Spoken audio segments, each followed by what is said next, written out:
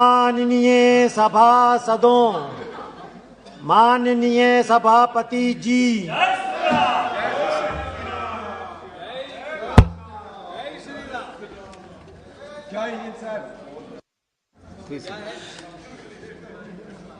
Matters regarding 377 Shri नयाब Singh ji.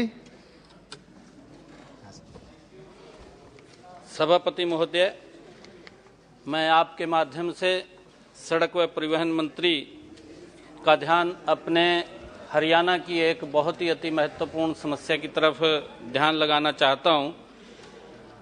Haryana ने चंडीगढ़ जो airport है, शहीद भगत सिंह हवाई अड्डा चंडीगढ़ में, उसके अंदर कुछ पैसा भी दिया था और मेरी आपके माध्यम से आदरणीय मंत्री जी से निवेदन है कि पंचकुला के अंदर लाखों की संख्या में वहां पर लोग रहते हैं।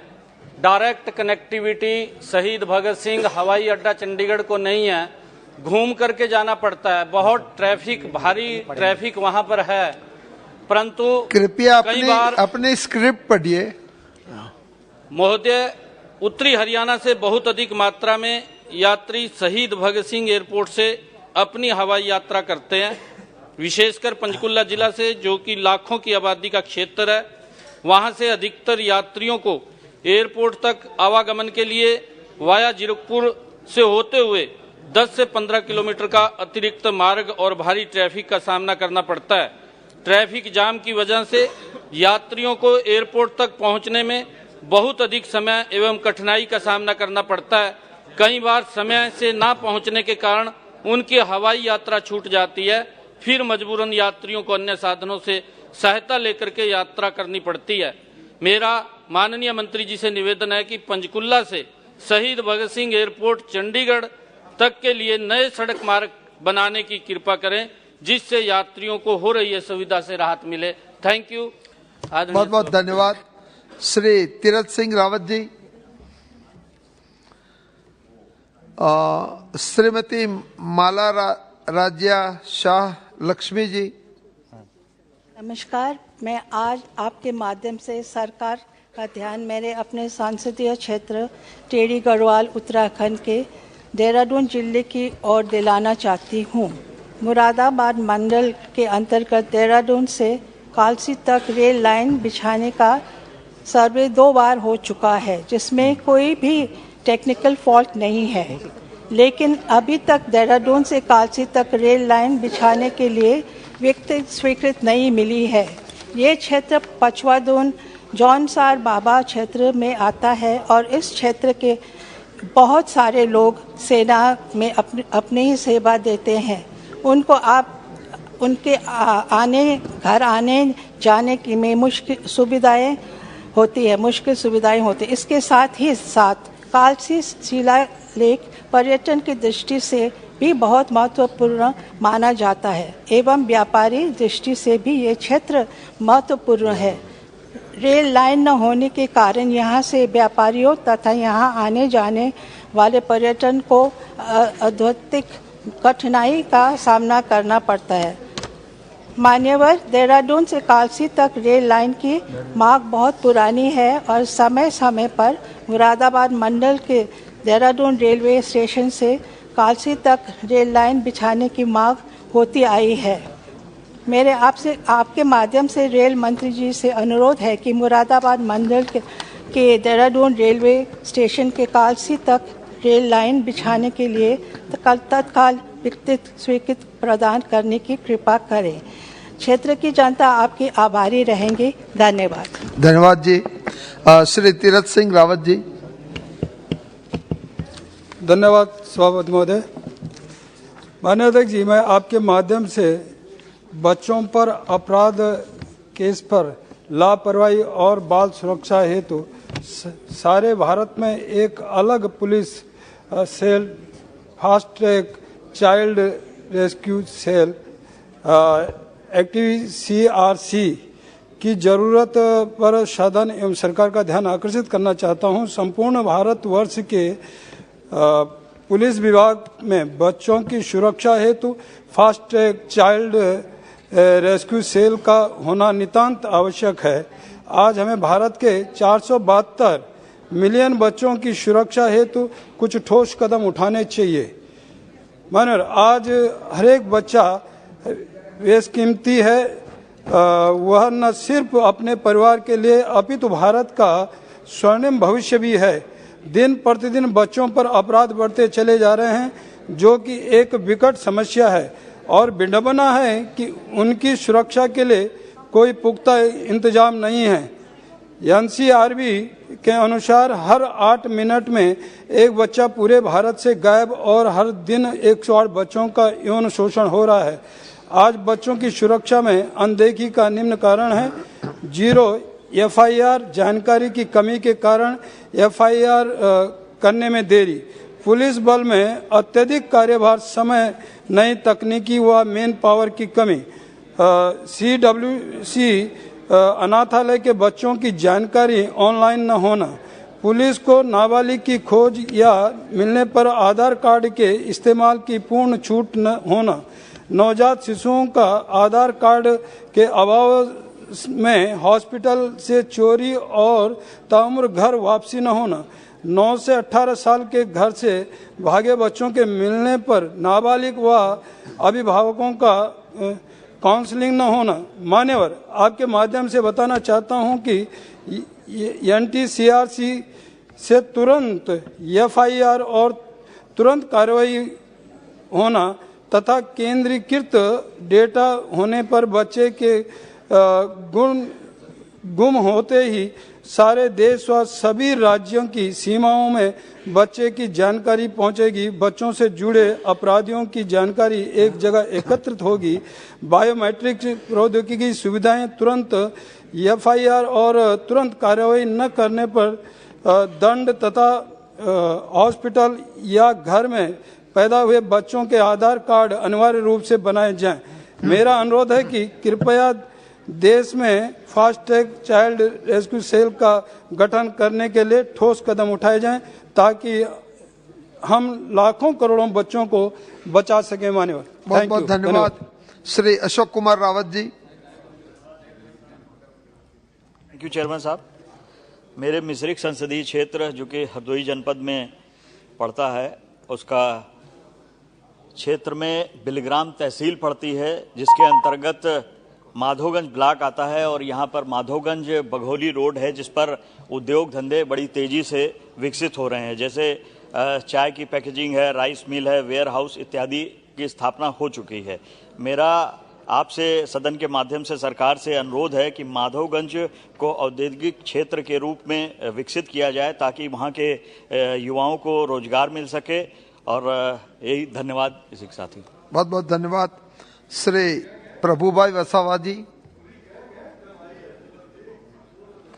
प्रभुभाई वसावा जी।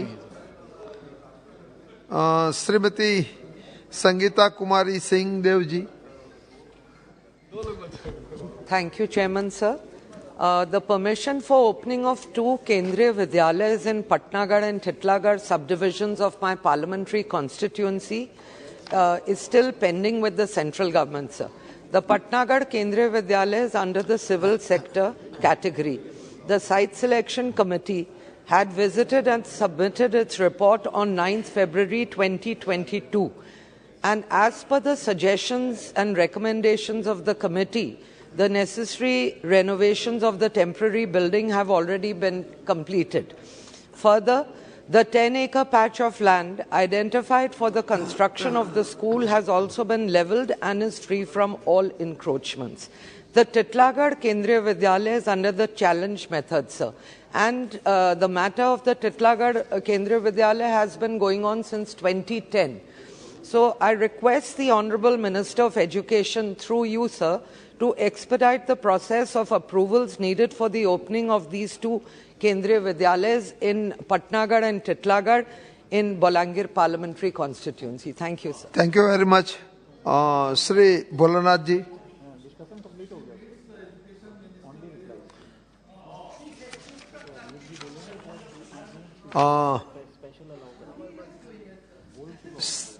श्री संघ थारामित्रा मौर्य। बहुत बहुत धन्यवाद सभापति महोदय। महोदय, शिक्षा व्यक्ति के व्यक्तित्व का ही विकास नहीं करती, बल्कि उसे पुरातन व रूढ़ मान्यताओं के गहरे भंवर से निकालकर प्रकाश की ओर भी ले जाती है। महिलाओं के संदर्भ में शिक्षा की बात हो तो माता सावित्रीबाई फुले का नाम आता है। उन्होंने न केवल महिलाओं को पुरातन रूढ़ियों की बेड़ियों से आजाद किया, वरन उन्हें एक खुला आसमान दिया जहां वह अपने सपनों की उड़ान भर सके। 19वीं सदी से पूर्व तक हमारे समाज में स्त्री शिक्षा प्रतिबंधित थी। जो थोड़ी बहुत शिक्षा दी भी जाती थी, उसका मुख्य केंद्र परिवार व पाक कला की निपुणता थी। इससे अधिक समाज में स्त्री शिक्षा का कोई व्यवहार नहीं था। कहा जा सकता है कि भारतीय समाज में स्त्री चेतना का स्वर 19वीं सदी के सुधारवादी आंदोलन से आना प्रारंभ होता है। महोदय, सावित्रीबाई फुले महिलाओं के लिए आशा की किरण थी। महज 66 साल के अपने जीवन काल में माता सावित्रीबाई लाखों महिलाओं के लिए आदर्श व स्वाभिमान का प्रतीक बन गई। आने वाले कई वर्षों तक मां सावित्रीबाई फुले को भारत की पहली महिला शिक्षिका के साथ साथ एक महान सेविका के रूप में याद किया जाएगा। पूर्व में महोदय, मैंने माता सावित्रीबाई फुले जी की जयंती को महिला शिक्षक दिवस के रूप में मनाए जाने की मांग की थी, जिसका जवाब माननीय मंत्री जी के द्वारा लिखित रूप से दिया गया कि 5 सितंबर डॉक्टर सर्वपल्ली राधाकृष्णन की जयंती को शिक्षक दिवस के रूप में मनाया जाता है, इसलिए यह संभव नहीं है। महोदय, मैं आपके माध्यम से बताना चाहती हूं कि मेरी मांग यह नहीं थी कि 5 सितंबर की जगह 3 जनवरी को शिक्षक दिवस मनाया जाए, बल्कि मेरी मांग यह थी कि माता सावित्रीबाई फुले, जिन्हें आधुनिक भारत में एक ऐसी महिला के रूप में भी श्रेय दिया जाता है जिन्होंने ऐसे समाज में जब महिलाओं को पूर्ण आजादी उपलब्ध नहीं थी और वे उपमानव के अस्तित्व में जी रही थी, तब माता सावित्रीबाई फुले ने स्वयं की आवाज को बुलंद किया और महिला अधिकारों के लिए संघर्ष किया। आज महिलाएं हर क्षेत्र में आगे हैं और आगे बढ़कर समाज में अपनी उपस्थिति दर्ज कर रही हैं, और यह शिक्षा के माध्यम से ही संभव हो सका है। शिक्षा ने स्त्रियों को उनके अधिकार दिए, उनकी सुरक्षा के लिए बुलंद हौसले दिए। इसलिए महोदय, उस माता सावित्रीबाई फुले की जयंती 3 जनवरी को महिला शिक्षिका दिवस के रूप में मनाया जाए, यह मांग करती हूँ। बहुत बहुत धन्यवाद। Thank you. श्री राहुल कासवान जी, श्री छतर सिंह दरबार।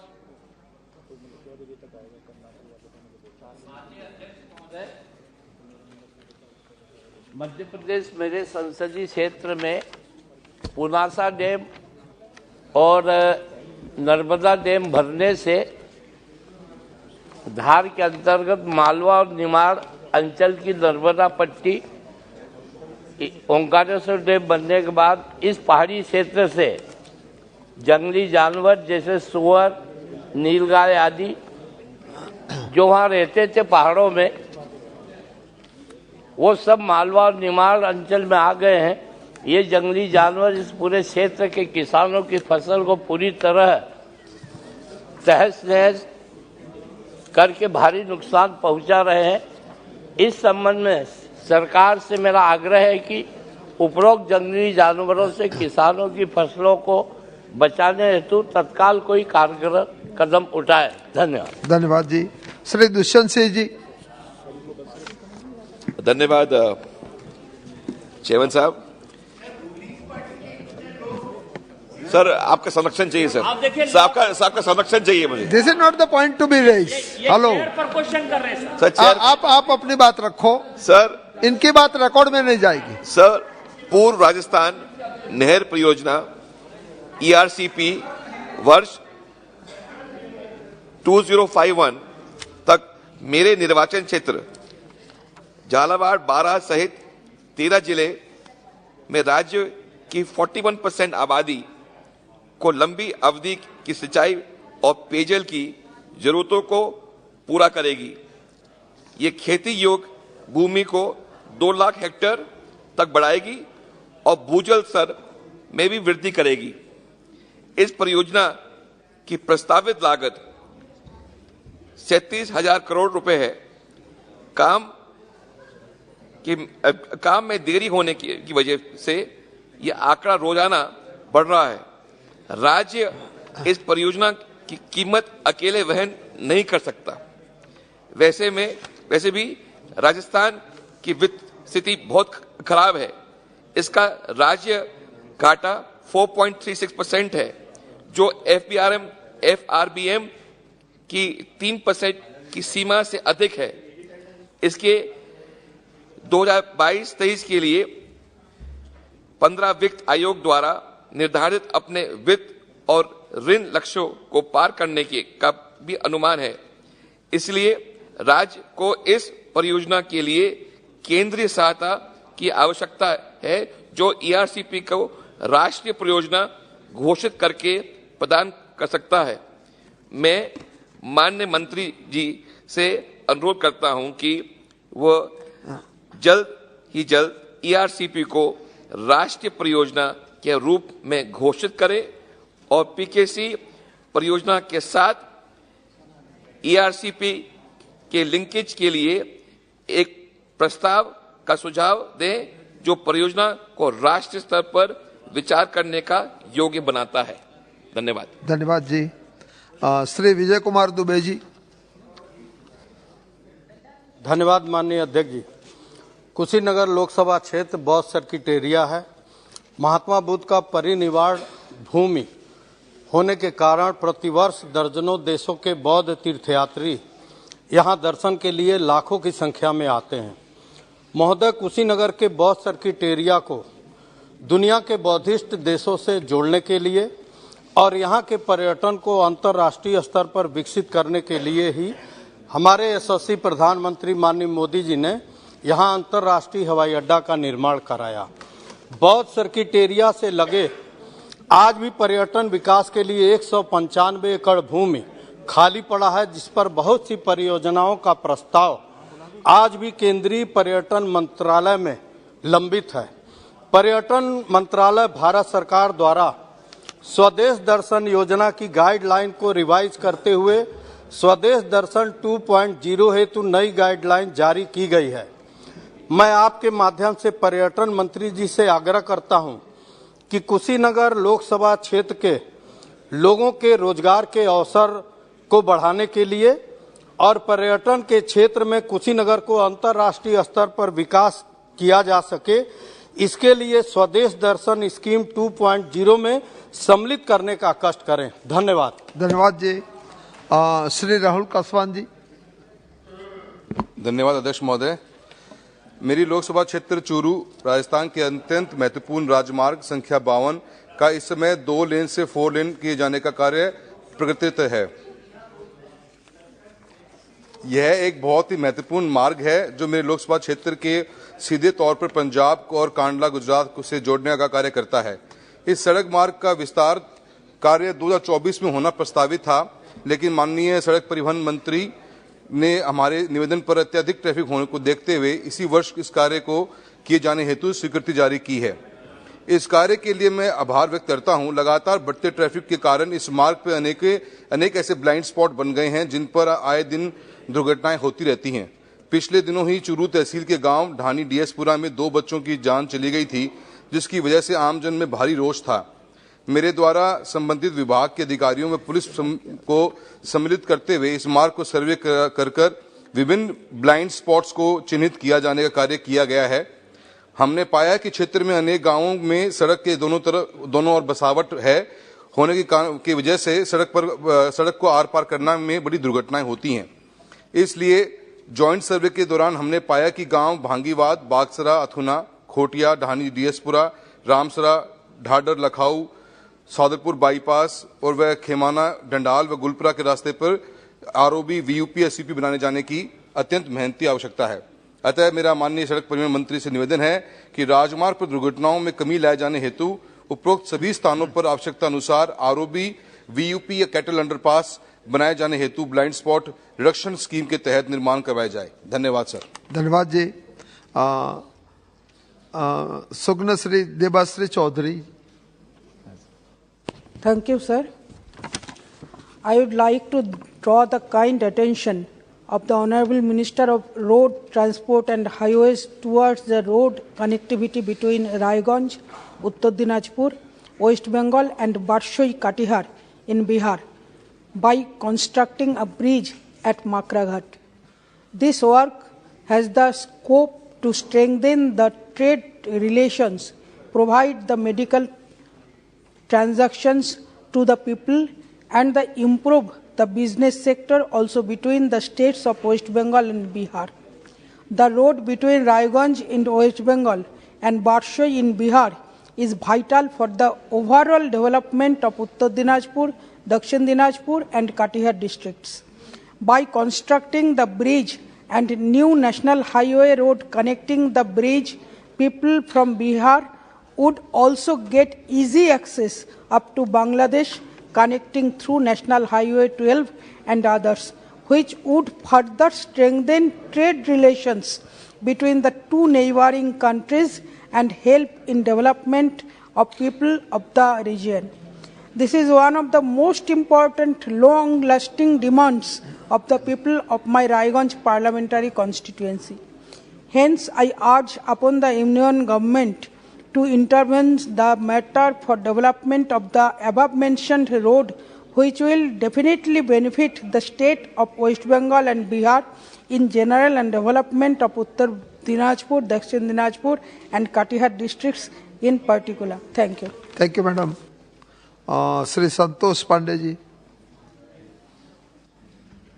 सम्माननीय सभापति महोदय, मेरे संसदीय क्षेत्र राजनांदगांव के अंतर्गत कबीरधाम जिला में कबीरधाम से कवर्धा से लगभग 20 किलोमीटर की दूरी पर चौरा गांव में स्थित दुर्लभ बैगा आदिवासी बाहुल्य क्षेत्र और ऐसा आकर्षण का केंद्र है वहां का भोरमदेव भगवान शिव का मंदिर, जिसे निहारने के लिए पूरे देश के और विदेश के पर्यटक बड़ी संख्या में वहां प्रतिवर्ष आते हैं। गौड़ जाति के पूज्य देव भोरमदेव और उस वहां की जो स्थापत्य कला है, मालवा की पलमार कला शैली की प्रतिछाया है। यह मंदिर इन्हीं खूबियों और स्थापत्य कला, पुरातात्विक संपदा तथा धार्मिक आस्था के लिए जाना जाता है। महोदय, इसका निर्माण फणी नागवंशी शासक गोपाल देव ने करवाया था और जिसकी नागर शैली, जटिल नक्काशीदार चित्रकला इसके लिए जाना जाता है। यह इन सभी खूबियों के कारण पुरातात्विक संपदा, धार्मिक आस्था के लिए और यहाँ तीर्थ यात्री, श्रद्धालुओं और विदेशी देशी पर्यटकों का और वर्ष भर यहाँ भीड़ लगा रहता है। कान्हा से भी बहुत नजदीक है, नेशनल पार्क से नर्मदा जी भी नजदीक है। मुझे यह बताते हुए प्रसन्नता हो रही है कि मेरे संसदीय क्षेत्र के जिला राजनांदगांव में मां बमलेश्वरी मंदिर, जहां प्रज्ञागिरी पर्वत में भगवान बुद्ध के स्थल पर और वहां डोंगरगढ़ मंदिर में सीढ़ी, रेलिंग, पानी, शेड, लाइट, ध्यान केंद्र, श्री यंत्र, यह सब की व्यवस्था प्रसाद योजना के अंतर्गत किया गया। इसके लिए मैं सम्माननीय प्रधानमंत्री नरेंद्र मोदी जी को आभार और धन्यवाद प्रेषित करता ही हूँ। महोदय, मेरा निवेदन है, मेरा आग्रह है कि भोरमदेव को पर्यटन मंत्रालय से प्रसाद योजना से जोड़ने की कृपा करेंगे, जिससे पूर्ण रूप से वह विकसित हो सके। माता का स्थान बमलेश्वरी, ये सब प्रकार से विकसित हुआ, भोरमदेव विकसित हो। बहुत बहुत धन्यवाद। श्री निहाल चंद चौहान जी। धन्यवाद सभापति जी। मैटर अंडर रूल्स 377 में आपने बोलने का मुझे मौका दिया, मैं आपको धन्यवाद करना चाहूँगा। महोदय, मेरे संसदीय क्षेत्र श्री गंगानगर और हनुमानगढ़ में बहुत से किसानों की फसल बीमा योजना का लाभ अभी तक किसानों को नहीं मिल रहा है। बैंक और बीमा कंपनियों द्वारा गलत डाटा अपलोड करने के कारण किसानों को प्रीमियम जमा कराने के बाद में नुकसान के हर्जाने के रूप में मिलने वाला लाभ अभी तक नहीं मिला है। वर्ष 2019 में से लेकर वर्ष 2021 तक किसानों को इस योजना का लाभ से वंचित रखा गया।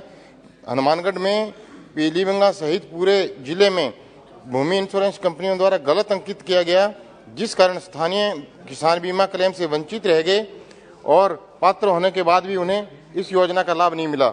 ऐसे ही श्री गंगानगर में पूरे जिले में हर तहसील मुख्यालय पे केवल बुआई का प्रमाण पत्र जमा नहीं करने, क्लेम में हुई त्रुटि के कारण योजना का लाभ से किसानों को वंचित रखा।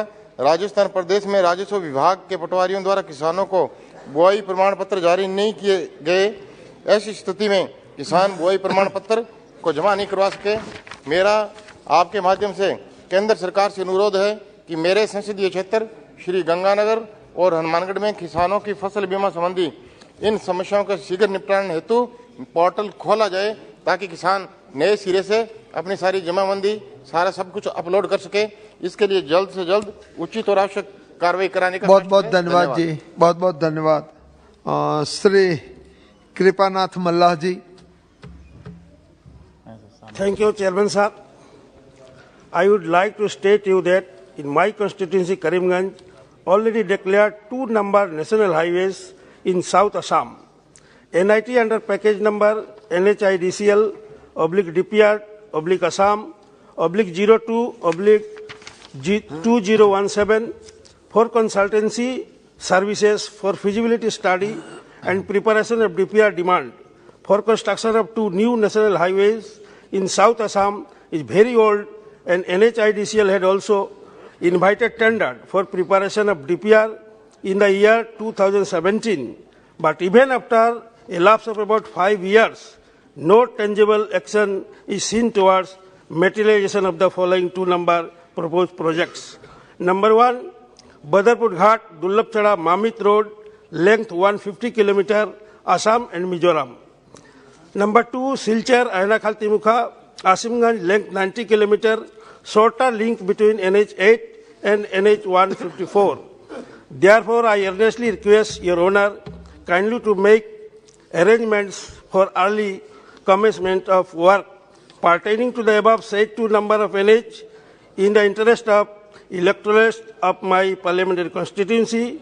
I shall be very much glad if you direct your good office to initiate actions in this regard on priority basis. Thank you. Thank you very much. Shri Santosh Kumar Gangwar ji. Shri Benny Behanan ji. Thank you, Chairman. In India, the number of people with disabilities was stated as 26.1 million. And these persons with disabilities are facing a lot of problems in day-to-day life, whether it is finding a job or securing their life. The average percentage of employment of people with disabilities in the public sector is on merely 0.5%, and in private sector it is 0.28%, and in the multinational it is only 0.05%. Therefore, by considering the importance of securing the rights of people with disability so they can participate fully, equally and effectively in society, the government should launch a national job portal which will provide private as well as government jobs for the people with disabilities. On the other hand, while considering the number of their proper treatments, health and for securing their life, the government should hence introduce a special insurance policy to these persons with disabilities. Hence, I urge upon the government through you to take this matter on the urgent priority basis and to take these necessary measures to ensure the well-being of the person with a disability. Thank you, sir. Thank you. Srimati Geeta Koraji. Sri Vincent H. Palaji. Thank you, Chairman, sir. Sir, this is to highlight the fact and bring it under the notice of the Honourable Minister of Transport and Highways that the following stretches of roads under SARDP Northeast Phase A has been approved in principles and declared as new highways in the state of Meghalaya. Nong Stoin, Mao 8, Nong Jri, approximately 75 kilometers. Dikhya, Sutnga, Saipung, Molse, 84 kilometers. However, it has been 5 years since the approval was made, yet no development has been seen as promised. Our people are facing a lot of issues due to this, as it is getting difficult to commute to places because of the lack of adequate connectivity. Not just this, the slow progress of roads construction has also halted the economic activities around the area. I would appreciate if you could send a central team to decide on the said issues and initiate actions to improve roads in the state of Meghalaya and speed up the construction process using innovative techniques at the earliest. Thank you, sir. Thank you very much. Dr. Kalanidhi Veeraswamiji. Yes, sir. Sir, thank you very much, sir. The railways can earn additional revenue if extension of the following trains via Kadalur is made, sir. It will provide extra inter-districts rail connectivity and improve tourism. I would like to highlight the numbers and the train routes, sir. It's 06541-542, Mayiladuthurai, Mayiladuthurai up to Viluppuram Junction, 06415-416, 06873, 06874, Mayiladuthurai, Tanjavur, up to Viluppuram Junction, and 06403 and 404, Mayiladuthurai, Mannargudi, Mayiladuthurai, up to Viluppuram Junction, and 06737, 738, and 06799, from Viluppuram, Puducherry, Viluppuram, up to Thiruvarur Junction, and 06725, 726, Melmaruthur, Viluppuram, Melmaruthur, up to Mayiladuthurai Junction, and 06689 and 690, Mayiladuthurai, Viluppuram, Mayiladuthurai, up to Mannargudi Junction, and the following train numbers 06691, 692, 694, 695, and 06877 from Viluppuram, Mayiladuthurai, Thiruvarur up to Nagapattinam Junction, sir. Sir, I request the Union Government to consider this request as thousands of travellers use these trains every day, and already several places the train stoppings have been stopped, sir. We would request them to consider that also. Thank you very much. Thank you very much. Sri Madila Gurumurthy ji. Thank you, Chairman, sir. Chairman, sir, Tirupati is an educational hub with institutes of national importance like IIT, IISER, and International Institute of Digital Technology, 7 universities apart from having medical colleges and engineering institutes. Tirupati is strategically located and is very close to other states like Karnataka and Tamil Nadu, along with lot of industrial clusters and police training college. The establishment of the world first forensic and allied sciences university campus to meet the demands of law enforcement agencies for forensic experts at national and international level. In the process of globalization of forensic sciences, it is proposed to establish national forensic university campuses across the country for the benefit of the scientific investigative experts of the country. I request through you, sir, to the Honorable Minister of Home Affairs to initiate the process of establishment of National Forensic University campus at Tirupati, sir. Thank you, sir. Thank you very much. Professor Saugata Roy ji. Professor Saugata Roy. Yes, sir. Sir, could you attend a program at the Constitution Club yesterday? You start you read your script. Sir, please, during my presentation, please don't look at the paper. No, you have to read the script. You have to read the script. I am reading. But you don't, please. You please read the script. Sir, I raise the following matter under Rule 377. The prime accused in the Boktui arson case, where 10 people died, his name was Lalan Sheikh. ये नहीं है script में, ये record में नहीं जाएगा. This will not go. This name will not go. Whatever is. अच्छा आप बोलिए. Whatever is written, you have to speak. यही तो. सबको यही करना है. तो सर यही तो बोल रहा हूँ. दो एक omission हो गया वो बोल देता हूँ. आप बोल दो ना. Sir, he died in CBI custody in Rampurhat, Birbhum district, West Bengal, on 12 December 2022. आपकी स्क्रिप्ट के मुताबिक बोलो. You are speaking out of this. ठीक है. No, how many? 1-2 words only. आप पढ़िए. सुनिए ना. हाँ, आप तो बहुत सीनियर लीडर. हाँ, पढ़ रहा है. His dead body was found in the toilet of the camp office of the Central Bureau of Investigation. Kindly read your script. I am reading it, please. But this is out of the script. You read word by word. Shall I repeat? Okay. Sir, CBI, camp office of the CBI in Rampurhat on the day. The family of the deceased, including his wife, has alleged that he was killed in the CBI custody and it was not a suicide. CBI claims that he committed suicide, though they have not provided any proof. The CS, Criminal Investigation Department of the West Bengal Police, has registered a case against some officers of the CBI for causing custody death. And they have gone to the High Court against the same.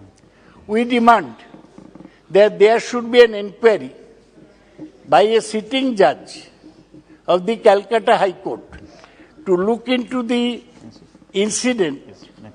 Thank you. In the Dr. Srikant Eknath Shinde. Sir, CBI is Dr. killing Srikant Eknath Shinde.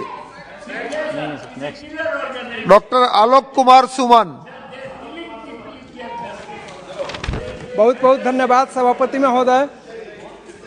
मैं आपके माध्यम से माननीय वाणिज्य एवं उद्योग मंत्री जी का ध्यान बिहार में निवेश और उद्योगों की स्थापना की ओर आकृष्ट करना चाहता हूं। अब कृपया बैठ जाइए। बिहार राज्य का अपना विशिष्ट स्थान है। यह उत्तर पूर्वी भारत और नेपाल की सीमा से लगे बड़े बड़े बाजारों से जुड़ा है। राज्य में 2 लाख किलोमीटर से अधिक सड़क नेटवर्क और 6,700 किलोमीटर से अधिक रेलवे लाइनों का एक विस्तृत नेटवर्क है तथा अंतर्राष्ट्रीय हवाई अड्डे की उपस्थिति से शेष भारत और अंतर्राष्ट्रीय बाजारों से अच्छी तरह से जोड़ती है। स्वर्णिम चतुर्भुज राजमार्ग जो बिहार के कई जिलों से होकर गुजरती है और प्रमुख मेट्रो शहरों से जोड़ती है। ईस्टर्न डेडिकेटेड फ्रेट कॉरिडोर जो राज्य से होकर गुजरता है कच्चे माल के स्रोतों यानी कोलकाता और हल्दिया बंदरगाहों और पड़ोसी राज्यों में खनिज संसाधनों के स्रोतों तक पहुंच प्रदान करता है। महोदय, बिहार में निवेश और नए व्यवसायों तथा उद्योगों की स्थापना के पर्याप्त अवसर को प्रदान करता है। अतः महोदय, मैं आपके माध्यम से माननीय वाणिज्य एवं उद्योग मंत्री जी से अनुरोध करता हूं कि बिहार राज्य में अधिक से अधिक निवेश और उद्योग स्थापित किए जाएं ताकि इस राज्य के युवाओं को रोजगार के पर्याप्त अवसर मिल सके और राज्य अपने संसाधनों का इष्टतम उपयोग करने में समर्थ हो। धन्यवाद सभापति महोदय। धन्यवाद जी। श्रीमती शर्मिष्ठा सेठी जी। Thank you, sir. Sir, the pandemic has been a source of isolation, anxiety and stress for students. In addition, the times we live in, the students are constantly battling peer pressure, stress owing to examination and academics, parental pressure, feelings of inadequacy due to social media exposure, etc. National Crime Record Bureau's report from 2021 shows that suicides among students increased by 4.5% in 2021. It is worrying to note that student suicides increased drastically during the pandemic in 2020 and 21 and have been on the rise in the last 5 years. So, World Health Organization reported that 1 in 7 10 to 19 years old experience mental disorders which remain untreated and unrecognized. Adolescents and kids' mental health has long been ignored and stigmatized. It is necessary that we bring this issue to the forefront and address it. We need more initiative at the school level for mental health intervention. Mental health care services should be made freely available in all schools. We also need initiatives that are aimed at parents and teachers so that they are sensitized to the needs of children or are in a position to identify their mental health concerns. Creating supportive social environments and networks is crucial to fight the stigma against mental health issues. I request the government to take necessary measures in this regard. Thank you, sir. Thank you, madam. Shri Ritesh Pandey ji. धन्यवाद अधिष्ठाता महोदय। Monsoon के समय मेरे क्षेत्र अम्बेडकर नगर में देशी विदेशी पक्षियों के झुंड से टांडा ब्लॉक के देवहर तालाब का सुंदर दृश्य देखते ही बनता है। यहाँ सैकड़ों मील दूर से आने वाले साइबेरियन पक्षियों का प्रवास 4 माह तक रहता है। इसके अलावा हंस, सारस, सलोन आदि विभिन्न प्रजाति के पक्षियों की मौजूदगी आकर्षण का केंद्र रहती है, लेकिन पेड़ पौधों के अभाव में इन्हें उपयुक्त माहौल नहीं मिल पाता और ये पलायन कर जाते हैं। उत्तर प्रदेश में इस स्थान को एक अलौकिक पर्यटन स्थल बनाने की पूरी संभावनाएं बनती हैं। देश विदेश से पर्यटन के लिए आने वाले लोगों के लिए एक अच्छा पर्यटन स्थल बन सकता है और इसके साथ साथ इसके अगल बगल निषाद समाज और राजभर समाज के कई सैकड़े गांव के लोगों को रोजगार भी मिलने का साधन बन सकता है, जो विभिन्न तरह के रोजगार से अपने परिवार का भरण पोषण पूरे साल तक कर सकते हैं। इसलिए मेरे क्षेत्र के लोगों ने इस पटल पर इस समस्या को और इस तालाब को एक पर्यटन स्थल बनाने का प्रस्ताव देने के लिए मुझे कहा है। इसलिए मेरी सरकार से अनुरोध है कि यहाँ पर एक सुंदर सा पंछी विहार का निर्माण हो ताकि देवहर तालाब का कायाकल्प हो सके। धन्यवाद। बहुत बहुत धन्यवाद। श्री कोठा प्रभाकर रेड्डी जी। चौधरी महबूब अली कैसर जी। धन्यवाद सभापति महोदय। मेरे खगड़िया लोकसभा क्षेत्र अंतर्गत महेशखूट से नारायणपुर वाया गोगरी नई रेल लाइन का सर्वे रिपोर्ट अग्रिम कार्यवाही हेतु महाप्रबंधक कार्यालय हाजीपुर द्वारा भेजा गया था, परंतु रेलवे बोर्ड ने पत्र संख्या 2019 W2/ECR/NL/SY41 दिनांक 28/10/20 के तहत उपरोक्त प्रस्तावित परियोजना को स्थगित कर दिया है। मैं आपके माध्यम से भारत सरकार का ध्यान इस परियोजना की ओर ले जाना चाहता हूं, जो कि मेरे क्षेत्र का एक अति महत्वपूर्ण मुद्दा है। महोदय, मेरा खगड़िया जिला 7 नदियों जैसे गंगा, बूढ़ी गंडक, काली कोसी तथा बिहार का अभिशाप कही जाने वाली कोसी जैसी विशाल नदियों से घिरा हुआ है, जो खगड़िया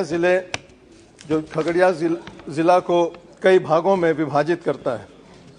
आज भी कई ग्राम ऐसे हैं जिनको सीधा संपर्क मुख्यालय तो दूर की बात प्रखंड मुख्यालय से भी नहीं है, तथा खगड़िया जिला नीति आयोग के अति महत्वाकांक्षी जिलों में से एक है। ये नई रेल लाइन महेशखूट से नारायणपुर वाया गोगरी, परबत्ता, डुमरी, अगवानी घाट, बिलदौर होते हुए जाएगी। ये वह क्षेत्र है जो आज भी बहुत पिछड़ा हुआ इलाका है। सर, स्क्रिप्ट पढ़िए इस काइंडली स्क्रिप्ट पढ़े सर। रीड द इस स्क्रिप्ट। परियोजना से एक बड़ी आबादी लाभान्वित होगी तथा कई पंचायत से सैकड़ों ग्रामीण लोग इससे माध्यम से इसका लाभ ले सकेंगे। इस परियोजना से देश की रीढ़ कहे जाने वाली किसानों को बहुत बड़ी राहत मिलेगी सर, तथा उनके जीवन में व्यापन जबरदस्त बहुत बहुत धन्यवाद आएगी। सर, एक और पॉइंट सर, तथा आप पढ़ लो अपना खत्म हुआ। मेरे क्षेत्र वो नहीं पढ़ रहे सर, वो चीज है ही नहीं। आप नेक्स्ट बोलिए। चलो ठीक। श्रीमती सुप्रिया सदानंद सुले जी। Thank you, sir.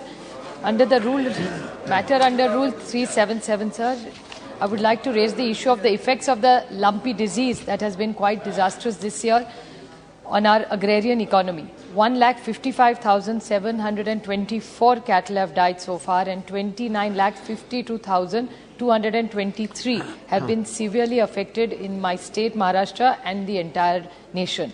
Dairy farmers are in constant economic constraint due to the loss of cattle, lowered milk production from the infected but cured ones, and are bearing extra costs to provide extensive diet facilities and medication to the affected cattle to prevent them from dying.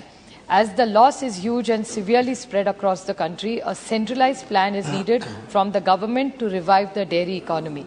For that, adequate compensation and medical assistance needs to be given to the affected farmers, and free and subsidized fodder should be also given to them at the earliest.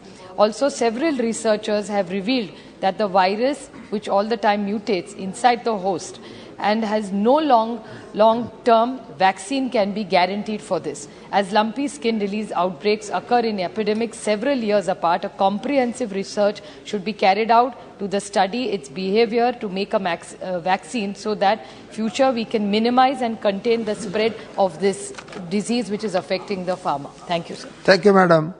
Item number 25, समुद्री जल दूषितता विरोधी विधेयक 2019, श्री अधीर रंजन चौधरी जी। Sir, I don't have any qualm to subscribe the tone and tenor of this legislative document under the title Maritime Anti-Piracy Act. Already our Honorable Minister, who has depicted the content of these legislations inside the House. However, he was not present in the country. That is why it would have been earlier passed, but not has been possible, because he has become a globetrotter who is visible in every nook and corner of the globe. We are proud of him. And I appreciate his pose and posture when he used to face the global media, where he maintains his monkey's calm and tranquility. And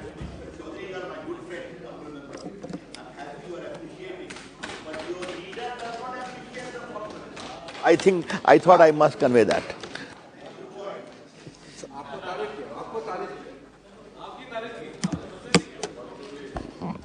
So, I found him never frazzled, flustered, exhausted by his activities. So certainly, not only me, my leader always appreciate the work if it is done for the sake of the country. So first of all, you should wipe out the misperception of our leader, who is, I think, more than concerned of the people like you to see the country to be strong, to be dynamic, and to be progressive.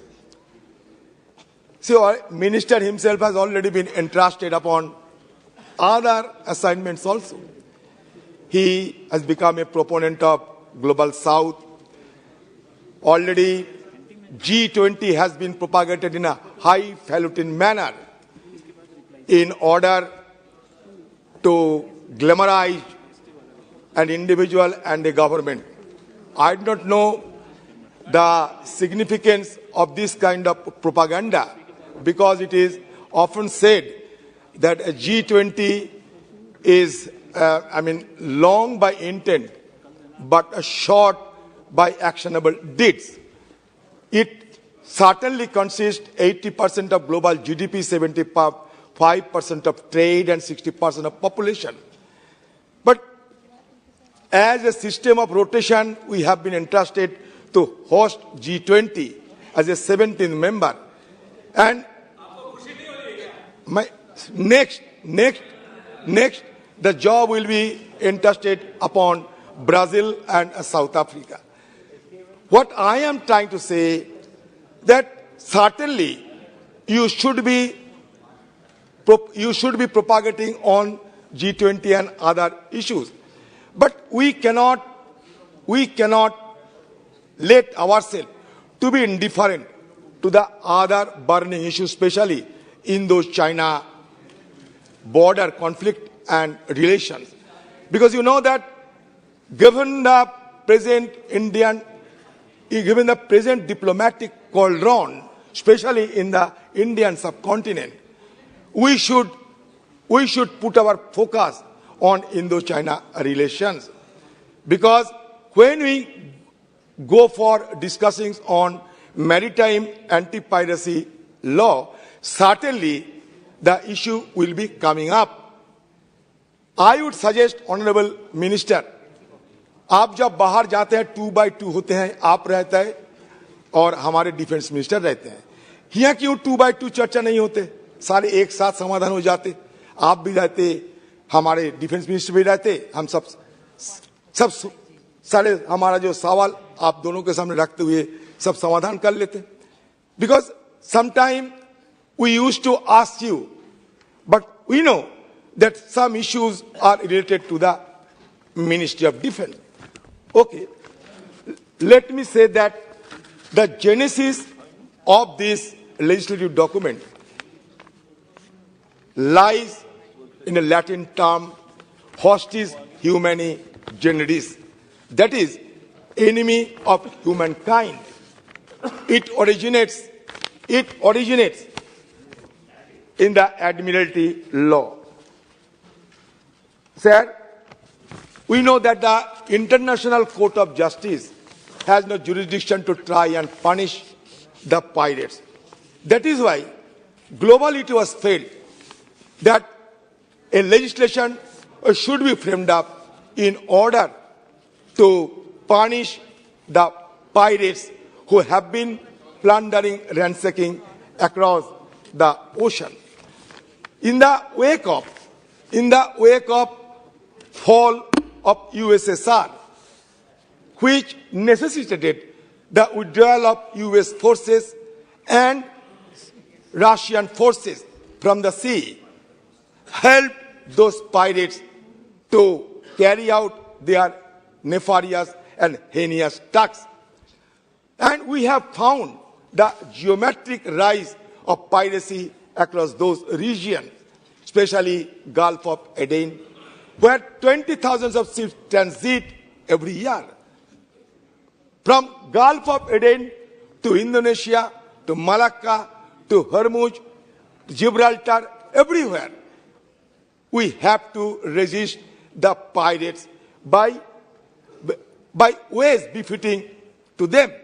So naturally, we had earlier become a signatory to the Convention of UNICLOS. Later, it was ratified in the year 1995. In the year 2012, the bill was introduced, but due to the dissolution of the House, it was not passed. Again, it has been brought up in the year 2019, and now it is going to be passed. It was the need of the hour, so there is no dispute of passing the bill.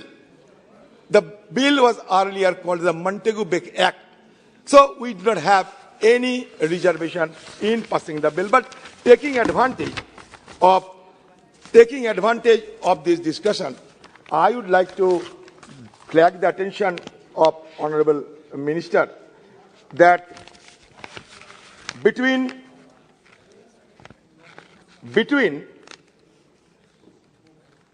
29 to 2019, 500 Indians were captured by pirates. Between 2016 to 2020, more than 900 such incidents occurred globally. And 10% of global seafarers, you also admitted it, belongs to India. It is reported by International Chamber of Commerce that between 2019 to 2020, attacks on ships by pirates, robbers, increased by 20%. So now, the question is that we are living in the Indian Ocean region. Indian Ocean region bears the great significance because Indian Ocean region is a third ocean. It is recognized as a third ocean, 20% of water. And not only that, half of the container transit through Indian Ocean region. 2/3 of the bulk cargo traffic passes across this region, which is an area of 68.56 square kilometers. Not only that, 55% of oil reserve and 40% of gas reserve are in the Indian Ocean region. Sir, Honorable Minister, I would like to flag your attention on another information that I have gathered. The recent analysis of global conflicts by Heidelberg Institute for International Conflict Research altogether suggested that 42% of world conflicts can be associated with the Indian Ocean countries. So we can easily, assess the gravity of this particular region. And certainly, the region has become a contest between America and China. There is no denying in the fact. American Indo-Pacific strategy and China's border BRI and maritime silk route strategy, both are converges and diverges. So certainly we have to treat on this area very cautiously, and certainly our government will do it, that we firmly believe. But we also like that government may indulge sometimes of having a consultation with all opposition leaders, because the interest of the nation does not belong to the only ruling dispensation. The interest and security of the nation belongs to all, because India is a country for all of us. Here I would also like to point out that according to the Act's clauses 2, 3, 4, 5, the bill defines piracy to include any illegal act of violence, detention or destruction committed against a ship, aircraft, person or property, inciting or intentionally facilitating such illegal acts, voluntarily participating in the operation of pirate ship. Any person who commits an act of piracy will be punished with imprisonment for life to death penalty if the act of piracy causes or attempts to cause death. Number one. However, another clause in the bill provides for imprisonment of up to 14 years along with a fine if a person aids, assists, participates, organizes or directs another person to participate in an act of piracy. Offences in both the clauses seem to be similar. It is unclear which penalties shall apply under such circumstances. So, Honorable Minister certainly will respond to our query. Another issue is extradition. I do not know how many countries we have had this kind of extradition treaty, and if not bilateral reciprocals also could be done. So let us have an account of this extradition treaty and bilateral engagement with other countries, because you know that it has already assumed a global proportion.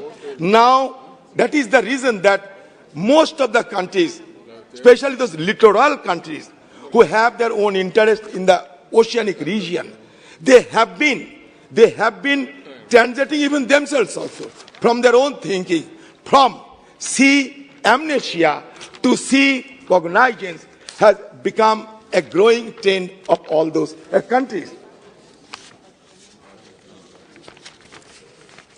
I would like to draw the attention of this government that Indian Ocean region is also recognized as an area of golden crescent, golden triangle. I don't know how this bill will tackle this kind of emerging menace across our oceanic region. That is why I suggested that you and Defense Minister both will be required for having the, effective discussion. Sir, United Nations drugs and crimes organizations also existed. We don't know we are also the signatory of that convention. But the issue is that we need more naval power. There is no denying in it. My colleagues, Manish Tiwari, also highlighted this issue. And I think government also pondering over it. Because now we are being encircled. We are being encircled by China, our hostile country, China. A string of pearls concept has been applying upon us. China has been adopting a wolf warrior diplomacy, predatory diplomacy. They are, exerting their own influence upon those littoral states, namely for Maldives to Sri Lanka, Sri Lanka to Djibouti, Djibouti to Gadar. Everywhere we are being gradually encircled. Now we have to find out our ways and means of how to extricate the Chinese sphere of influence by our own. That is why we need Blue Water Navy. I don't know whether the government has its financial sinews right now in order to counter the Chinese growing influence along this area.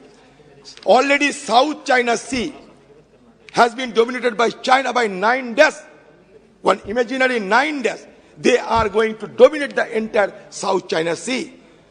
For a superpower, they need 2 seas. America has 2 seas. Atlantic, Pacific. China is going to dominate 2 seas. South China and Indian Ocean. There is no denying it. It is a strategic objective of a growing superpower. Only the Malacca dilemma China has been facing. But geography has given us a number of opportunities also. Because number of choke points are in the vicinity of a strategic phenomena. But we have to explore how more effective teeth we can. आप rule बोलिए. 94. You continue. बोलने दीजिए, ज्ञानी है ना, बोलने दीजिए. Sir, discussion on a motion that a bill or as the case may be, the bill as amended be passed shall support be confined to the submission of arguments either in support of the bill or the rejection of the bill. The member, while making the speech, shall not refer to the details of the bill further than is necessary for the purpose of arguments which shall be a general character. ये bill जो है वो piracy का bill है. South China में क्या हो रहा है, अटलांटिक में क्या हो रहा है, चाइना क्या कर रहा है, ये कोई विषय है सर? सर, रूलिंग पार्टी क्या चाहता है कि हमारा फ्रीडम ऑफ स्पीच छीना जाए? ये रूल है सर. 94 और 107 दोनों एक ही है सर. 94 रूल 94 और रूल 117. दुबे साहब, एक मिनट. दुबे साहब, सर, ये केवल बिल पर कन्फाइंड करें सर. में सब समय निकल जाएगा तो ठीक है, आप बिल पर करिए और कंक्लूड कीजिए. अच्छा, बात यह कि अगर जयशंकर जी कहे कि मैं गलत बोल रहा हूं, मैं अभी बैठ जाऊंगा. मैं जयशंकर भी विचार पे छोड़ रहा हूं. चलो आप आगे बढ़. Sir, yes, the South Asian countries for their energy supply depends on the maritime supply routes in the Indian Ocean. This is a region where the US-led Indo-Pacific strategy and the Chinese-led Belt Road Initiative and the maritime Silk Road converges and diverges, paving ways for these two countries to exercise absolute strategic advantages over one another. Sir, I would like to quote Mr. Kaplan. Once Kaplan mentioned that geopolitics is the battle for space and power played out in a geographical setting. Just as there are military geopolitics, diplomatic geopolitics, and economic geopolitics, there is also energy geopolitics. We are trying to secure our energy because Minister himself has stated that we have to secure our energy routes. That is why I am referring this. Sir, I know that the ruling regime, they does not want to speak on this issue more. But it is my duty also to flag the attention of Honorable Foreign Affairs Minister, because he knows the art of diplomacy. That is why I am goaded to offer some suggestion to him. Thank you. Sir, ho gaya. Sir, Jaishankar ji, according to Stalin, a diplomat's word must have no relation to actions. Otherwise, what kind of diplomacy is it? Words are one thing and actions another. Good words are a mark for the concealment of bad deeds. sincere diplomacy is no more possible than dry water and wooden iron. Why I am saying is because before. It is not Mr. Adhir Ranjan Chaudhary who is giving the speech. He is giving the point of view of the Congress party. So I would say when Congress is quoting Stalin, it should be taken note of. I am quoting Stalin only to enlighten the House that this government should not follow the path of Xi Jinping, because Xi Jinping is also a descendant of Mr. Stalin. That is why I referred it, and I thought it prudent to at least adumbrate our erudite external affairs minister. I think that external affairs minister will certainly take my views into cognizance without being provoked by those members of this house. So, sir, I am certainly supporting this bill, but the fact is that there are 2-3 caveats are there, because rarest of the rare cases has not been properly mentioned. Whether it has been wiped out, it has been abolished or not, that is not clear from this bill, because here you have mentioned that life imprisonment, death, both have been mentioned. So still some sorts of ambiguities. Thank you, ambiguities are there. Thank you. And so far as PMLA is concerned, that is presumptive clauses are concerned, I know that it is a very difficult task to clarify the issue, because according to Chief Justice Ramanna, the burden of proof was among one of the 2 prima facie issues that require consideration. When governments across the world are acquiring more extraordinary powers to govern people, it is essential to review the burden of proof, not just in the light of PMLA, but also in other laws that reverse the presumption of innocence. We are observing the assault of CBI. So this also should be reconsidered. Thank you very much. माननीय मंत्री जी. नहीं, मंत्री जी बोलेंगे, record में नहीं जाएगा. मंत्री जी आप शुरू कीजिए. Sir, I rise to respond to the queries and concerns of the honourable members after I moved the official amendments to the Anti-Maritime Piracy Bill 2019.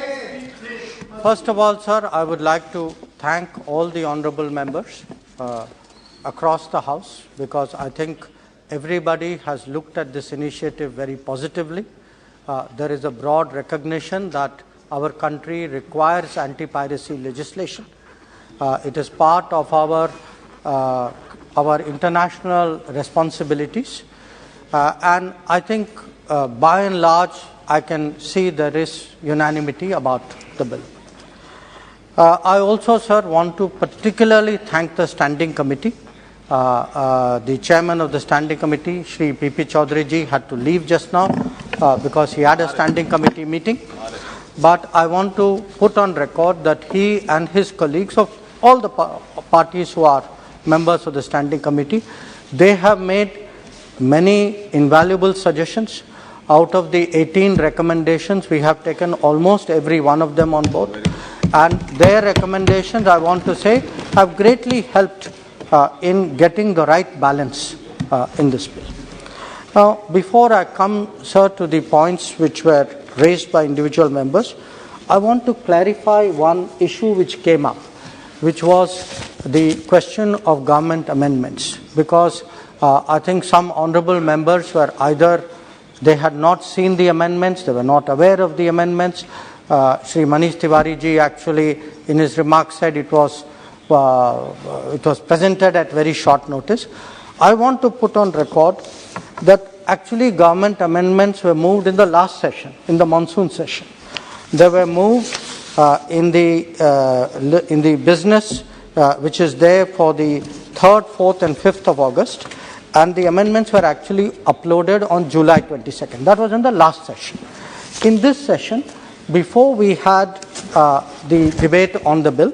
There was again an uploading of the official amendments on December 6th. So I want to be very, very clear and on the record that all that has been moved by the government side is very much available to members and that it was our expectation they would look at it. Now, the interesting thing is, even though some honourable members perhaps could not for whatever reason see the amendments, actually almost everything that they said, what the honourable members said, what the standing committee felt, and what is the government amendment actually converges. So it is not that we are at cross purposes with each other. Actually, most of the House is converging on pretty much the same issues, and I will address some of the issues. Before coming to individual members, sir, I'd like to focus on 3 or 4 common issues or important issues, some of which Shri Adhir Ranjan Chaudhary raised, some raised by some of the other members. And I think the most important of this relates to the death penalty issue. Now, what we have done, sir, is in the bill under section 3, 4 and 5, there is a range of punishments. There is a range of punishments which have been provided depending on the gravity of the offence and the extent of the culpability. So, for the sake of clarity, let me state that under section 3.1, whoever commits any act of piracy shall be punished with imprisonment, which may extend to imprisonment for life or fine or both. And the official amendment has provided for, has taken from the earlier punishment for life into, which was the only provision, has now actually done punishment, extend to life or fine or both.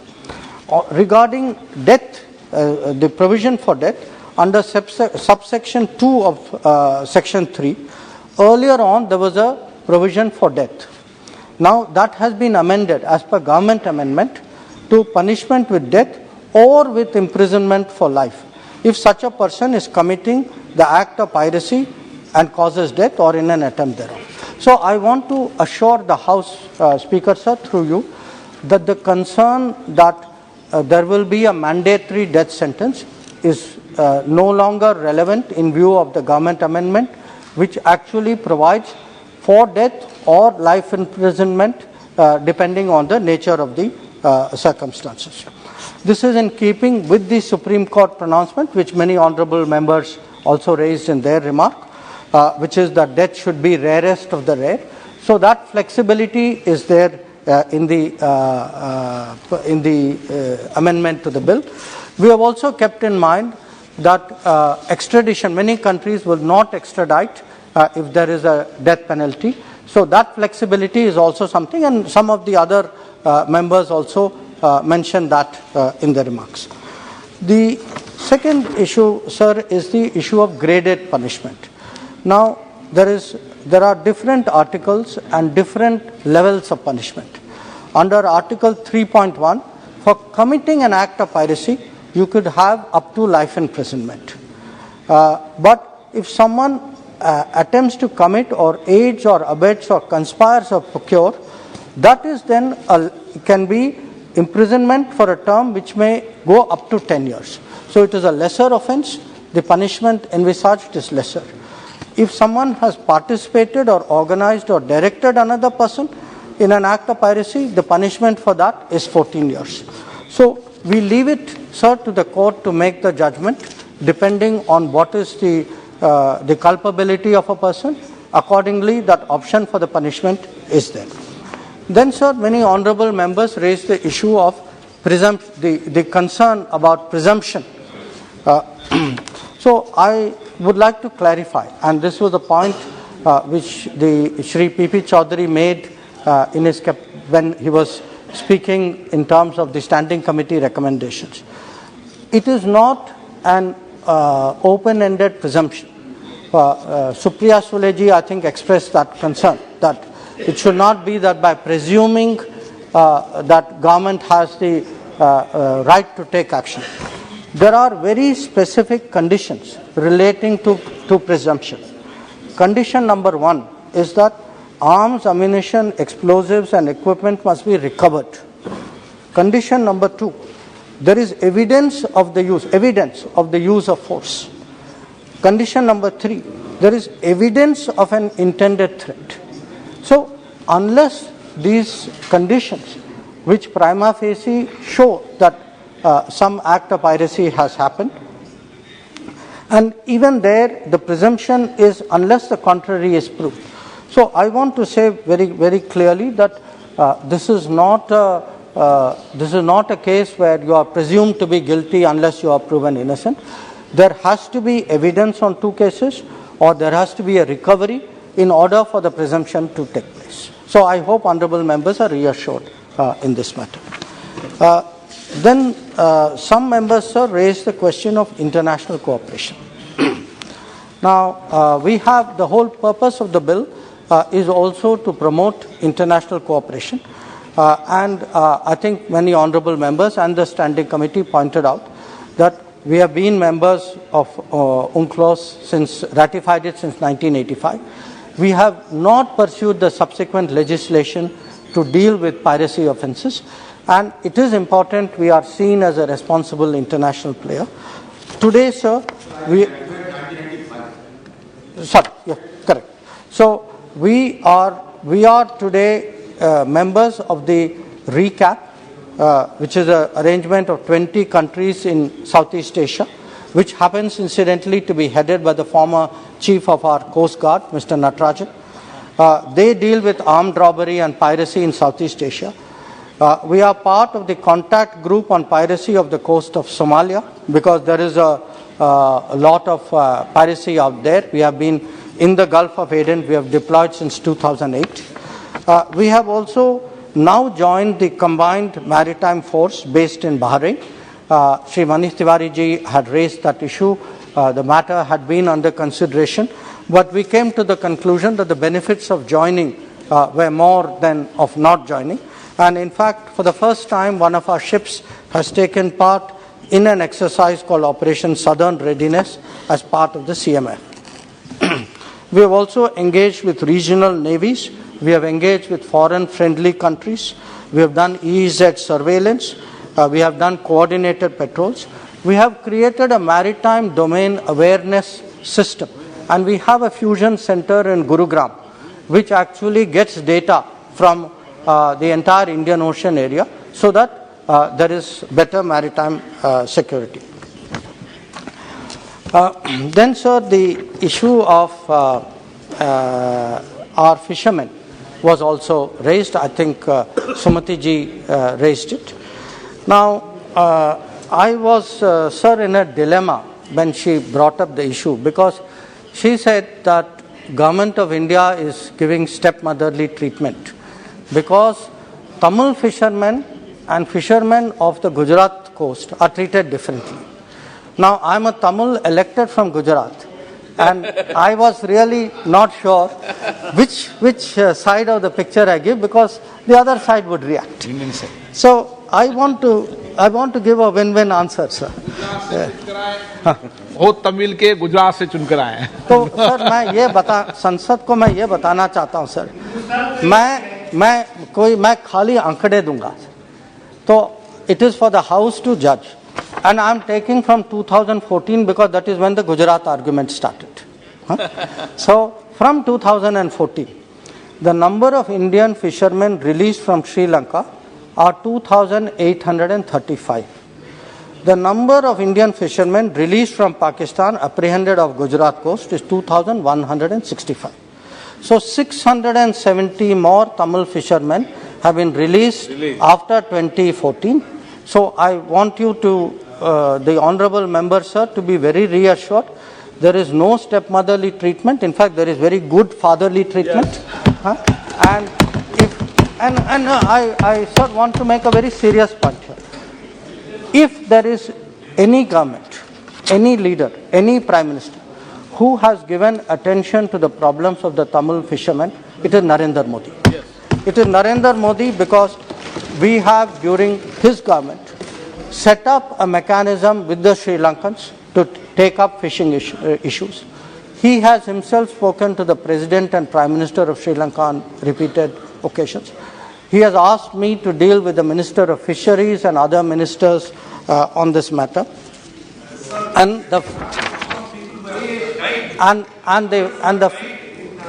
fact is, sir, that if today fishermen apprehended in Sri Lanka are being released, let us be clear, they are not released because somebody in Chennai is writing letters. They are released because somebody in Delhi is taking up the matter. So I would not like this to become for us. Fishermen are fishermen, whether they are in our southern coast, whether they are a western coast, whether they are a eastern coast. We will treat them all equally as our citizens. I would like all members to be reassured on this matter. If I can move on, sir, to my... will be there. So I can... अभी तमिल और गुजरात संगम चल रहा है, बैठ जाइए.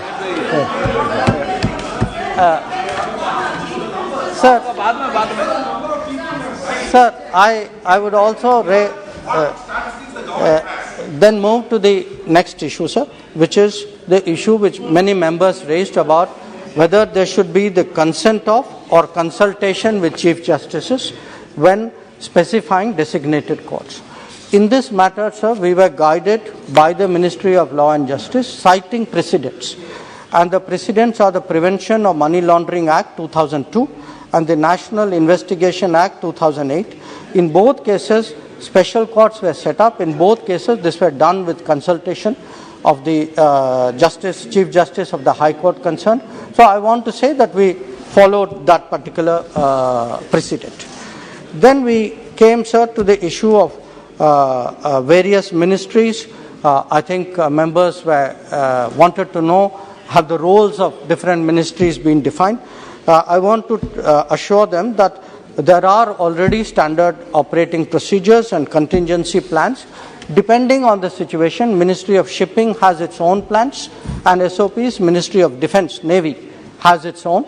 And our effort in the Ministry of External Affairs is to coordinate it. So again, I would like the members to be assured that this is being taken care of. Then, sir, I would like to, with those broad remarks, I would like to address some specific concerns which individual members had made. I will start, sir, with Shri Manish Tiwari ji. He had sought an amendment to the title of the bill saying Maritime Anti-Piracy Bill, not Anti-Maritime Piracy Bill.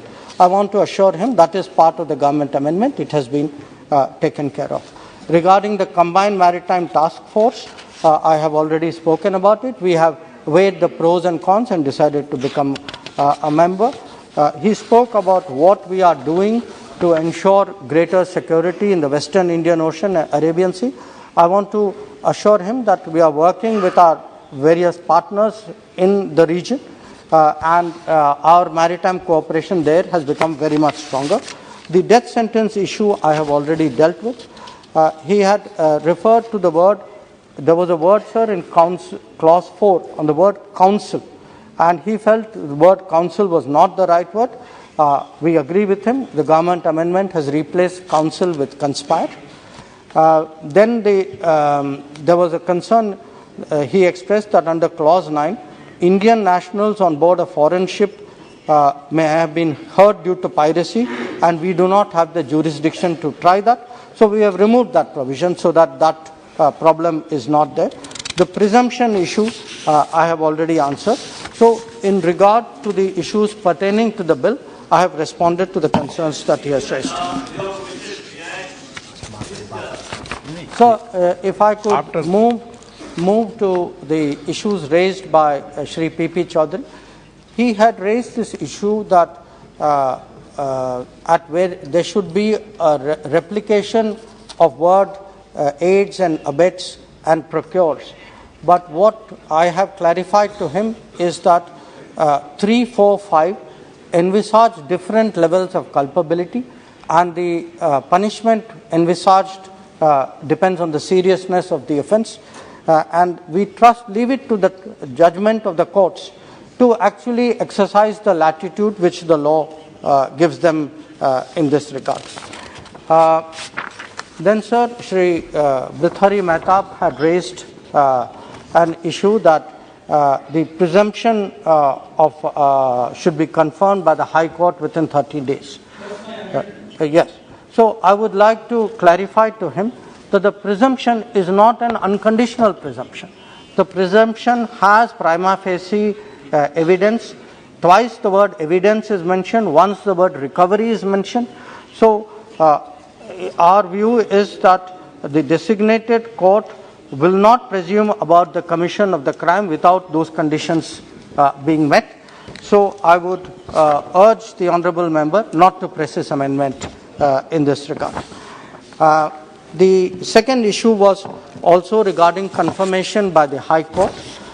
Confirmation by the High Court, sentences of lower courts, confirmation by the High Court is only after the passage of a death sentence. So the process, in any case, the judicial review option is open to anybody who is found guilty under any of these processes. So we do not believe that that is necessary. Then he also raised the issue of legal immunity for acts that are done in good faith. This is a very relevant point. I would like to underline to him that this is covered by two provisions. 11A says very clearly, not all arms and ammunition are by necessary regarded as mala fide, that if the legitimate authority carries it. And secondly, 15.1 refers to authorized personnel who are in pursuance of their duties. So I hope that between those two, it will not be necessary for the honourable member to offer his amendment. He also made the point about international cooperation that I have dealt with in my remarks. Then, sir, Ms. T. Sumati ji had brought up the issue of setting up Sessions Court in Tamil Nadu. The designated court, I would like to assure her, will be set up in consultation with the Chief Justice of the High Court, and logically it would be there in all the coastal states. Regarding the effective coordination mechanism which she referred to, I have pointed out that the SOPs and coordination is being done. Death penalty issue I have already covered. The international cooperation issue, I think again I have already pressed. Role of state governments. She had asked for a clear definition of the role of state governments. I would like to inform her that under Article 6 and subsection Article 10.3, both of them clearly assign a responsibility to the state government, which is that the central government, for purposes of this Act, by notification, confer power of arrest, investigation, prosecution, exercisable by a police officer or any under this code, or any of its officers, or any officer of a state government. So the state government has a very clear role in the enforcement of this legislation. I had referred to the Sri Lankan fishing issue, sir. Then she had also brought up Kachativu and expressed concerns regarding Kachativu.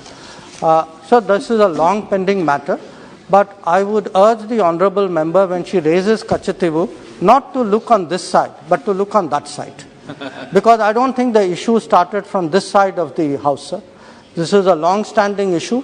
It is an issue which the honourable member knows, because her party has also been in the government along with the party which actually moved the Kachativu agreement. So I think it is best we leave them to sort it out. So if I could move, sir, to the issues raised by Shri Vinayak Roth. The creation of courts on eastern and western seas. My answer has already covered that. Shri Kalyan Banerjee raised two issues. One was abolishing mandatory death penalty. That I have answered. Then creating manpower and capacity for building marine police. I think this is a very important point. It is something which government will certainly take note of and give attention to. Then, sir, Shri Alok Kumar Suman had said that we should have consulted more countries before we drafted the amendment. I would like to share with the House, sir, that the Standing Committee actually looked at a number of other international legislation. And they looked particularly at legislation in Australia, New Zealand, Sri Lanka and UK, because the legal systems were very similar. And many of these countries already had legislation on the subject. So there was a best practices effort made before we drafted this bill. Regarding, he has spoken about internal coordination, international cooperation. Both are matters which I have already addressed. He's also spoken about creating a capacity building in this country to respond to to piracy situation. As I mentioned, some of this is already in the making, and certainly this, as with our SOPs and coordination, this will improve. One legal point he raised was whether we should focus on extraditing people of Indian origin who are involved in piracy. Sir, the bill which we have moved along with the government amendment does not provide for differential treatment of citizens of various nationalities.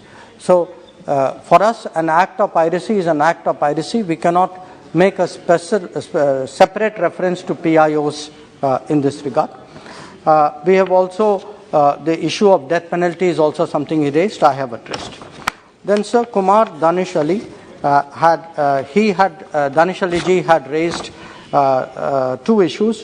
One was, of course, death penalty. I have replied to that. And secondly, whether life imprisonment should be for entire life. This is a legitimate issue, but it is not an issue for this House and for the government to decide. It is a matter for the courts to take a call on. Then Supriya Sule ji had referred to the fact that there was no mention of cyber attack in the bill. So cyber attack is a very serious matter. It is a very legitimate concern, but it is outside the purview of this bill because this bill is focused on piracy. So there are separate legislation and separate efforts underway to deal with cyber attacks, which is a growing concern. So I have taken note of the concern, but I do believe that this is not a matter to be included here. Her concern about presumption of guilt, I have already answered. Then, sir, Shri E.T. Mohammad Bashir ji had moved for one for the fact the definition of the word vessel should be expanded. I believe we have met his requirements through the government amendment. He has also referred to prosecuting pirates irrespective of the nationality. That also under Section 9 has been met. He has spoken about the costs of piracy and how we will counter it. The cost cannot be quantified, but obviously it's a very serious matter, which is why we are moving the legislation. And he has spoken about government responsibility for countering piracy. We take our responsibility very seriously. Defense and Navy have their SOPs. Shipping has its SOP, and we are moving this legislation. Then, sir, Shri N.K. Premachandran ji is, I believe, moving some amendments. His first concern was that with regard to police officer, that it should not be below the rank of a DSP. So in the CRPC, sir, a police officer, even of the rank of SHO, can make arrest. So we have gone with what is the standard CRPC definition.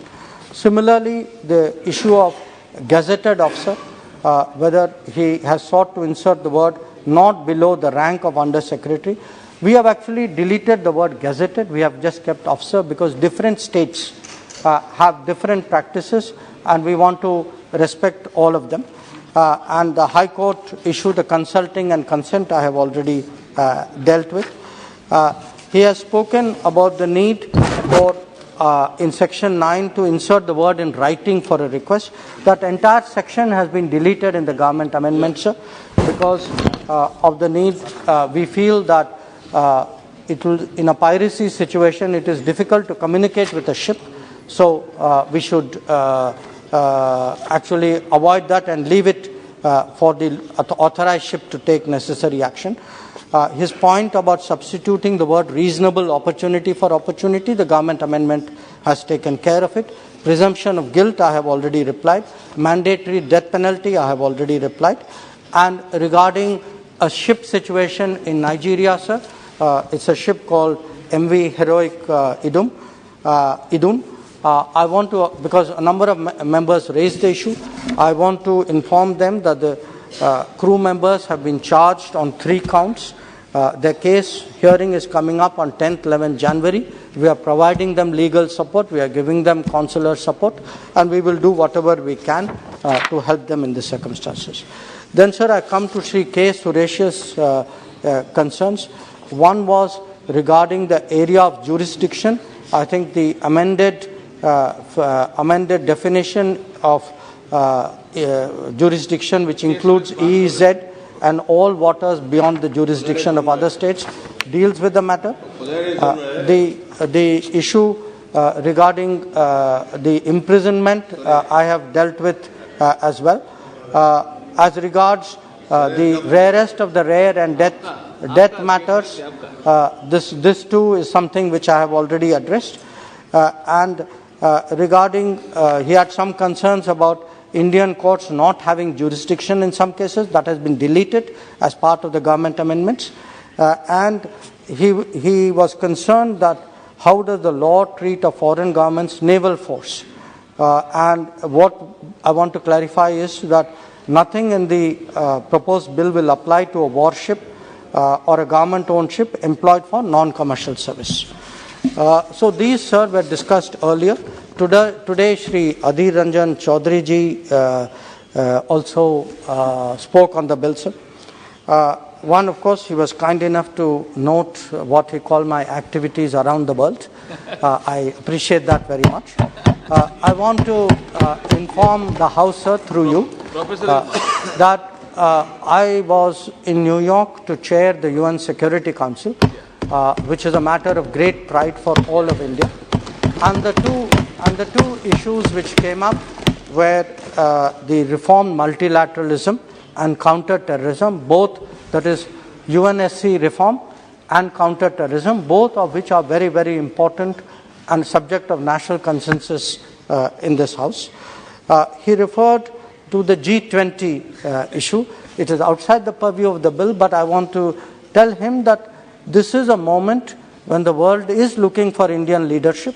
So if the world values India's leadership, I would urge all sections of India, including...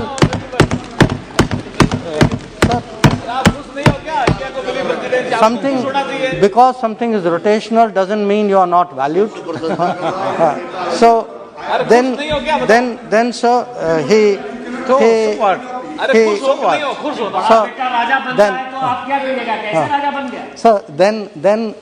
sir, in passing, the honourable member also suggested government is indifferent, he used the word, indifferent to China. So I want to say something, sir. If we were indifferent to China, who sent the Indian army to the borders to defend our borders?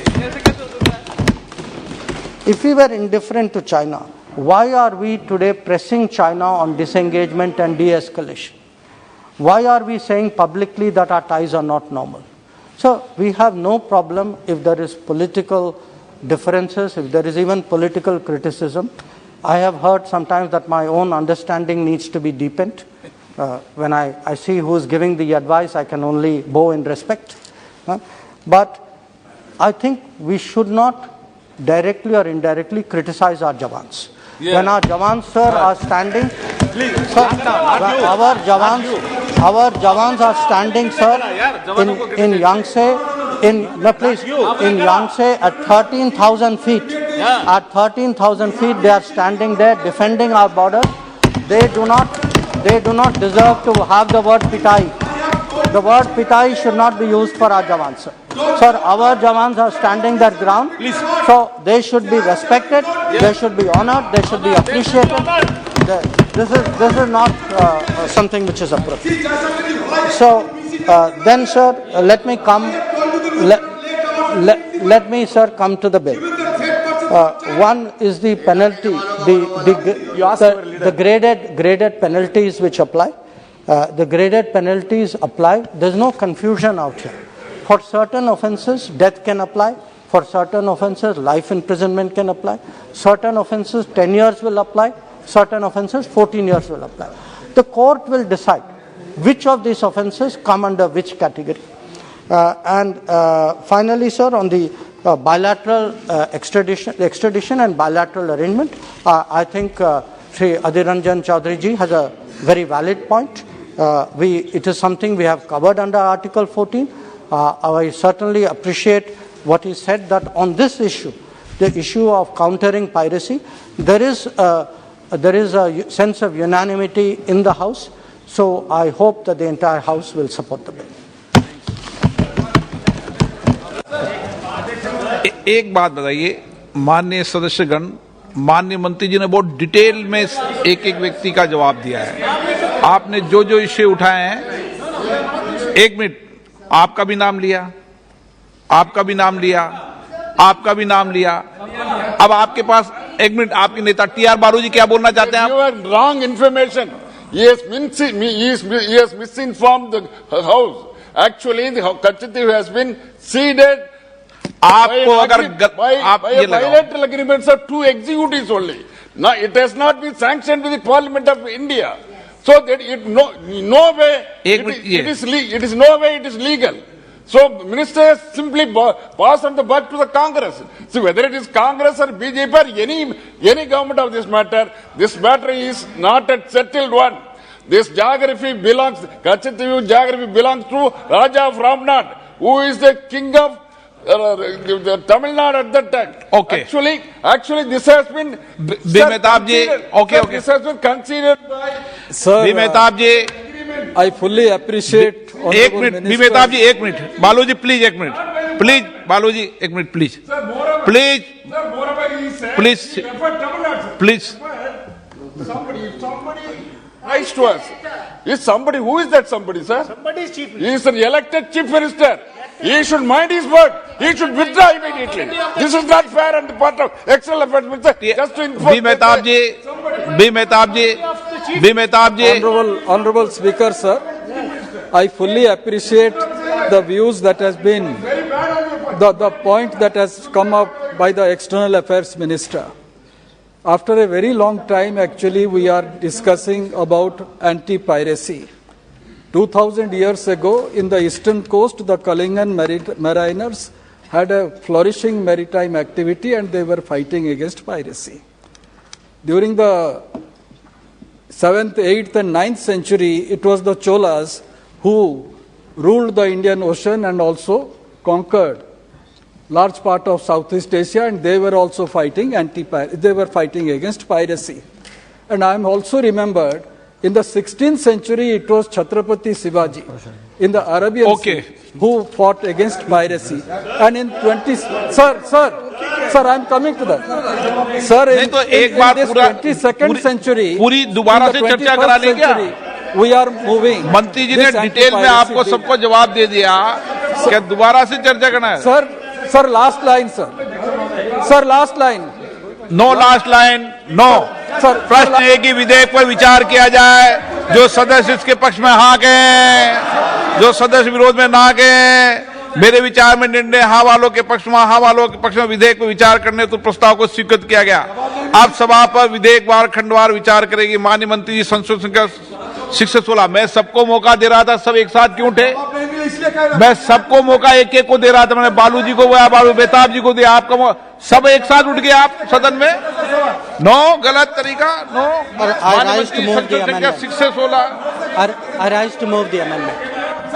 प्रश्न है कि माननीय मंत्री जी द्वारा प्रस्तुत संशोधन संख्या 6 से 16 को स्वीकृत किया जाए। जो सदस्य इसके पक्ष में हाँ कहें, जो सदस्य विरोध में ना कहें। मेरे विचार में निर्णय हाँ वालों के पक्ष में हाँ वालों के साथ संशोधन स्वीकृत। Please sit down. प्रश्न है कि खंड 2 यथा संशोधित विधेयक का अंग बने। जो सदस्य इसके पक्ष में हाँ कहें, जो सदस्य विरोध में ना कहें। मेरे विचार में निर्णय हाँ वालों के पक्ष में हाँ वालों के पक्ष में खंड 2 यथा संशोधित विधेयक का अंग बने। माननीय मंत्री जी, संशोधन संख्या 17 और 18। Sir, I rise to move the amendment. प्रश्न है कि माननीय मंत्री जी द्वारा प्रस्तुत संशोधन संख्या 17 और 18 को स्वीकृत किया जाए। जो सदस्य इसके पक्ष में हाँ कहें, जो सदस्य विरोध में ना कहें। मेरे विचार में निर्णय हाँ वालों के पक्ष में हाँ वालों के पक्ष में संशोधन स्वीकृत हुआ। प्रोफेसर प्रोगस स्वागत राय जी, संशोधन संख्या 43। No. moving very much.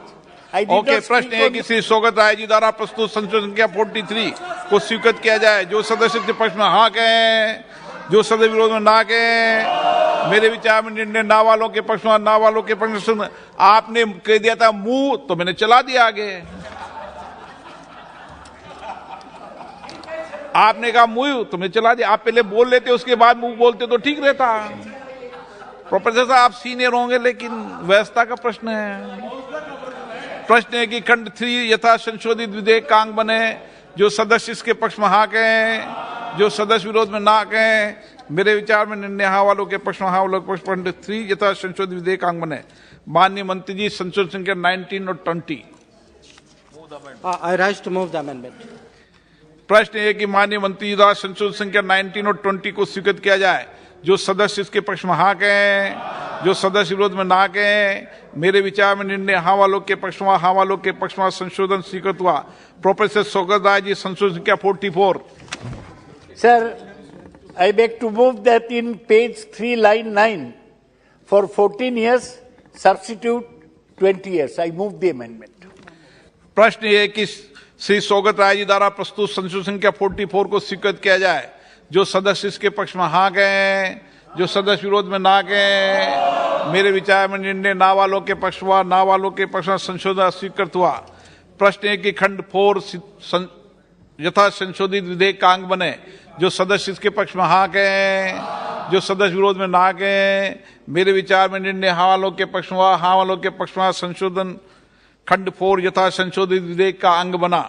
माननीय मंत्री जी, संशोधन संख्या 21। I rise to move the amendment. प्रश्न है कि माननीय मंत्री जी द्वारा प्रस्तुत संशोधन संख्या 21 को स्वीकृत किया जाए। जो सदस्य इसके पक्ष में हाँ कहें, जो सदस्य विरोध में ना कहें। मेरे विचार में निर्णय हाँ वालों के पक्ष में, हाँ वालों के पक्ष में संशोधन स्वीकृत हुआ। श्री सोगत राय जी, संशोधन संख्या 45। Sir, I beg to move that for 14 years and also be liable to fine, substitute 20 years. And shall also be liable to fine which may extend to rupees 10 lakhs. I move the amendment. प्रश्न है कि श्री सोगत राय जी द्वारा प्रस्तुत संशोधन संख्या 45 को स्वीकृत किया जाए। जो सदस्य इसके पक्ष में हाँ कहें। आप तो हाँ बढ़ दो सोगत राय जी। जो सदस्य के विरोध में ना कहें। मेरे विचार में निर्णय ना वालों के पक्ष में, ना वालों के पक्ष में संशोधन स्वीकृत हुआ। प्रश्न है कि खंड 5 यथा संशोधित विधेयक का अंग बने। जो सदस्य इसके पक्ष में हाँ कहें, जो सदस्य विरोध में ना कहें। मेरे विचार में निर्णय हाँ वालों के पक्ष में, हाँ वालों के पक्ष में। खंड 5 यथा संशोधित विधेयक का अंग बना। माननीय मंत्री जी, संशोधन संख्या 22। Rise to move the amendment. प्रश्न है कि माननीय मंत्री जी द्वारा प्रस्तुत संशोधन संख्या 22 को स्वीकृत किया जाए। जो सदस्य इसके पक्ष में हाँ कहें, जो सदस्य विरोध में ना कहें। मेरे विचार में निर्णय हाँ वालों के पक्ष में, हाँ वालों के पक्ष में संशोधन स्वीकृत हुआ। श्री N.K. प्रेमचंद्र जी, संशोधन संख्या 36 और 37। Sir, 2 minutes. I have 6 amendments. Sir, I want to place it on record. This is the first time in my parliamentary history, during the last 25 years, a minister comes to the floor of the House and responding to all the amendments which we have moved. We express our sincere gratitude and congratulations for addressing the amendments and responding to the amendments. And further, out of the 6 amendments which I have not moved, out of the 6 notices of my amendments, one amendment he has fully accepted, that is reasonable opportunity should be given. Instead of opportunity should be given, that was accepted. And another amendment is partly accepted, that is one is gazetted officer, that gazetted term is avoided and officer is accepted. Since he is having such a magnanimous approach in response to the amendments moved by the members, I am not moving the amendments, all these amendments, I am withdrawing all the amendments, and thanks to the Minister for accepting the amendments also. माननीय सोगत राय जी, संशोधन संख्या 46। Sir, I am sorry that I cannot be as charitable to the minister as Mr. Premchandran has suddenly become. All I want to say that he has not mentioned any discussion on China. He has not mentioned what happened at the United Nations Security Council. He has started. So, sir, I move that in page 3, line 15, for police officer under the code on any of its gazetted officer or such officer of a state government, substitute police officer not below the rank of superintendent of police or any officer not below the rank of district magistrate. Without being charitable, I am moving the amendment. प्रश्न है कि श्री सौगत राय जी प्रस्तुत संशोधन संख्या 46 को स्वीकृत किया जाए। जो सदस्य इसके पक्ष में हाँ कहें, जो सदस्य विरोध में ना कहें। मेरे विचार में निर्णय ना वालों के पक्ष में, ना वालों के पक्ष में संशोधन स्वीकृत हुआ। माननीय सदस्य, हर सदस्य को अपनी बात कहने की अभिव्यक्ति है। उन्होंने अपनी बात की। आप कैसे कह सकते हो इतने वो क्यों उधार हो गए? आज उधार नहीं हुए, उन्होंने अपनी बात कही।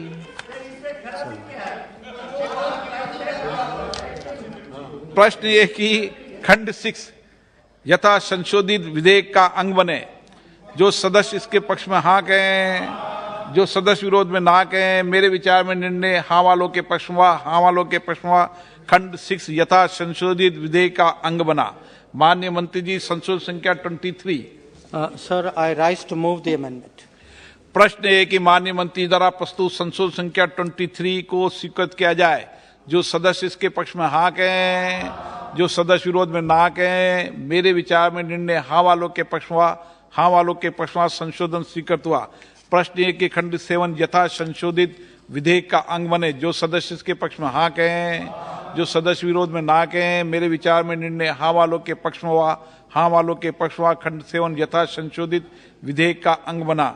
माननीय मंत्री जी, संशोधन संख्या 24। Rise to move the amendment, sir. प्रश्न है कि माननीय मंत्री द्वारा प्रस्तुत संशोधन संख्या 24 को स्वीकृत किया जाए। जो सदस्य इसके पक्ष में हाँ कहें, जो सदस्य विरोध में ना कहें। मेरे विचार में निर्णय हाँ वालों के पक्ष में, हाँ वालों के पक्ष में संशोधन स्वीकृत हुआ। श्री प्रश्न है कि खंड 8 यथा संशोधित विधेयक का अंग बने। जो सदस्य इसके पक्ष में हाँ कहें, जो सदस्य विरोध में ना कहें। मेरे विचार में निर्णय हाँ वालों के पक्ष में, हाँ वालों के पक्ष में खंड 8 यथा संशोधित विधेयक का अंग बना। माननीय मंत्री जी, संशोधन संख्या 25 से 28। Sir, I rise to move the amendment. प्रश्न है कि माननीय मंत्री जी द्वारा प्रस्तुत संशोधन संख्या 25 से 28 को स्वीकृत किया जाए। जो सदस्य इसके पक्ष में हाँ कहें, जो सदस्य के विरोध में ना कहें। मेरे विचार में निर्णय हाँ वालों के पक्ष में, हाँ वालों के पक्ष में हुआ संशोधन स्वीकृत हुआ। प्रश्न है कि खंड 9 यथा संशोधित विधेयक का अंग बने। जो सदस्य इसके पक्ष में हाँ कहें, जो सदस्य विरोध में ना कहें। मेरे विचार में निर्णय हाँ वालों के पक्ष में, हाँ वालों के पक्ष में खंड 9 यथा संशोधित विधेयक का अंग बने। सौगत राय जी, संशोधन संख्या 47-48। Sir, in page 4, line 9, for a magistrate, substitute a district magistrate or a district and session judge.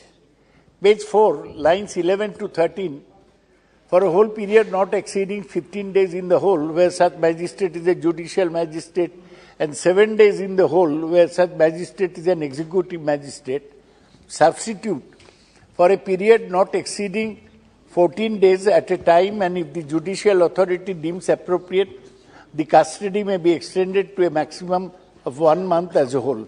I move my amendments 47 and 48. प्रश्न है कि श्री सौगत राय जी द्वारा प्रस्तुत संशोधन संख्या 47 से 48 को स्वीकृत किया जाए। जो सदस्य इसके पक्ष में हाँ कहें, जो सदस्य विरोध में ना कहें। मेरे विचार में निर्णय ना वालों के पक्ष में, ना वालों के पक्ष में संशोधन अस्वीकृत हुआ। प्रश्न ये कि खंड 10 विधेयक का अंग बने। जो सदस्य इसके पक्ष में हाँ कहें, जो सदस्य विरोध में ना कहें। मेरे विचार में निर्णय हाँ वालों के पक्ष में, हाँ वालों के पक्ष में खंड 10 विधेयक का अंग बना। श्री बी मेहताब जी, संशोधन संख्या 41। Sir, I just need 2 minutes. In this parliament, we have seen French jurisprudence being implemented when this house adopted a bill relating to terrorism. That means a person who is apprehended has to prove that he is not guilty. Similar provision is now being adopted here on presumption, what the minister just now mentioned, that he has to prove that he is not guilty. But this parliament also have adopted a law had made a law that on allegation, people can be apprehended and prosecuted. 498A is purely on allegation. This House has also approved, and it is the prevalent law today. Therefore, after hearing the Minister, I am not moving the amendment. Shri T N. Prathapan ji, संशोधन संख्या 49। प्रश्न है कि खंड 11 विधेयक का अंग बने। जो सदस्य इसके पक्ष में हाँ कहें, जो सदस्य इसके विरोध में ना कहें। मेरे विचार में निर्णय हाँ वालों के पक्ष में, हाँ वालों के पक्ष में खंड 11 विधेयक का अंग बना। माननीय मंत्री जी, संशोधन संख्या 29। Sir, I rise to move the amendment. प्रश्न है कि माननीय मंत्री द्वारा प्रस्तुत संशोधन संख्या 29 को स्वीकृत किया जाए।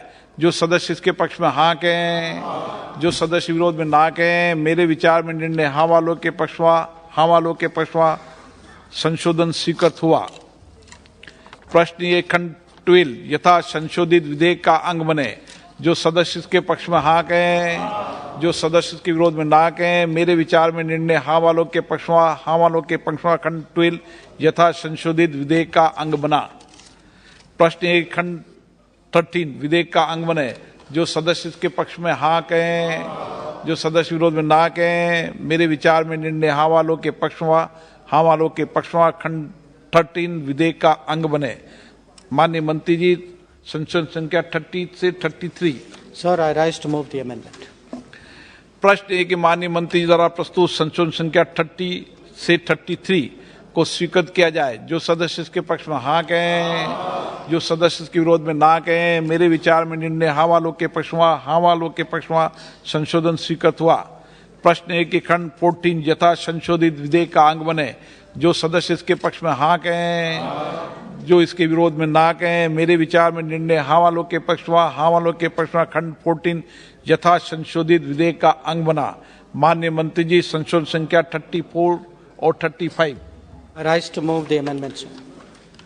प्रश्न है कि माननीय मंत्री जी द्वारा प्रस्तुत संशोधन संख्या 34 और 35 को स्वीकृत किया जाए। जो सदस्य इसके पक्ष में हाँ कहें, जो सदस्य के विरोध में ना कहें। मेरे विचार में निर्णय हाँ वालों के पक्ष में, हाँ वालों के पक्ष हुआ संशोधन स्वीकृत हुआ।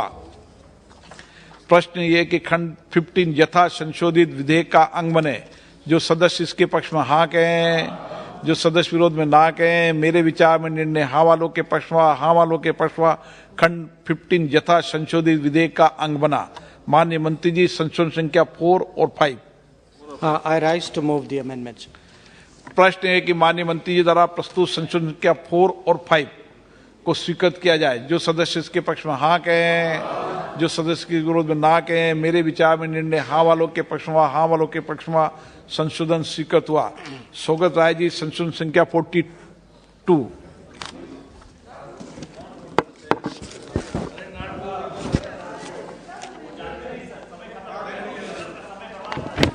सर, मैं संशोधन मूव करने के पहले बताने चाहता हूं कि मैं पहले थर्ड रीडिंग में बोलने का इच्छा प्रकाश किया था, लेकिन मैं कहने चाहता हूं कि एक ही चीज, हम अहिंसा के पक्ष में हैं। ये बिल से आप डेथ पेनल्टी हटा दीजिए। आप पायरेट को पकड़िए, उसको जेल में डालिए, लोगों को हैंग मत करिए। यही मुझे sir in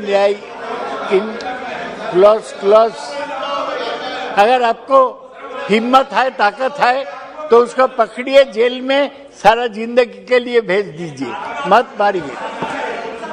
sir in page 2 for lines 3 and 4, please substitute the provisions of this act shall apply to the high seas, which for the purposes of this act includes exclusive economic zones EEZ of India. I move my amendment number 42. प्रश्न है कि श्री सौगत राय जी द्वारा प्रस्तुत संशोधन संख्या 42 को स्वीकृत किया जाए। जो सदस्य इसके पक्ष में हाँ कहें, जो सदस्य के विरोध में ना कहें। मेरे विचार में निर्णय ना वालों के पक्ष में, ना वालों के पक्ष में संशोधन अस्वीकृत हुआ। प्रश्न है कि खंड 1 यथा संशोधित विधेयक का अंग बने। जो सदस्य इसके पक्ष में हाँ कहें, जो इसके विरोध में ना कहें। मेरे विचार में निर्णय हाँ वालों के पक्ष में, हाँ वालों के पक्ष में खंड 1 यथा संशोधित विधेयक का अंग बना। माननीय मंत्री जी, संशोधन संख्या 3। I rise, sir, to move the amendment. प्रश्न है कि माननीय मंत्री जी द्वारा प्रस्तुत संशोधन संख्या 3 को स्वीकृत किया जाए। जो सदस्य इसके पक्ष में हाँ कहें, जो सदस्य इसके विरोध में ना, निर्णय में ना के पक्ष में ना कहें। मेरे विचार में निर्णय हाँ वालों के पक्ष में, हाँ वालों के पक्ष में संशोधन स्वीकृत हुआ। प्रश्न ये कि अधिनियम सूत्र यथा संशोधित विधेयक का अंग बने। जो सदस्य इसके पक्ष में हाँ कहें, जो इसके विरोध में ना कहें। मेरे विचार में निर्णय हाँ वालों के पक्ष में, हाँ वालों के पक्ष में अधिनियम सूत्र यथा संशोधित विधेयक का अंग बना। माननीय मंत्री जी, संशोधन संख्या 2। I rise to move the amendment. प्रश्न है कि माननीय मंत्री द्वारा प्रस्तुत संशोधन संख्या 2 को स्वीकृत किया जाए। जो सदस्य इसके पक्ष में हाँ कहें, जो इसके विरोध में ना कहें। मेरे विचार में निर्णय हाँ वालों के पक्ष में, हाँ वालों के पक्ष में संशोधन स्वीकृत हुआ। प्रश्न ये कि उद्देशिका यथा संशोधित विधेयक का अंग बने। जो सदस्य इसके पक्ष में हाँ कहें, जो इसके विरोध में ना कहें। मेरे विचार में निर्णय हाँ वालों के पक्ष में, हाँ वालों के पक्ष में हुआ। उद्देशिका यथा संशोधित विधेयक का अंग बनी। माननीय मंत्री जी, संशोधन संख्या 1। I rise, sir, to move the amendment. माननीय मंत्री जी द्वारा प्रस्तुत संशोधन संख्या 1 को स्वीकृत किया जाए। जो सदस्य इसके पक्ष में हाँ कहें, जो सदस्य विरोध में ना कहें। मेरे विचार में निर्णय हाँ वालों के पक्ष में, हाँ वालों के पक्ष में संशोधन स्वीकृत हुआ। प्रश्न है कि विधेयक का पूरा नाम यथा संशोधित विधेयक का अंग बने। जो सदस्य इसके पक्ष में हाँ कहें, जो सदस्य विरोध में ना कहें। मेरे विचार में निर्णय हाँ वालों के पक्ष में, हाँ वालों के पक्ष में विधेयक का नाम विधेयक अंग बने। विधेयक का नाम पूरा यथो संशोधित विधेयक का अंग बने। माननीय मंत्री जी प्रस्ताव करेंगे कि विधेयक को यथा संशोधित पारित किया जाए। Sir, I rise to move that the bill, Anti-Maritime Piracy Bill 2019 with amendments be passed. प्रश्न यह कि यथा संशोधित विधेयक को पारित किया जाए। जो सदस्य इसके पक्ष में हाँ कहें, जो सदस्य विरोध में ना कहें। मेरे विचार में निर्णय हाँ वालों के पक्ष में, हाँ वालों के पक्ष में प्रस्ताव स्वीकृत हुआ और विधेयक यथा संशोधित पारित हुआ। आइटम नंबर 26, संविधान अनुसूचित जनजाति आदेश 4था संविधान विधेयक 2022। माननीय मंत्री जी। माननीय अध्यक्ष महोदय, कर्नाटक राज्य के संबंध में अनुसूचित जनजातियों की सूची में संशोधन करने के लिए संविधान अनुसूचित जनजाति आदेश 1950 का और संशोधन करने वाले विधेयक पर विचार किया जाए। के सुरेश जी, माननीय के Suresh ji. Thank you, Honorable Speaker. To be participate the Constitution Scheduled Tribes Order 4th Amendment Bill 2022. The Constitution Scheduled Tribe Orders 4th Amendment Bill 2022 was introduced in the Loksabha on December 9, 2022. It seeks to amend the list of scheduled tribes in the state of Karnataka. Honorable Chairman, sir, the Constitution empowers the President to specify the list of scheduled tribes, and the Parliament is vested with the power of modifying the list scheduled tribes so notified under Article 342. The present bill therefore amends the Constitution Scheduled Tribe Order 1950. It seeks to modify the list of scheduled tribes in relation to Karnataka based on the request of the state government of Karnataka to include the Beta Kurba community in the list of scheduled tribes. There are currently 50 communities listed as scheduled tribes in Karnataka. Sir, the inclusion of Beta Kurba as scheduled tribes, the bill seeks to include the Beta Kurba community synonym for Kadu Kurba in entry 16 of the list of scheduled tribes of Karnataka. Sir, the government has not estimated the additional cost which will be incurred due to the amendment. All expenditure on the benefits acquired to the people who live in the communities, outlined in the bill as part of the ongoing programs for the scheduled tribes welfare, shall be included within government allocation budgetary outlay. Sir, in the past also in this house, I was suggested that state government has to recommend so many communities to insert the scheduled tribe list. I have no objection. If any community is for eligible in scheduled tribe, Government of India can bring the legislation, we are welcoming. At the same time, the reservation quota of the community is not enhanced. In this house, this session, we are inserting so many communities in various states. Karnataka, Tamil Nadu, Himachal Pradesh, tomorrow Chhattisgarh. That communities are absolutely eligible for that. No doubt about that. But at the same time, the present reservation situation, these communities are getting meager quota. Scheduled caste and scheduled tribe, reservation quota is very meager. The population has increased, both scheduled caste and scheduled tribes. No caste census, nothing. But quota also not increased. But at the same time, due to the compulsion of the state governments, due to the political pressure, due to the vote bank, government is bringing this legislation. So the existing communities, tribal communities are not getting sufficient reservation and also allocation, also Government of India, budget allocation, TSP allocation, departmental allocation also not increasing. That's why I would like to suggest through you, sir, whether the communities, so many communities, number of communities are insertion time to time by the in the SC and ST list. At the same time, government has to more responsibility to increase the reservation quota and also increase the allocation of the scheduled caste and scheduled tribe welfare schemes. You are not increasing the allocation. So that's why these two important points I would like to bring Honorable Minister to address this. Sir, what is the budget allocation, sir? Sir, the budget allocation, government has not estimated the additional cost which will be incurred due to the amendment, all expenditure on the benefit people who live in community. I already mentioned here, sir. Sir, the increasing the crime against scheduled tribes. What is the situation? The crime against scheduled tribe communities increased by 6.4% to 8.80 2021, according to the National Crime Record Bureau.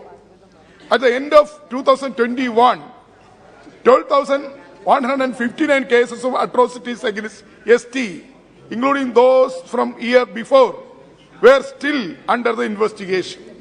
The conviction rate for scheduled tribes under the Scheduled Tribes POA Act along with the Indian Penal Code was at 28.1%.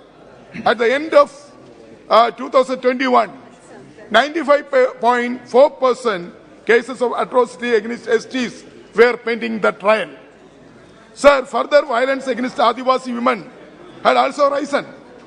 Women from the scheduled tribes communities account for 15% out of the total case of violence against women. The NCRB report 2021 also provided details on specific rape crimes, such as minor rape cases, attempted rape cases, assaults on women, outrage their mandatory, and kidnapping of women and minors, which collectively accounted for 26.8% of scheduled tribe women. Honorable Chairman, sir, according to the Niti Aayog, Allocation for the welfare of scheduled tribe guideline. It is mandatory to allocate an amount that is proportionate to tribal population. However, the allocation in financial year 2022-23 was not proportionate, and the SC and ST budget have a shortfall of 40,634 crore SC and 9.399 crore for ST respectively.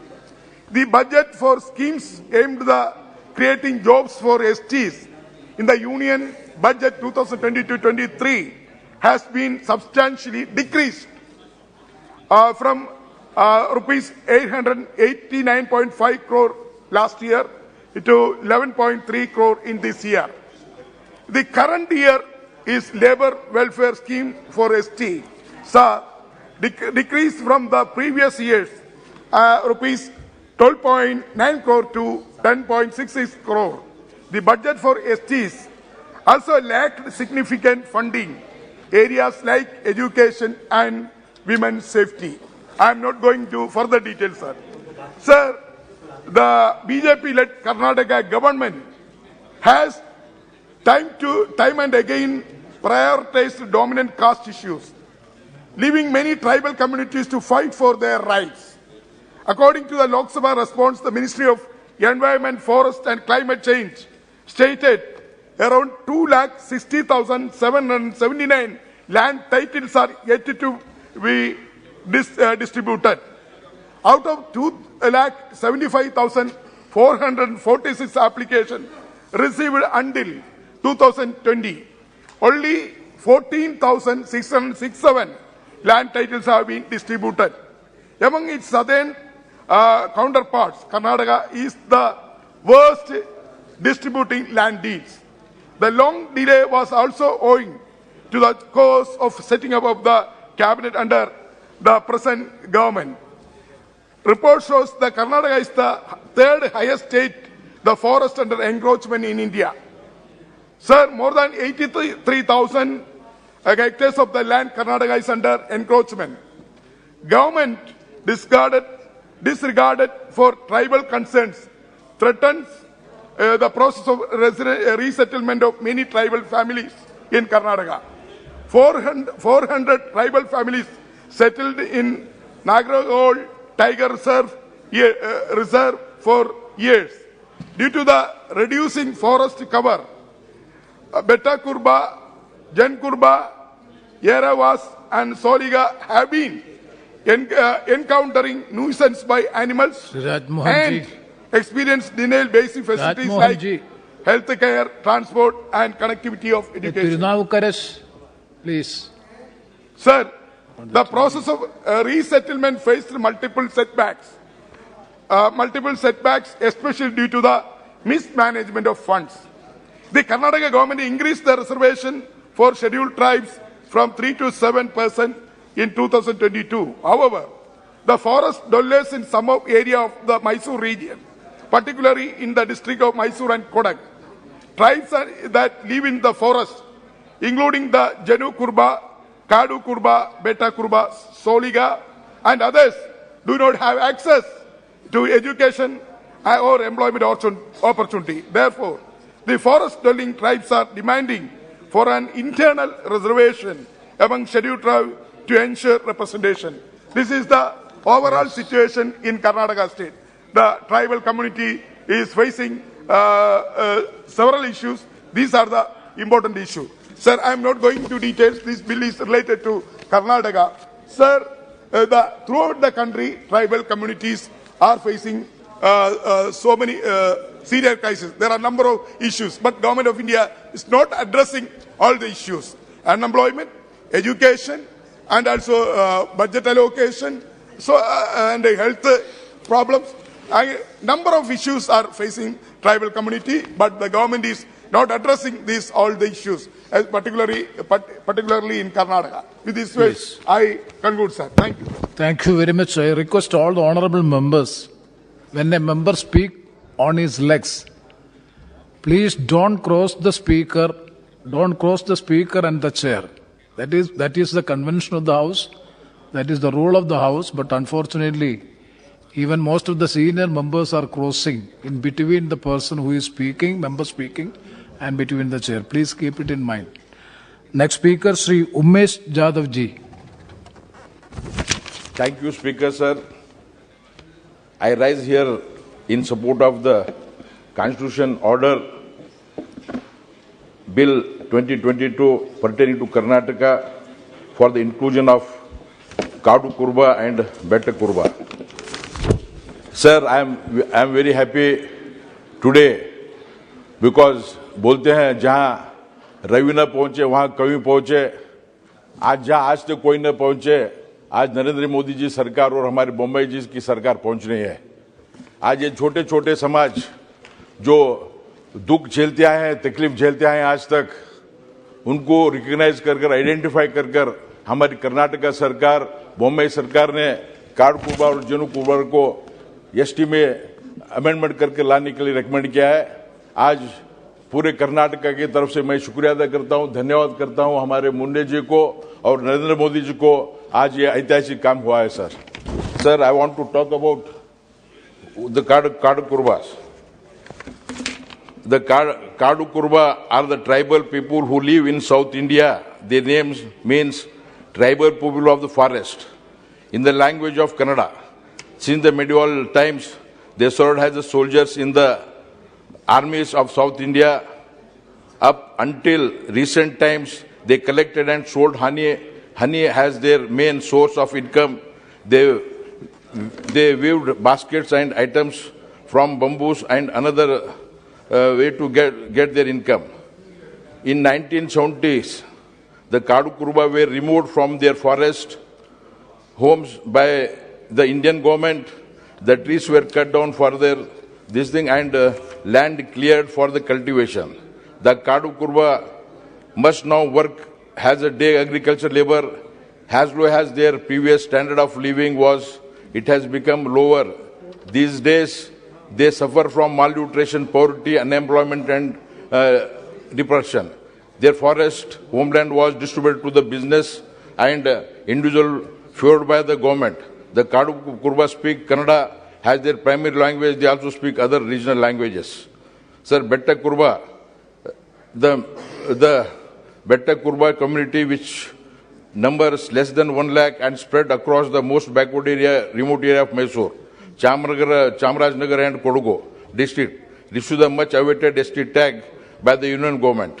Sir, today our government of Karnataka, our Bombay ji, has raised the ceiling limit of reservation for ST from 3% to 7%. Many welfare schemes are being undertaken. Sir, there are other issues in Karnataka. Scheduled tribe people are facing. Now, there is one community called as Koli community. Koli community, different names, different regions such as Koli, Kabaliga, Besta, Ambiga, all are the different names of the same community. However, some are in scheduled tribes category. These people, now I should thank to the central government also. These Talwar community is included in scheduled tribe and certificates are being issued. Bombay government has also given the notification to give the certificate for ST certificate for this Talwar Samaj. Sir, however, there are many other issues. This synonymous terminology of Koli Samaj should be considered and further in future at the earliest such amendment should be brought and they should be given a ST tag. Sir, at the same time, there is one community, Kurba community, Gonda community. Gonda community of our region in Karnataka, especially in my constituency, their fathers, grandfathers, forefathers, they are Gonda community. They were STs. Their father, grandfather were given ST certificate. Now their children are not being given ST certificate. Though CRCL has recommended to give ST certificate, they are facing lot of difficulties. Now that also I request our Arjun Mundaji through Arjun Mundaji to send the recommendation. The people should not suffer in spite of government orders. A lot of people are suffering from such injustice. Sir, I sincerely request our government of India and government of Karnataka to include all these Gonda community has a scheduled tribe and Kuruba Besta community has sir, only 1 minute, sir. Sir, in all India level, Banjara, Lambani community, they are also scheduled tribes in Telangana, Andhra Pradesh. In Karnataka, Banjara community is in scheduled caste. This Banjara, Lambani community, they are spread in 22 states in India, sir. Many states have already recommended for some our ST Lambani community, Banjara community to be included in ST, like Tamil Nadu state, Uttar Pradesh. I request Government of India to consider their request and consider them as ST, and also one special purpose vehicle for these Banjara, Lambani Banjara community to have one special purpose vehicle, special status. If they are not included in the scheduled tribe, at least they should get some benefit. Their economic condition, social condition and education condition, they are very backward. All India level, one special purpose vehicle should be set up. This is my sincere request. I once again thank Speaker sir for allowing me to talk on this issue. Thank you, sir. Thank you. Srimati Pratima Munda. Thank you, Honorable Chairperson, sir, for allowing me to speak on the Constitution Scheduled Tribes Order, 4th Amendment Bill 2022. Sir, the bill seeks to include Kadu, Kuruba and Beta Kuruba tribes of Karnataka into the list of scheduled tribes. So they have been demanding to be included in this scheduled tribe category for the last 30 years. So it is a welcoming step, and I support the decision of the government. Sir, the government has come up with 4 separate bills with the same object for inclusion of scheduled tribes, communities into the list of scheduled tribes. Today is the 4th day. We have been taking part on the decision, and 1 or 2 more days may be required to complete this discussion. But instead of 4 separate bills, the government could have brought a comprehensive bill, as rightly pointed out couple of members, but I do not want to go further in this point. Secondly, sir, on the post-independence era, the tribal land has gradually been taken away by industries, mines, dams, weaponry testing, reserve forest, railways and transport, and many other purposes. This shows that the magnitude of the development induced displacement. So once proud communities living self-sufficiently now have been reduced to landless refugees, struggling to survive. So to come under the purview of the rehabilitation and getting compensation, land deed is one of the most important documents. But majority of the tribal communities do not have the land records to establish their claim. And I would like to know from the Honorable Minister that when does the government intend to resolve these burning issues by giving importance on the implementation of the 5th schedule of the Constitution. Not just this, sir.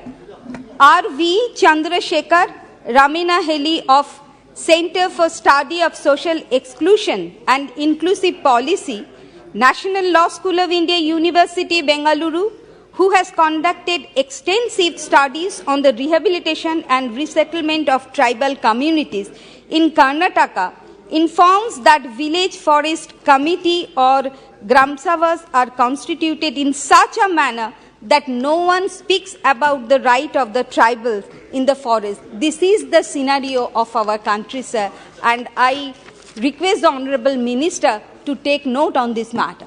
And sir, according to 1991 census, nearly 70% of the tribal are illiterate. Though government had sanctioned record number of Ekalabya schools, but these institutions have been suffering from severe lack of teaching faculty and the poor infrastructure. So has the ministry taken up the matter with the Ministry of HRD to fill up this vacancy as early as possible? And sir, inclusion of more tribes into the list of scheduled tribe is not is not enough. Allocation of more fund is the need of the hour for overall development in order to prevent them from becoming a maoist. And this is possible only through developmental program. And I would like to bring to the attention of the House to mention that the government of West Bengal, under the leadership of our Honorable Chief Minister Mamata Bandyopadhyay, has proved it in Jungle Mahal through developmental schemes implementing. And that schemes are, sir, for providing education, skill development, free ration and road connectivity, supply of drinking waters and electricity, and not this. And sir, the Honorable Prime Minister called for TV Mukt Bharat by 2025. In order to achieve this target, malnutrition has to be eradicated, because malnutrition leads to secondary immunodeficiency that increase the risk of infection. In patients with tuberculosis, it leads to reduction in appetite and altered metabolism, leading to wasting. All these components, namely malnutrition, stunting and wasting, are measures of calculating global hunger index. Sir, how much ever the government says that the calculation method of global hunger index is wrong. So it is an indication of serious method of global hunger index in it is a serious indication to a in India. It is an indication of serious situation in India. Yes. And the majority share of people suffering from these SC, ST and other underprivileged people. How will the government make sure that they have access to proper nutrition in order to achieve the target of TV Mukt Bharat? And so finally, on 28th February 2024, Government of West Bengal had sent the proposal of the central government for inclusion of 11 tribal communities, namely Khash, Rai, Bhujial, Jogi, Newar, Mangar, Thami, Sunwar, Mukhia, Gurung, Dewan, Dimal, which has already been acknowledged by the Ministry of State for Tribal Affairs in his reply on 14/12/2022 in Rajya Sabha on a answered question. Thank you. So, till date, the action has not been taken. So, I would like to request the Honorable Minister to kindly look into the matter and take necessary steps the earliest. Thank you, sir. Thank you very much. Srimati Anuradha. Thank you, sir. Sir, the bill seeks to amend the Constitution Order 1950 to modify the list of scheduled tribes in relation to the state of Karnataka to include the Beta Kuruba community as a synonym of Kadu Kuruba in entry 16 in the list of scheduled tribes of Karnataka as requested by the state. I would like to thank the Honorable Chair for allowing me to speak on this bill and support on behalf of my party. The Beta Kuruba community is spread across the most backward and remote areas of Mysore, Chamarajanagar and Kodagu districts and has struggled to be accorded the ST status for the past 35 years. Thus, I thank the Union Government to bring forward this bill which provides the community with the much awaited ST. The Beta Kuruba community will now be able to avail the benefits entitled under the existing government schemes for scheduled tribes. Sir, the Beta Kuruba community is largely a forest dwelling tribe engaged in hunting and collecting forest produce. However, the collection of forest products is seasonal and thus they have no work in other periods, leading to low economic stability and even poverty. Therefore, the government must formulate schemes to provide more economic opportunities to the tribal community as well as skill development schemes to overcome poverty and unemployment in the community. So, when it comes to education, tribals struggle with the lack of transportation to their inhabited areas, making it difficult to access basic facilities such as education. Hence, it is hard for tribal children to go to school. This has also contributed to the high literacy rates within tribal communities. There is further problem with the functioning of the tribal ashram schools in the state. There is a high dropout rate at these schools, and even those who reach SSLC are unable to read or write properly as per findings. One of the factors responsible for the high dropout rate is the medium of instruction. For the tribals, English or even the state language, Kannada is alien, and hence it is important to develop modules and lessons to impart lessons in their respective mother tongues. The government must also conduct programs to eradicate illiteracy and provide proper guidance to these children to broaden their opportunities. And when it comes to health, sir, the National Family Health Survey and the reports of the expert committee on tribal health indicate that tribal women and children suffer from a high rate of undernutrition. Even the kitchens of the ashram school, which provide food to the tribal children, are reported to not to be cleaned properly. These findings are symbolic of a larger problem with long-lasting effects, as malnutrition among those under 5 years of age affects their cognition, learning ability, and even lifelong learning. Given that tribal children are more susceptible to multiple forms of undernutrition than the other groups, the government should address their nutritional challenges to remove any barriers to their development, sir. So, the Betta Kuruba community on other tribal communities live in temporary huts or dwellings. The majority of the community does not have permanent houses. Therefore, it is necessary to provide a permanent settlement to the Betta Kurubas. Government should work on providing permanent housing facilities to tribal communities. Sir, I would like to take this opportunity to highlight some of the successful endeavors undertaken by our state government toward the socio-political and economic upliftment of our tribal communities, sir. The government has worked for the empowerment of tribal women, and pattas were given for the land under the cultivation of tribal farmers. The pattas were issued to tribal people who were cultivating banjar lands. The state also has a dedicated ST sub-plan for funding schemes for tribal people, sir. To reduce the gaps in the development of STs, the government facilitate access to better livelihood and employment opportunities for STs and ensure students reach the higher echelons of the administration. Andhra Pradesh also runs the YSR Vidyonati scheme, under which the state government provides free coaching for civil services examination for scheduled castes and scheduled tribes, sir. The state's admission into corporate colleges schemes provide admission for meritorious poor students belonging to ST into reputed private junior colleges. Under the Manabadi Nadu Nedu program, tribal ashram schools were also renovated and provided basic amenities.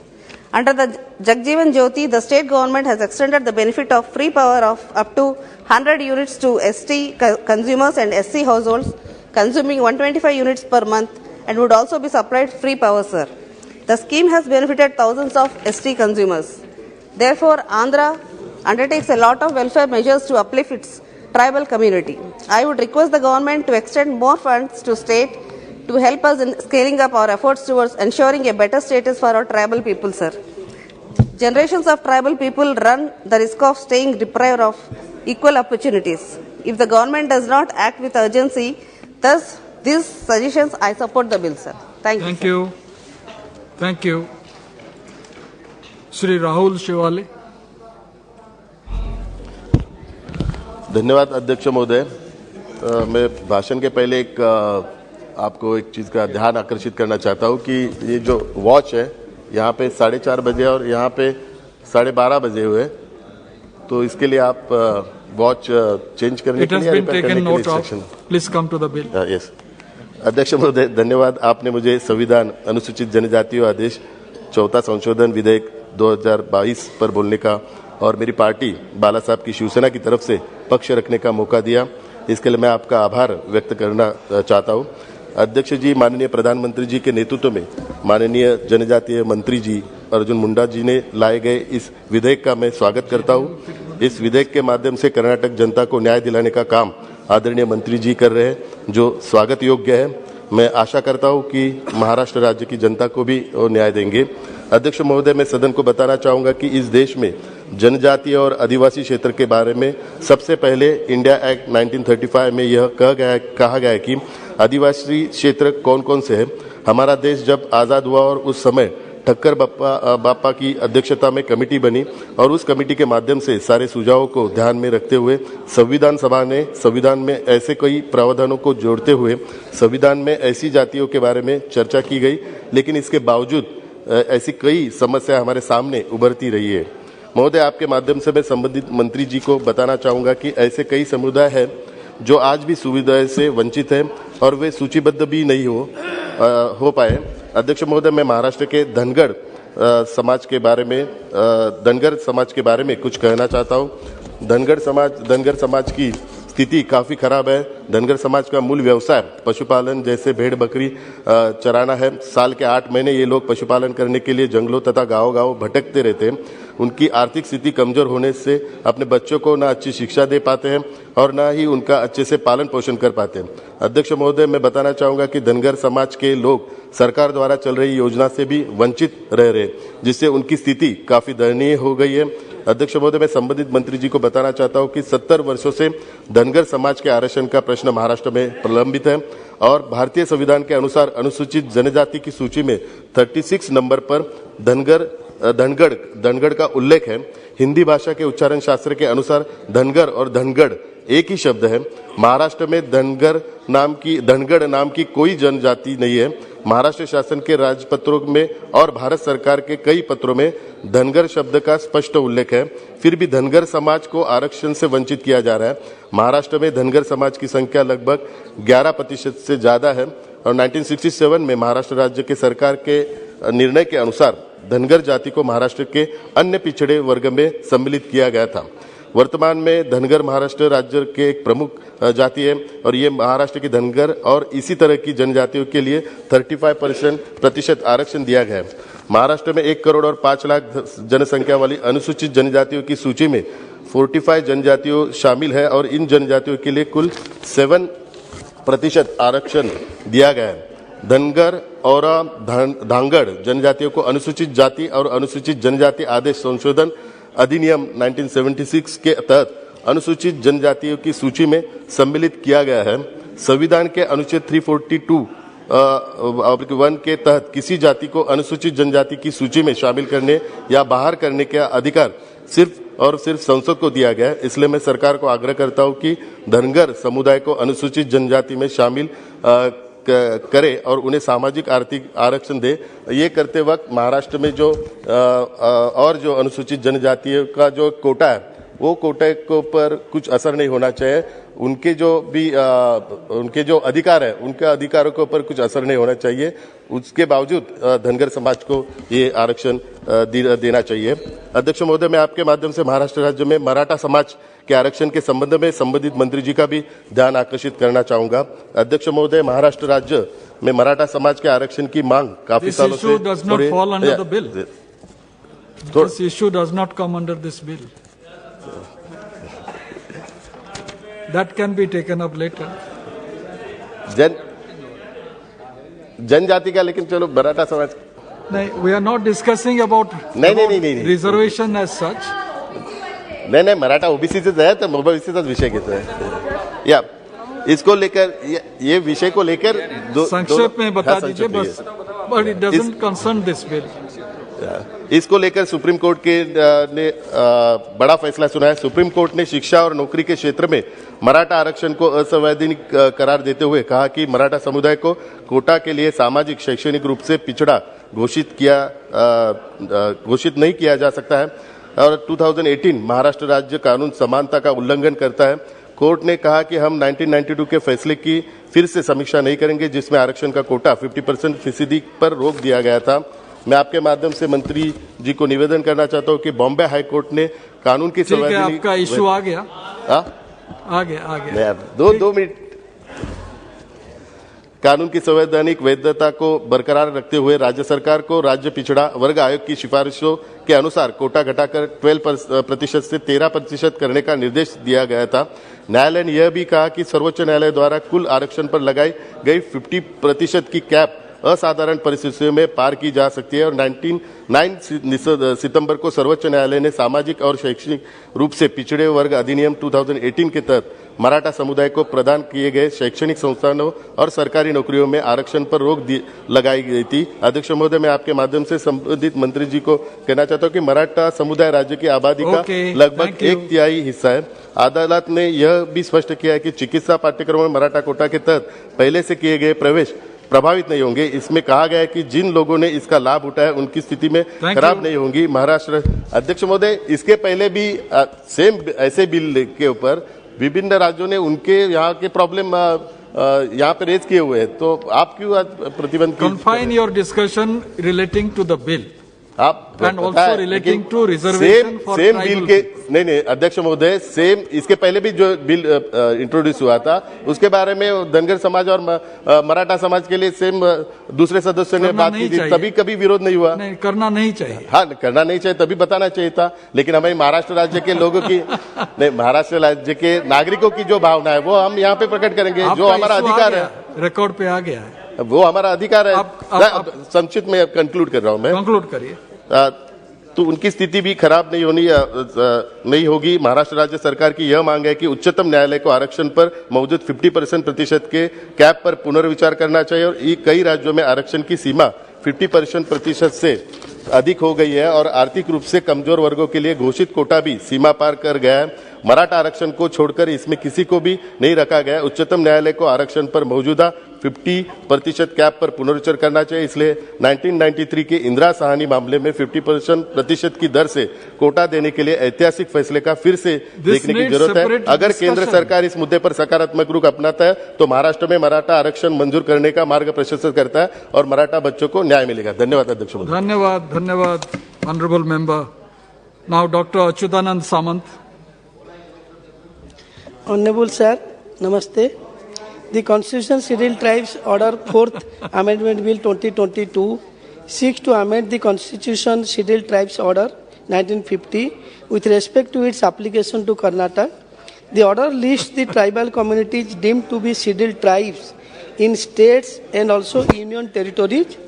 On behalf of my party Biju Janata Dal, we stand to support any bill that is progressive and works towards the establishing a voice for tribal population. I would also like to wholeheartedly compliment the phenomenal steps taken in this regard by Honorable Prime Minister Shri Narendra Modi ji government for the development and respect of the tribal society. I have been working with the millions of tribals members of the tribal community for the last 30 years, and I would highlight two main landmarks that have caused a wave of happiness among the tribals in India. Honorable, a tribal woman, pride of India rising to the highest constitutional post in India, celebration of birth anniversary of Bhagwan Birsa Munda on 15th November as the Tribal Pride Day or Janjati Gaurav Divas. Coming to my state of Odisha, that has around approximately 24% tribal population, the last 2 decades have been watershed in tribal empowerment in Odisha because of the inclusive pro-tribal policy. Under the Honorable Chief Minister Shri Naveen Patnaik's leadership, Odisha has championed several inclusive, holistic, participatory, community-driven, gender and culture-sensitive empowerment and development initiative for tribals. Odisha has achieved a lot for tribals because of its innovative schemes, 5T on education front, pioneer in land rights, cultural conservation. I also rise to apprise the House that Odisha is the only state to have first of its kind encyclopedia on tribes of Odisha. I would also request Honorable Minister to consider the request of our Chief Minister Naveen Patnaik ji for over 160 proposals recommended by the government for inclusion in the scheduled tribe list of Odisha.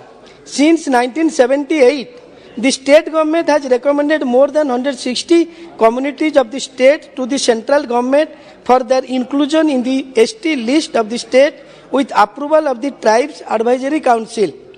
Among these, some are new entries, some others are sub-tribes, subsets, synonymous and phonetic variation of the existing ST communities residing in different parts of the state who are being deprived of the benefits availed by ST, though they have the same tribal characteristics as their respective notified ST.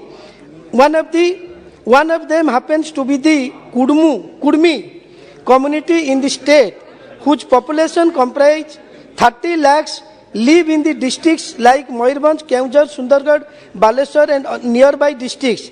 They are one of the larger groups demanding ST tag for a long time. This shall go a long way in helping these deprived communities by giving them their much needed recognition as scheduled tribes and ensure social justice. Considering these requests is our appeal to ministry, and we stand with it, and we also support this bill. Thank you very much. Thank you. Thank you. Shri Dileshwar ji. धन्यवाद सभापति महोदय। संविधान अनुसूचित जनजाति की सूची में कर्नाटक के कतिपय समुदायों को सम्मिलित किए जाने के लिए इस विधेयक का मैं समर्थन करता हूं। यह वास्तव में प्रशंसनीय विधेयक है तथा जनहित में है। इसके लिए बहुत बहुत धन्यवाद। मौजूदा समुदाय के कल्याण के लिए जब तक आवंटन नहीं बढ़ाया जाएगा तब तक इन समुदायों का कल्याण नहीं हो सकता है। इसलिए इसके साथ साथ इन समुदायों के लिए आवंटन भी बढ़ाना आवश्यक है। महोदय, बिहार राज्य में कतिपय जनजातियां अभी भी ऐसी हैं, अर्थात अमात, बींद, बेलदार, धानुक, कहार, गंगोत, गोरही, केवट, क्योट, केवर्त, मल्लाह, नुनिया तथा तुरहा, जिन्हें राज्य के अनुसूचित जनजातियों की सूची में अभी तक शामिल नहीं किया गया है। इन जनजातियों के लोग अभी भी सामाजिक, शैक्षणिक तथा आर्थिक दृष्टि से पिछड़े हैं तथा दशकों के नियोजित विकास के पश्चात भी दयनीय स्थिति में जीवन यापन कर रहे हैं। ये समुदाय संविधान अनुसूचित जनजाति आदेश 1950 में जनजाति के रूप में शामिल किए जाने के सभी मापदंडों को पूरा करते हैं। इसके अलावा वे काफी समय से ऐसे दर्जे की मांग कर रहे हैं।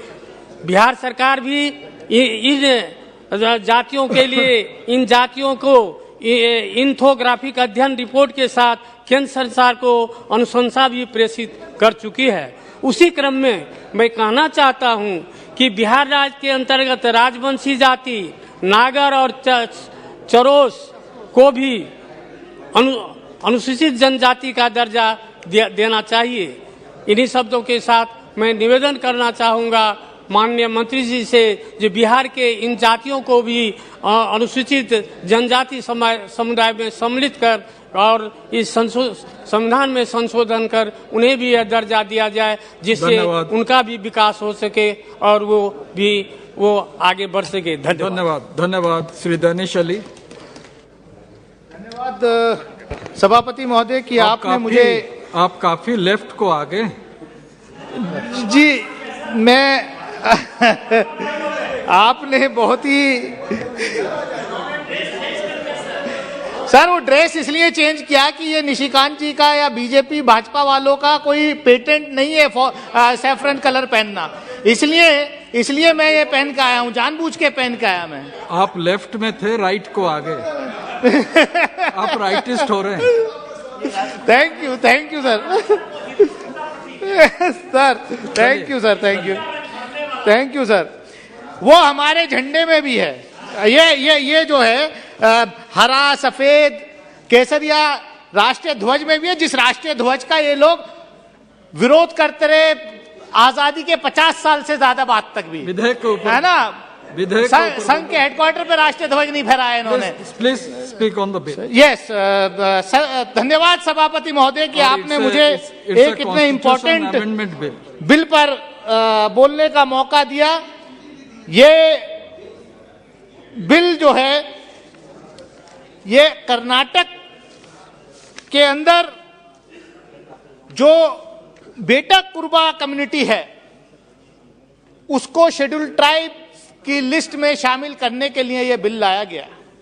और मैं देख रहा हूं कि पिछले 4 दिन से ये अलग अलग स्टेट स्पेसिफिक बिल्स लाए गए हैं, जबकि शेड्यूल ट्राइबल मिनिस्ट्री एक कॉम्प्रिहेंसिव बिल भी ला सकती थी, लेकिन उसमें मैं नहीं जाना चाहता। ट्राइबल अफेयर्स मिनिस्ट्री उसमें प्रोरोगेटिव में मैं नहीं जाना चाहता। मैं इतना ही कहना चाहता हूं कि आदिवासियों का इस देश की जल, जंगल, जमीन के असली अधिकारी इस देश के आदिवासी कम्युनिटी होती है, लेकिन पिछले कुछ वर्षों से यह देखने में आया है कि जो सरकार के क्रोनी कैपिटलिस्ट दोस्त होते हैं, उनको फायदा पहुंचाने के लिए ट्राइबल कम्युनिटी को डिस्प्लेस करके इंडस्ट्री के नाम पर उनको जो है, माइनिंग के नाम पर उनको जो है डिस्प्लेस किया जाता है। जो बिल लाया गया है उस बिल के समर्थन में खड़ा हुई है। पॉइंट ऑफ ऑर्डर जो है, निशिकांत दुबे जी, इनकी पार्टी को जब मैं एक्सपोज करने खड़ा होता हूं, हमेशा इनको ये बीमारी है, हमेशा खड़े हो जाते हैं। That will be decided by the chair. That is what, sir बिना बात डिस्टर्ब करते हैं। मैं सभापति महोदय, ये इनको जो मतलब सच्चाई जो है छुपती है। मैं सच्ची बात कह रहा हूं कि ये जो मौजूदा सरकार है, ये आदिवासी विरोधी है। ये जो है, जो ट्राइबल्स हैं, उनके खिलाफ ये काम करती है, उनको उजाड़ने का काम करती है, उनको लगातार डिस्प्लेस कर रही है। उनको कहीं भी कोई प्रोत्साहन नहीं किया जा रहा। निशिकांत जी बताइए।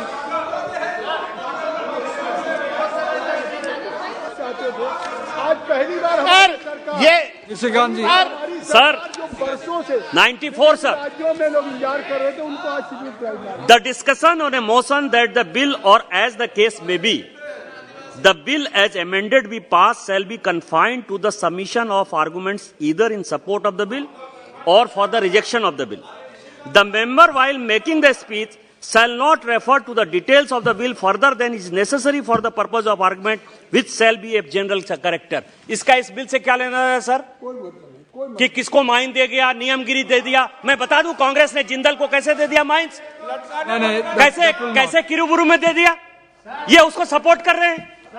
I will go through the details of this. Yes, please continue. बहुत अच्छा है कि आज निशिकांत जी ने ये बात कही कि बिल पर जो बात होनी चाहिए वही होनी चाहिए। मैं चाहूंगा, चेयर से अपील करूंगा कि निशिकांत जी के जितने बिल पर भाषण आज तक इस सदन में हुए हैं, उनकी भी स्क्रूटनी होनी चाहिए कि वो बिल पर बोलते हैं या पॉलिटिकल भाषण देते हैं। मैं कहना चाहता हूं, there can be not be two yard sticks. अभी पिछले दिनों 3 दिन पहले बोल रहे थे, बिल से बिल्कुल अलग बोल रहे थे। मैं सभापति महोदय, मैं अपनी बात पर आना चाहता हूं। इनका काम डिस्टर्ब करने का था, वो इन्होंने कर दिया, लेकिन मैं डिस्टर्ब होने वाला नहीं हूं। मैं आपके माध्यम से सिर्फ यही कहना चाहता हूं कि देखिए, आदिवासी कम्युनिटी के लिए, जिस कम्युनिटी के लिए बिल लाए हैं, सरकार बिल लाई है, अच्छा बिल है, मैं उसका समर्थन करने खड़ा हुआ हूं। लेकिन आप समर्थन मैं बोल रहा हूं बिल के, फिर भी डिस्टर्ब कर रहे हैं। इसके साथ साथ मैं और आपके माध्यम से सभापति ये कहना चाहता हूं कि बेटा कुरबा के साथ साथ जो बीदर, गुलबर्गा के इलाके में गोंड कुरबा कम्युनिटी है, उसकी भी बड़ी मांग है कि उनको भी शेड्यूल ट्राइब्स की लिस्ट में शामिल किया जाए। स्टेट से भी यहां पर प्रपोजल आया हुआ है। सभापति महोदय, मुझे याद है 1990-91 के अंदर जब चंद्रशेखर जी इस देश के प्रधानमंत्री हुए थे, तो उन्होंने देवेगौड़ा जी को इनवाइट किया था कैबिनेट ज्वाइन करने के लिए, लेकिन उन्होंने कहा कि मुझे कैबिनेट नहीं चाहिए, मेरे स्टेट के जो आदिवासी नायक, वाल्मीकि नायक कम्युनिटी के लोग हैं, उनको आप शेड्यूल ट्राइब्स का दर्जा दे दीजिए। और चंद्रशेखर जी की सरकार ने शेड्यूल ट्राइब का दर्जा उनके कहने पर दिया। आज कर्नाटक के अंदर 15 शेड्यूल ट्राइब्स की सीट रिजर्व है, सिर्फ उसकी वजह से उस वक्त का जो वो प्रपोजल था। मैं आपके माध्यम से सभापति महोदय, मैं इतना ही कहना चाहूंगा। आप अपने अनुभव से बताएं। मैं इतना ही कहना चाहूंगा सभापति महोदय कि 1950 का जो ऑर्डर है, ये बार बार हो रहा है। इसमें मैं सरकार से ये भी अपील करूंगा, ये तो ट्राइबल अफेयर्स मिनिस्ट्री का है, लेकिन आप सरकार से मैं मांग करूंगा कि इस देश में जाति जनगणना होनी चाहिए और जाति जनगणना के रिजल्ट जो है वो संसद के अंदर आने चाहिए। जिसकी जितनी आबादी उसकी उतनी भागीदारी, दूध का दूध पानी का पानी हो जाएगा। ये सरकार जाति जनगणना से क्यों भाग रही है? जाति जनगणना होनी चाहिए। बहुत बहुत धन्यवाद। Sir, thank you very much. I stand here on behalf of the NCP to speak on the constitutional order of bill to modify the list of scheduled tribes in relationship with the state of Karnataka. Sir, I come from a state जिस राज्य से मैं आती हूँ, उस राज्य में ऐसी बहुत सारी जाति है जो आज आरक्षण मांग रही है। मैं संक्षिप्त में बोलूँगी इस बारे में, लेकिन धनगर समाज हो, मराठा समाज हो, लिंगायत समाज हो या मुस्लिम समाज हो, ये सारे समाज आज आरक्षण मांग रहे हैं। लेकिन इसमें का धनगर समाज ऐसा धनगर समाज है जो इस बिल विधेयक में आरक्षण चाहता है, जो इस बिल से ही सीमित है। इसलिए मैं मराठा, मुस्लिम और लिंगायत आरक्षण के बारे में नहीं बोलूँगी, लेकिन इस विषय तक ही सीमित रहूँगी। धनगर समाज का जो आरक्षण है, मैं परसों भी मंत्री साहब के साथ 2 बार मैं इस विषय पे बोल चुकी हूँ, लेकिन आज मेरे लिए बहुत महत्वपूर्ण इसलिए है कि ये कर्नाटक के लिए है। कर्नाटक के माननीय मुख्यमंत्री हमारे खिलाफ कुछ भी बोले, लेकिन हम उनके साथ खड़े रहेंगे, क्योंकि मुझे पता है कि ये बिल बहुत उस जाति के लिए बहुत महत्वपूर्ण है। तो आज भी सुबह कर्नाटका में हमारे कुछ मराठी लोग गए थे, जो भारतीय है, कर्नाटक में रहे या महाराष्ट्र में रहे, लोग साथ ही है, लेकिन फिर भी वो जब गए थे, उनकी असेंबली आज शुरू हो रही थी, तो उनको बहुत कुछ अच्छा बर्ताव नहीं दिया, उनका कुछ पेंडॉल वंडॉल था उसको भी निकाल दिया। लेकिन इस विषय को मैं राजनीति नहीं लाना चाहती, लेकिन कर्नाटका का भी हो तो भी हम महाराष्ट्र की तरफ से पूरा सपोर्ट करेंगे इस बिल को, और इस विधेयक पास हो इसकी कोशिश करेंगे।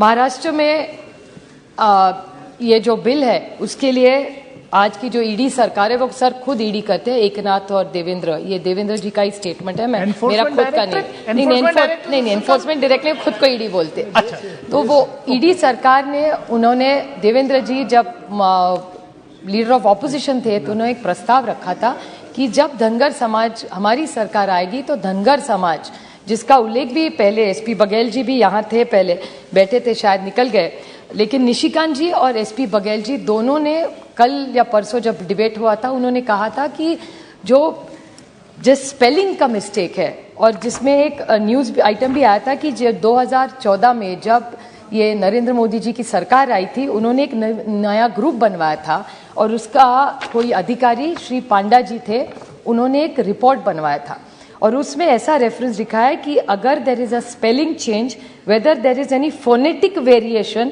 which of the tribes could be considered because of a slight similarity of sound should be considered। तो ये प्रस्ताव ये जब इनकी सरकार आई थी, उन्होंने सुझाव दिया था। तो धनगर और धनगर जिसका उल्लेख पहले भी जब निशिकांत जी बोले थे, उन्होंने कहा था कि हर स्टेट में अलग अलग आरक्षण दिया जाता है, तो एक स्टैंडर्डाइज क्यों ना हो। तो जो मंत्री जी महोदय ने हर राज्य से लाया था, अभी हिमाचल का लाया, कर्नाटक का लाया, तमिलनाडु का लाया, तो वैसे इस देश के लिए क्यों ना एक कॉम्प्रिहेंसिव बिल लाया जाए, और उसके साथ महाराष्ट्र के बारे में क्यों ना सोचा जाए। उस दिन माननीय मंत्री जी ने एक भी कहा था कि महाराष्ट्र से कोई प्रपोजल नहीं आया था। मैं रिकॉर्ड के लिए कहना चाहती हूँ कि 1978 में एक प्रस्ताव भेजा था जब वहाँ के मुख्यमंत्री जी ने, जो 81 में वापस गया, उसके बाद कोई प्रपोजल नहीं आया। और देवेंद्र जी जब मुख्यमंत्री थे, उन्होंने एक स्टडी ग्रुप किया था जिसका रिपोर्ट बहुत से पॉजिटिव नहीं है। तो मेरे ख्याल से महाराष्ट्र सरकार, क्योंकि प्रोसेस जो रखा है उसके महाराष्ट्र सरकार ने वो प्रपोजल दिल्ली भेजना है, तो इधर 2 चीजें हो सकती है। There are 2 ways to solve this problem. Either the Modi government goes by this new Panda report and then you can directly do it, and government of India with their 303 majority can go ahead and give Dhangars their demand, or the other way is that the present government in Maharashtra re-looks at the study, make sure we have another survey freshly done for the Dhangar Samaj which is asking for this reservation, and send it to government of India and get it done. So if these are 2 options which the government has, so I request the honourable minister to kindly consider it. बहुत सालों से मांग हो रही है, तो इन धनगर समाजों को न्याय ये सरकार देगी, इतनी हमें अपेक्षा करते हैं sir. Thank you very much. अपीर गांव। Thank you honourable chairman sir. आज मैं कॉन्स्टिट्यूशनल अमेंडमेंट शेड्यूल ट्राइब 2020 को मैं समर्थन करने के लिए खड़ा हूँ। यहाँ कॉन्स्टिट्यूशन अमेंडमेंट इस अमेंडमेंट में 1950 clause 26 and article 366 and article 342 इसको बदलाव लाके कर्नाटका गवर्नमेंट ने जो रिकमेंड किया, हमारा अपना बेटा कुरुबा ट्राइब्स को इंक्लूजन्स के लिए जो यहाँ बिल लाए हैं, मैं tribal affairs ministry Arjun Munda बोरे भाई को भी मैं तारीफ करता हूँ। और यहाँ दानिश साहब हमारा वो जा रहे हैं बोरे भाई, इन्होंने एक बात कहा था यहाँ कि ये एंटी ट्राइबल है। चेयरमैन साहब, मैं ये कहना चाहूंगा, नरेंद्र मोदी जी का नेतृत्व में राष्ट्रपति ट्राइबल हो सकता है और जनजाति गौरव दिवस देश भर में मोदी साहब और अर्जुन मुंडा साहब करवा सकता है, तो ये एंटी ट्राइबल बिल हो नहीं सकता है और एंटी ट्राइबल हो नहीं सकता। तो मैं ये कहना चाहूंगा, ये मेरा चेयरमैन साहब, मैं ये कहना चाहूंगा, ये बेटा दानिश साहब एक मिनट, मैं चेयरमैन साहब मैं कहना चाहूंगा, आज 75 इयर्स इंडिपेंडेंस हुए हैं, उस समाज को मैं मुबारक देना चाहूंगा। आज इस बिल का माध्यम से बेटा कुरुबा ट्राइब जो है, आज 75 इयर्स का बाद ही एसटी स्टेटस मिलेंगे। ये कितना दुख भरी कहानी है।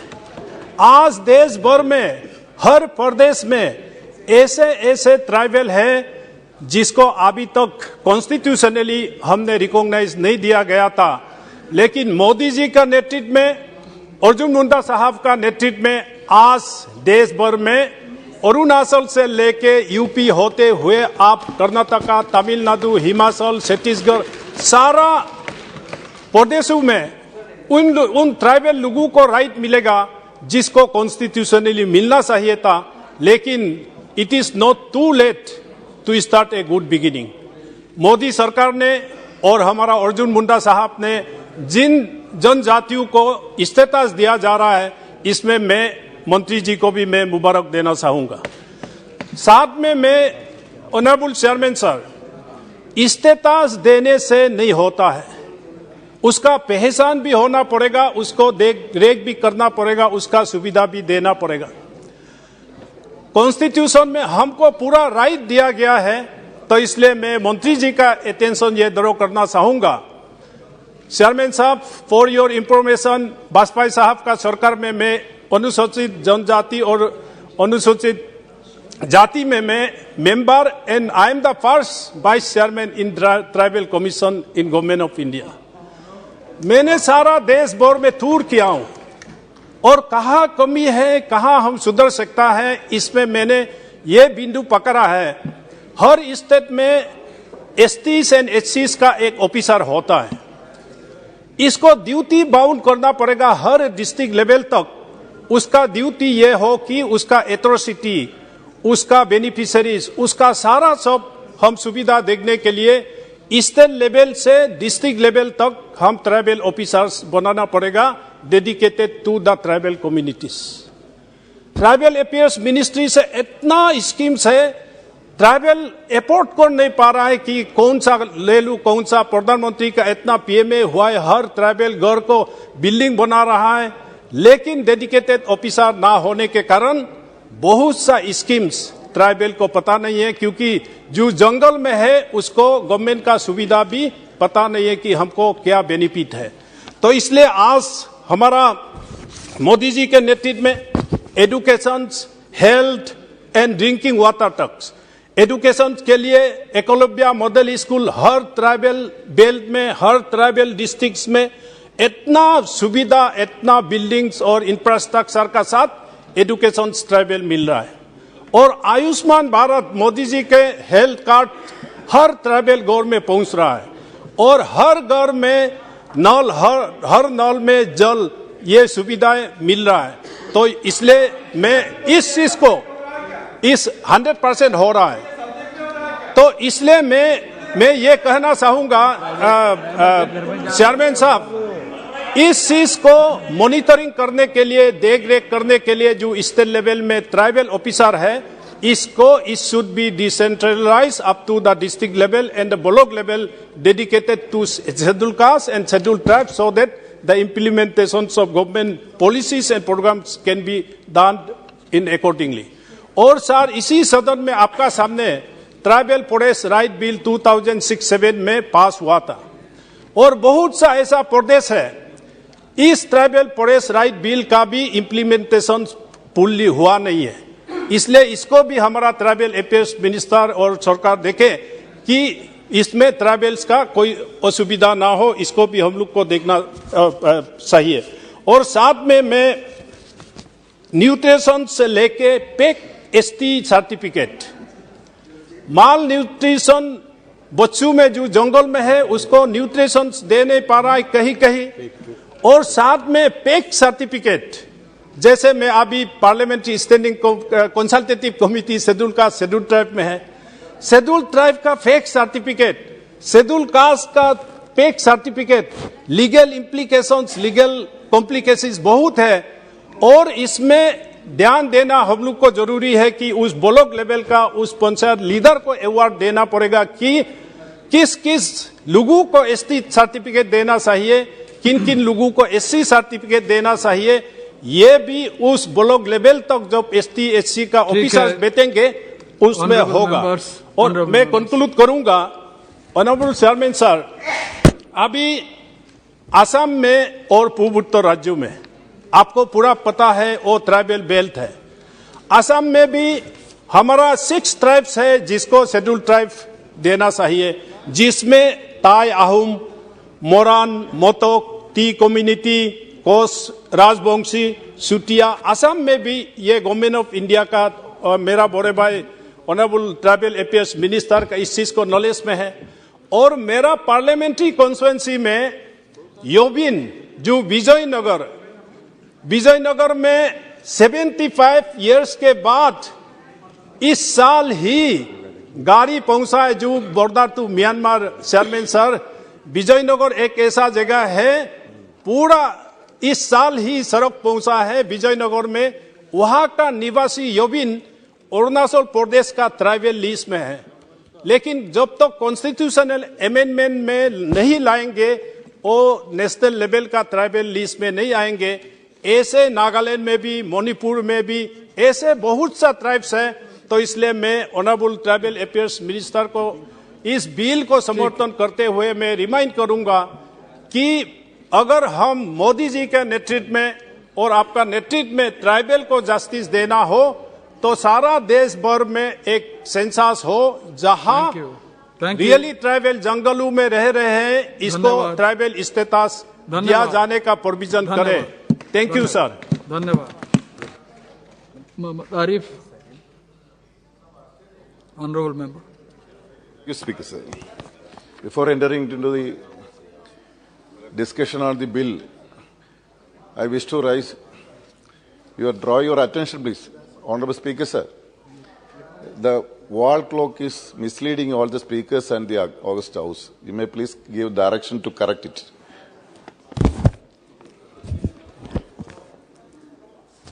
I support the proposed amendments to the Constitution Scheduled Tribes Order 1950 to include more communities from the state of Karnataka.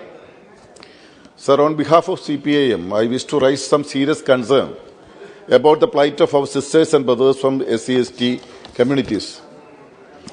What is the status of scheduled caste and scheduled tribe in our country even after 75 years of our independence?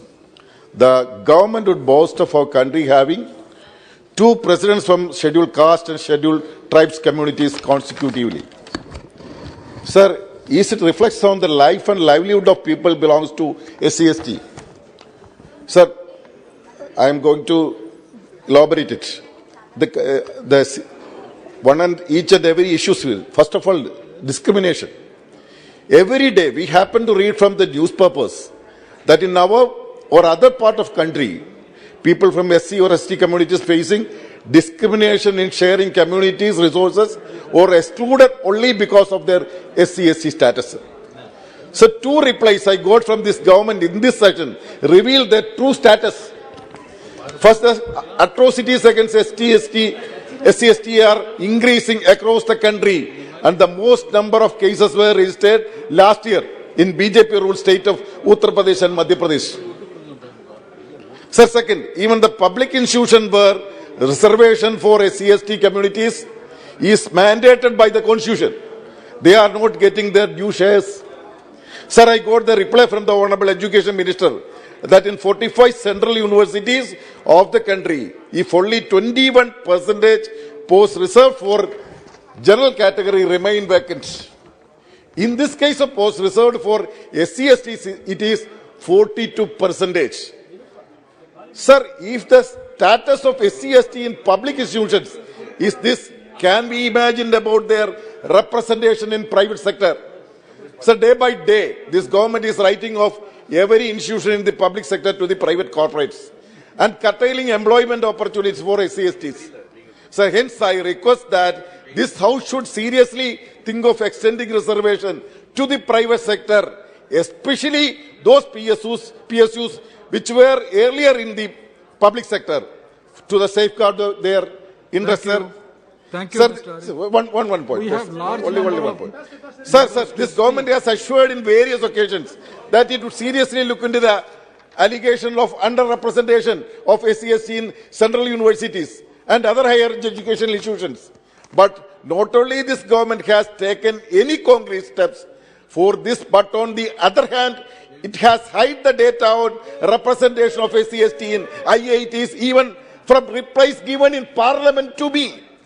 So I request the government take urgent steps to appoint a commission to look into this allegation and ensure justice in a time-bound manner. Thank you. Sir, one more, sir. Sir, a lot of state governments, various NGOs doing very comprehensive projects for the upliftment of the scheduled tribes and scheduled tribes. I can proudly say the project of National Service Scheme of SD College Alappuzha in my constituency is going to implement a comprehensive project including education, career guidance of courses, placement and all the infrastructural support of the students belong to SC and ST. That can be appreciated.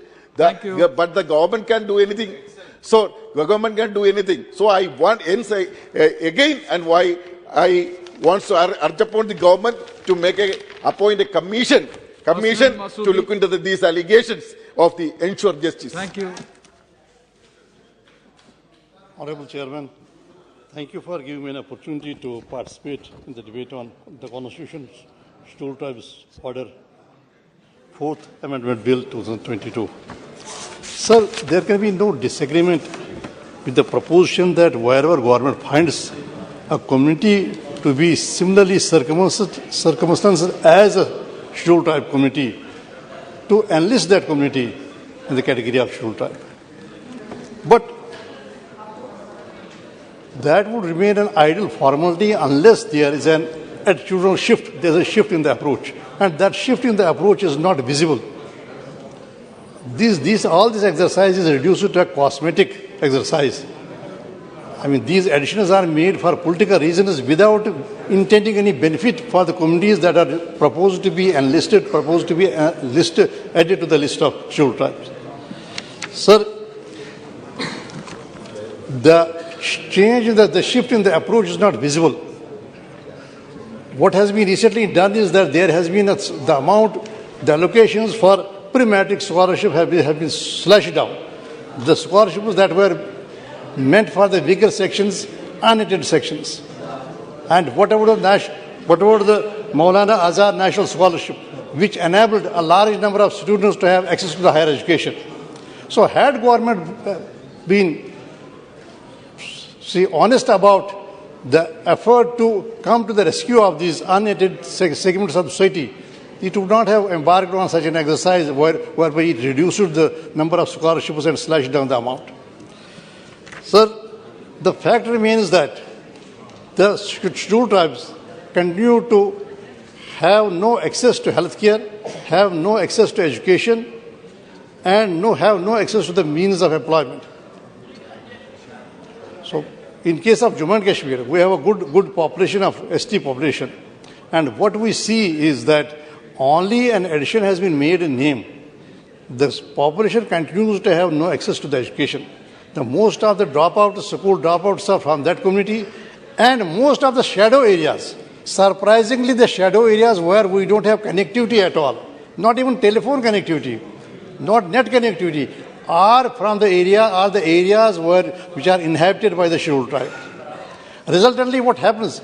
The scheduled tribe, the ST community children do not have access to the digital education, have not access to the online education, and a large number of students are deprived of the concession that is availed of in urban areas, in other segments of the population. And so, resultantly, most of the dropouts are from this community, out of schools, students are from this community, and come to the healthcare.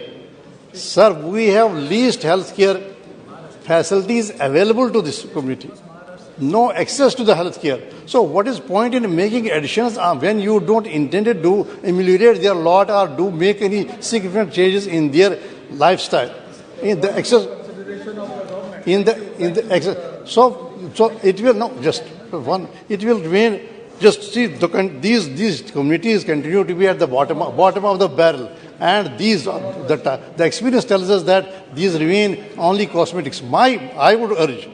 I would request the Honourable Minister to do something to, in real terms, ameliorate a lot of this community. Make the additions. We don't oppose as it. we have large number of members just to one speak. Minute. Just 1 minute. One minute. Just half a minute. Half a minute.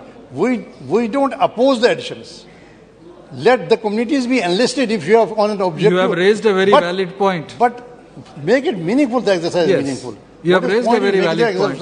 When you don't intend to do anything good for the community. My only request to all members is, henceforth who are going to speak, confine your speech to 3 to 4 minutes. Sir, thank you very much, sir. We have to ultimately take the decision of the House relating to the future of this bill. Sir, thank you very much, sir. Sir, I support this bill. This is in accordance with the provision of Constitution 342. Sir, now in Karnataka, already 50 tribes set of tribes are there. In addition to that, this also is coming. It's okay. That's inevitable. Sir, my point is only this. For exclusion and inclusion from the list, it's a cumbersome process. That's a cumbersome process. Most of the speakers were saying about the necessity of what is called a comprehensive legislation. And this process is delay bound also, sir. So what I am suggesting is a comprehensive legislation will have to be enacted. Correct. Second thing is, sir, population-wise, we all know 8.6% of the total Indian population is tribes. Sir, we were discussing what exactly is the problem. This list, of course, okay. By just getting an entry in the list won't serve the issues. Backwardness, that is there. Geographical kind of isolation, literacy, health-related activities, all these things are, if you verify all the yardsticks, they are in very poor condition. So government have come forward to have some welfare measures for them. Good, that is up to an extent it is very good. They have formulated various welfare schemes for the upliftment of these STs. Post-matric scholarship, our scholarship in the national level, and for fellowship, and subsidy, concession for loan for the students. These kinds of things are there. But we have to verify, sir. whether all these schemes are effectively working or not. In the record it may be okay, but whether they are enjoying that, whether there are any middlemen in between that, all these points will have to be discussed in details. So what I am saying is, we have to ensure that all these welfare schemes are properly done. With regard to the scholarship, pre-metric scholarship was governed by Ministry for Social Justice and Empowerment plus Ministry for Tribal Affairs. Why you have stopped it? What benefit you are going to get out of it? See, they were all worried about that. Still, I request you, you must rethink this kind of thing. Don't disturb that kind of a backward section of the society. That is my humble submission. Then, sir, other thing, they are exploited in many ways, sir, because they have no education. That is there. So, I am coming, sir. I am coming, sir. And one important thing I would like to say, sir, preservation of their culture and identity. Sir, that is not their own case. That is the asset of the nation. So what I am strongly appealing is to preserve the cultural and identity kind of things. There are also some kind of adulterations going on. Government should be very clear. Government must have a vision on that. That is my humble submission. Thank you. Sir, Thank by you. concluding, I would like to say only that they are poor people, backward like anything. Their sounds will have to, their voice will have to be regarded. With this few words, sir, I conclude. Thank you very much. Thank you. Shiv Kumar Udasi. Very true. Sir, thank you very much for giving me this opportunity to speak on this bill. A bill, namely the Constitution Scheduled Tribes Order 4th Amendment Bill 2022, to further amend the Constitution Scheduled Tribe Order 1950 in relation to the state of Karnataka to include Betta Kuruba community as synonym of Kadu Kuruba at serial number 16 in the list of STs of Karnataka was introduced in Loksabha on 9/12/22, sir. Now it has come up for the consideration in the Loksabha today, sir. I, on behalf of people of Karnataka, I thank Honorable Prime Minister Narendra Modi ji and Arjun Munda ji, and also the Chief Minister Basuraj Bommai ji for having this bill passed in this Parliament today, sir. Sir, I will be very brief because the constraint of the time. The first list of STs in respect of Karnataka was notified on 6/9/1950 with further amendments on 19/3/2020, sir. The list of ST communities in the state of Karnataka at Annexure P10 of the Cabinet Note, a brief history is as follows, sir. Proposal was sent by Karnataka on 30th of January 2019, sir. Supported by ORSGI by 23/7/19, sir. And advance copy to PMO and Cabinet Secretary was on 9/9/22, sir. And final copies were sent to the Cabinet Secretary on 12th of 9/2022, sir. Cabinet approved this on 14/9/2022 and it was introduced on 9th of December 2022. Sir, total population of this Betta Kuruba in the state of Karnataka, it is a small community, sir. It is about 5,000 people found in the districts of Mysuru, Chamarajnagara and Kodagu districts, sir. They are economically backward, sir, and they suffer from lack of education, sir. Their occupation involves in collection of forest produce, including the bamboo, sir. And they have their own dialect with no script, sir. They use primitive hunting tools, economically backward due to lack of education, and have distinctive culture and follow animism, sir. They go to forest to collect bamboo, forest products, firewood, etc. And before going, they seek permission from Betta Devaru to protect them from the attack of the wild animals. They are all non-vegetarians and eat all that is available, like they catch small animals like monitor lizard, mongoose, and they are ant-eaters, sir, from their holes or burrows by wrapping a cloth around their hands, sir.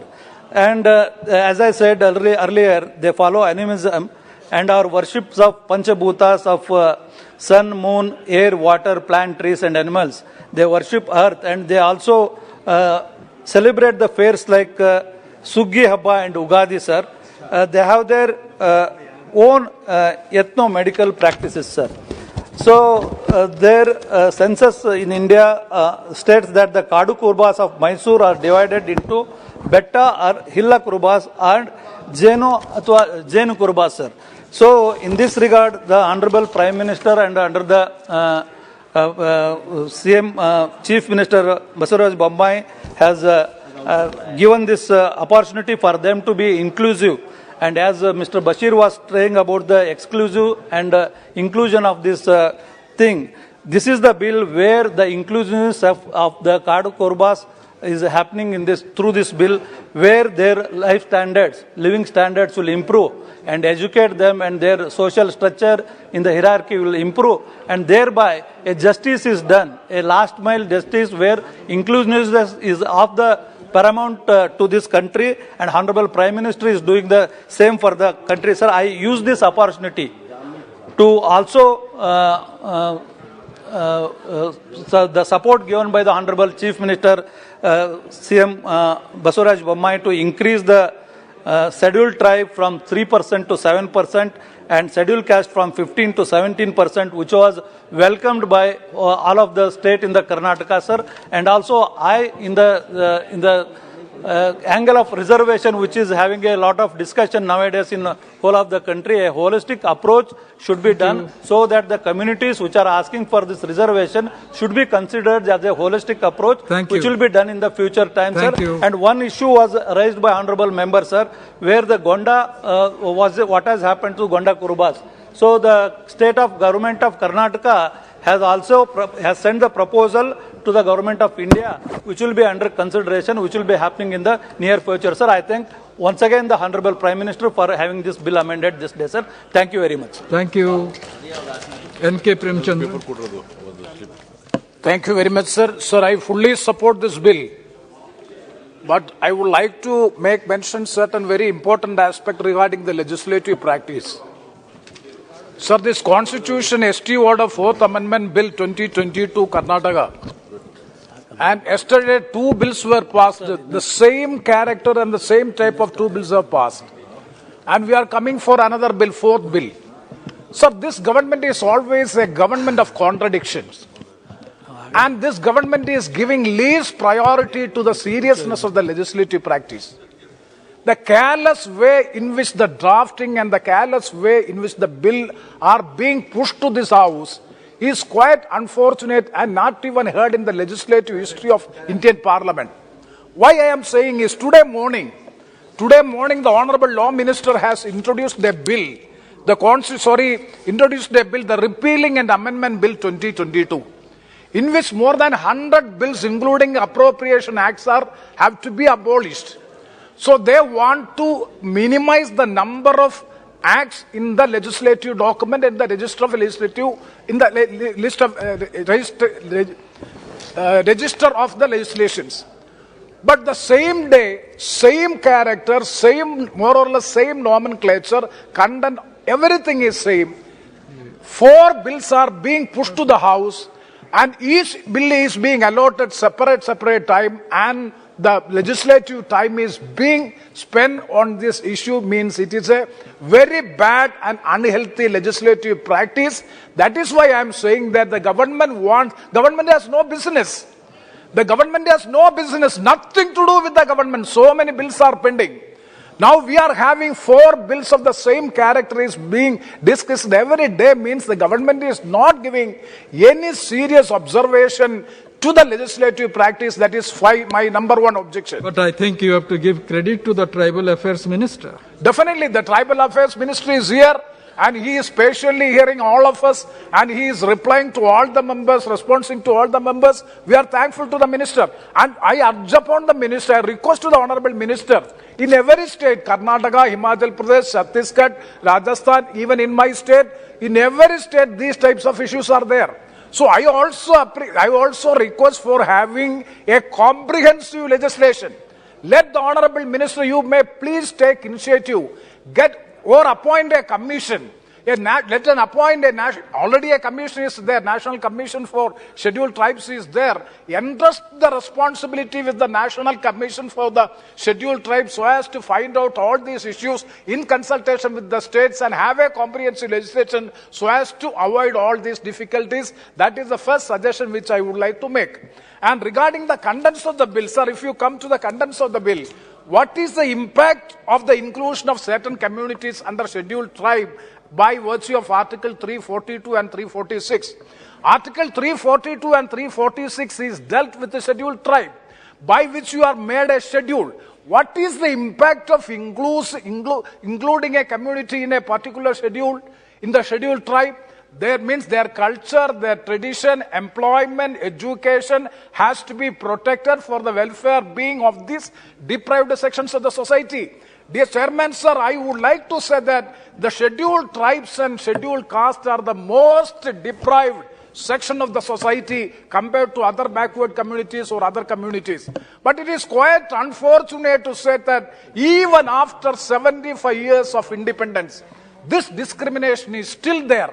And I would like to say after 1991, if you examine the reservation facility which is available to the scheduled caste and scheduled tribe is indirectly being taken away because of the neoliberal structure economic policies. What is the policy? The direct impact of the globalization is for the poor scheduled caste and scheduled tribe people, because rampant and indiscriminate privatization of the public sector undertakings and also unaided educational institutions are grooming like anything. Education and employment, these are the two areas by which the social and financial empowerment of a particular community can be put up or can be improved. Yes. But if you are having the rampant privatization and also rampant privatization downsizing of the government, BSNL 75,000 people have already been downsized. Who is affected? The scheduled caste and scheduled tribe people are being affected. So my point is, including a particular community into a scheduled tribe or in a scheduled caste, there is no impact because there is no job, there is no educational facilities because everything is being rampantly privatized. In such a situation, even merely inclusion of a community will never serve the purpose of social justice. That in that case you have to change the policies accordingly. So my last point is regarding just E.T. Muhammad Bashir Sahib has said, Maulana Abdul Kalam fellowship for the research students, it is being scrapped, it is being taken away.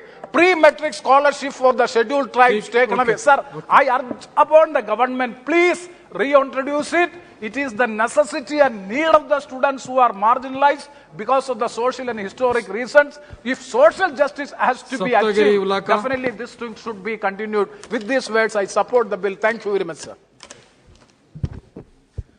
Thank you, Chairman, sir. I rise to speak on the Constitution Scheduled Tribes Orders 4th Amendment Bill 2022, which is introduced now. And this seeks to make the Beta Kurwa tribe as a list of scheduled tribes, in a list of communities. We welcome the bill, sir. हम इस bill का स्वागत करते हैं and हम लोग बहुत देर से भी ये ट्राई कर रहे थे. सिद्धरामैया जी भी जब मुख्यमंत्री थे ये बार बार लिखे थे एंड इसको हम लोग सपोर्ट करते हैं. At the outset, I've raised many concerns in my last meeting. पिछले बिल में चर्चा हो रही थी तो मैं कई सारे बात उठाया था एंड मैं इस पर्टिकुलर चीज को I want to read a few lines from one of my heroes who I think represented the tribals in the Constituent Assemblies. Jaipal Singh Munda ji जो झारखंड से आते थे, वो आप हम सब के प्यारे थे and I read his speeches in the Constituent Assembly and I was always inspired by him. He said, as an Adivasi, I'm not expected to understand the legal intricacies of the resolution जो Constituent Assembly में reservation को लेके आए थे. But my common sense tells me that every one of us should march in that road to freedom and fight together. Sir, if there is any group of Indian people that have been shabbily treated is my people, the tribals. They have been disgracefully treated, neglected for the last 6,000 years. The history of Indus Valley civilization, a child of which I am, shows quite clearly that it is the newcomers, most of us, most of you, here are intruders as far as I am concerned. It is the newcomers who are driven away my people from the Indus Valley to the jungle fastness. The whole history of my people is one of continuous exploitation and dispossession by the non-aboriginals of India, punctuated by rebellions and disorder. And yet, I take Pandit Jawaharlal Nehru at his word. I take you all at your word that now we are going to start a new chapter of independent India, where there is equality and opportunity, where no one would be neglected. Sir, ये जयपाल जी मुंडा constituent assembly के declaration में बोले थे. Sir, मैं बताता हूं, मैं बार बार ये उठाने की कोशिश कर रहा हूं कि 75 साल हम लोग आजादी के अमृत महोत्सव मना रहे हैं. खाली रिजर्वेशन देके ये सरकार ने, कई सरकार, सर काफी नहीं है. जल, जंगे, जमीन, पानी, पर्वत सब हमारी है. धीरे धीरे करके ये हमारे हाथ से जा रहे कि आदिवासी को जब तक उसका जमीन नहीं है, उसका कोई वजूद नहीं है, कोई औकात नहीं है. Sir, the different government had tried multiple things, and I'll seek your prediction, giving me some time. The different government, they did multiple things. Pandit Nehru ji, he brought constitution reservation. Ambedkar ji leke aaye the. Indira Gandhi ji, she was considered the biggest tribal leader in India. Pata hai kyun? She gave land to the tribals. She gave house to the tribals. She gave loans to the tribals. मैं बता रहा हूं, कार्तिक उरांव जी की भी बात कर रहा हूं. कार्तिक उरांव जी लोकल कमेटी के बारे में जो बोले थे, कार्तिक उरांव जी 1966 में, अभी 2 दिन पहले एक बिल लेके आए, उसमें आप बोले एसटी एससी एक है. नहीं सर, एसटी एससी अलग है. एसटी एससी जो ये एक्ट है अलग है. एसटी क्या है? प्रिमिटिव ट्रेड्स, आदिवासी है, कल्चर, संस्कृति नहीं है. आप क्या बिल लेके आए हिमाचल के लिए? जो एसटी है, नहीं तो एसटी को दे दो. ये सर ओराम जी को यही लोग खंडन कर रहे हैं. दूसरी बात, हम आदिवासियों को जमीन देने के लिए राजीव जी लेके आए. इंदिरा आवास योजना आप चेंज कर दिए, प्रधानमंत्री आवास योजना, ठीक है. कांग्रेस पार्टी हमेशा ये चाहता है आदिवासी को कैसे अधिकार दिया जाए. पैसा, जंगल कानून अधिकार, बहुत सारे. सर, मुझे आरक्षण चाहिए. अभी प्रेमचंद जी बोले कि क्यों डिस्कशन कर रहे हो 2-2 घंटा. मैं उनसे सहमत नहीं हूं सर. ये इतना बड़ा मुद्दा है. आप कुछ जातियों को आदिवासी बना के लेके आ रहे हो. बजट में इंप्रूवमेंट नहीं है. छत्तीसगढ़ की सरकार आरक्षण दिया 32%. आपके गवर्नर साइन करने के लिए तैयार नहीं है. 9वीं सूची में लेके आओ. Thank you sir. Give me 2 minutes, I'll wrap up. हमने सर, कहा था we support the bill. 4 minute बोलने के लिए already 5 minutes has been over because sir, एक मिनट दीजिए सर. ठीक है, सर, एक मिनट दीजिए. जल्दी कंप्लीट. सर, मेरा यही है सरकार से, जब भी मैं बोलता हूं मंत्री जी दिखते नहीं है मेरे को, मिनिस्टर से मैं बोलता हूं सर, मेरा रिक्वेस्ट है सर, कांग्रेस पार्टी हमेशा ये विश्वास करती है कि हम आदिवासी का अधिकार दे, लेकिन जो इंटरवेंशन हो रहा है, एक एक करके सारे अधिकार जा रहे हैं. आप ये जो बिल लेके आ रहे हो, मेरे 5 साल के अंदर एक बिल लेके आओ जिसमें आदिवासियों के बारे में हम लोग बात कर सके, चर्चा कर सके. 47 MPs है आदिवासी, हम लोग चर्चा करना चाहते सर, हम लोग कैसे आगे बढ़ सकता है. जो कांग्रेस पार्टी ने स्टार्ट किया अधिकार, पैसा, फॉरेस्ट राइट, उसको खत्म मत करो, आगे लेके आओ. मैं आदिवासी हूं, मेरे जमीन में मैं अपनी जगह मॉर्टगेज बैंक के लिए तैयार नहीं है. कुछ लेके आओ आप. इस बिल को समर्थन करते हैं.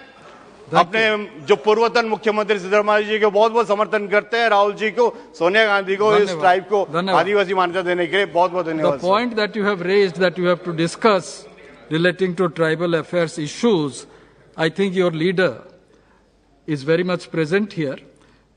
During the budget session, it's a good subject which can be deliberated when you will be taking up demand for grants.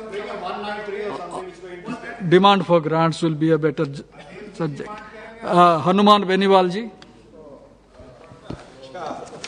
सभापति महोदय, सबसे पहले तो सदन में आज अनुसूचित जनजातियां आदेश 4 संशोधन विधेयक 2022 पे जो चर्चा हो रही है उसमें मुझे आपने बोलने का मौका दिया, इसके लिए धन्यवाद।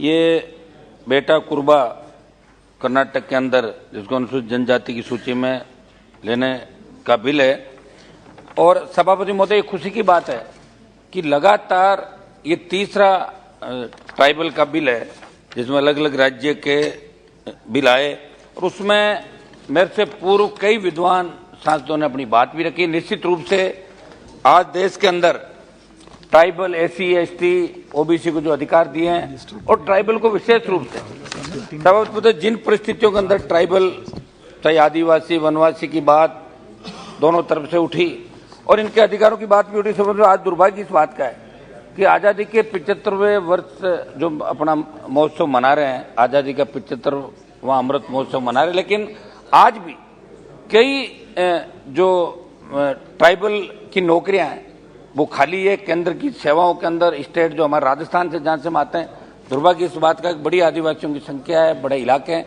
लेकिन फिर भी उनको उनके हक और अधिकार नहीं मिलते। कई जगह तो देश में ऐसी स्थिति है कि किसी एक जाति ने जो आदिवासी ट्राइबल के अंदर आ गई वो कई दूसरी जातियों का आरक्षण खा गई, उनको आगे ही नहीं आने दिया। ये भी एक दुर्भाग्यपूर्ण बात है, इस देश में कई जगह देखने को मिला।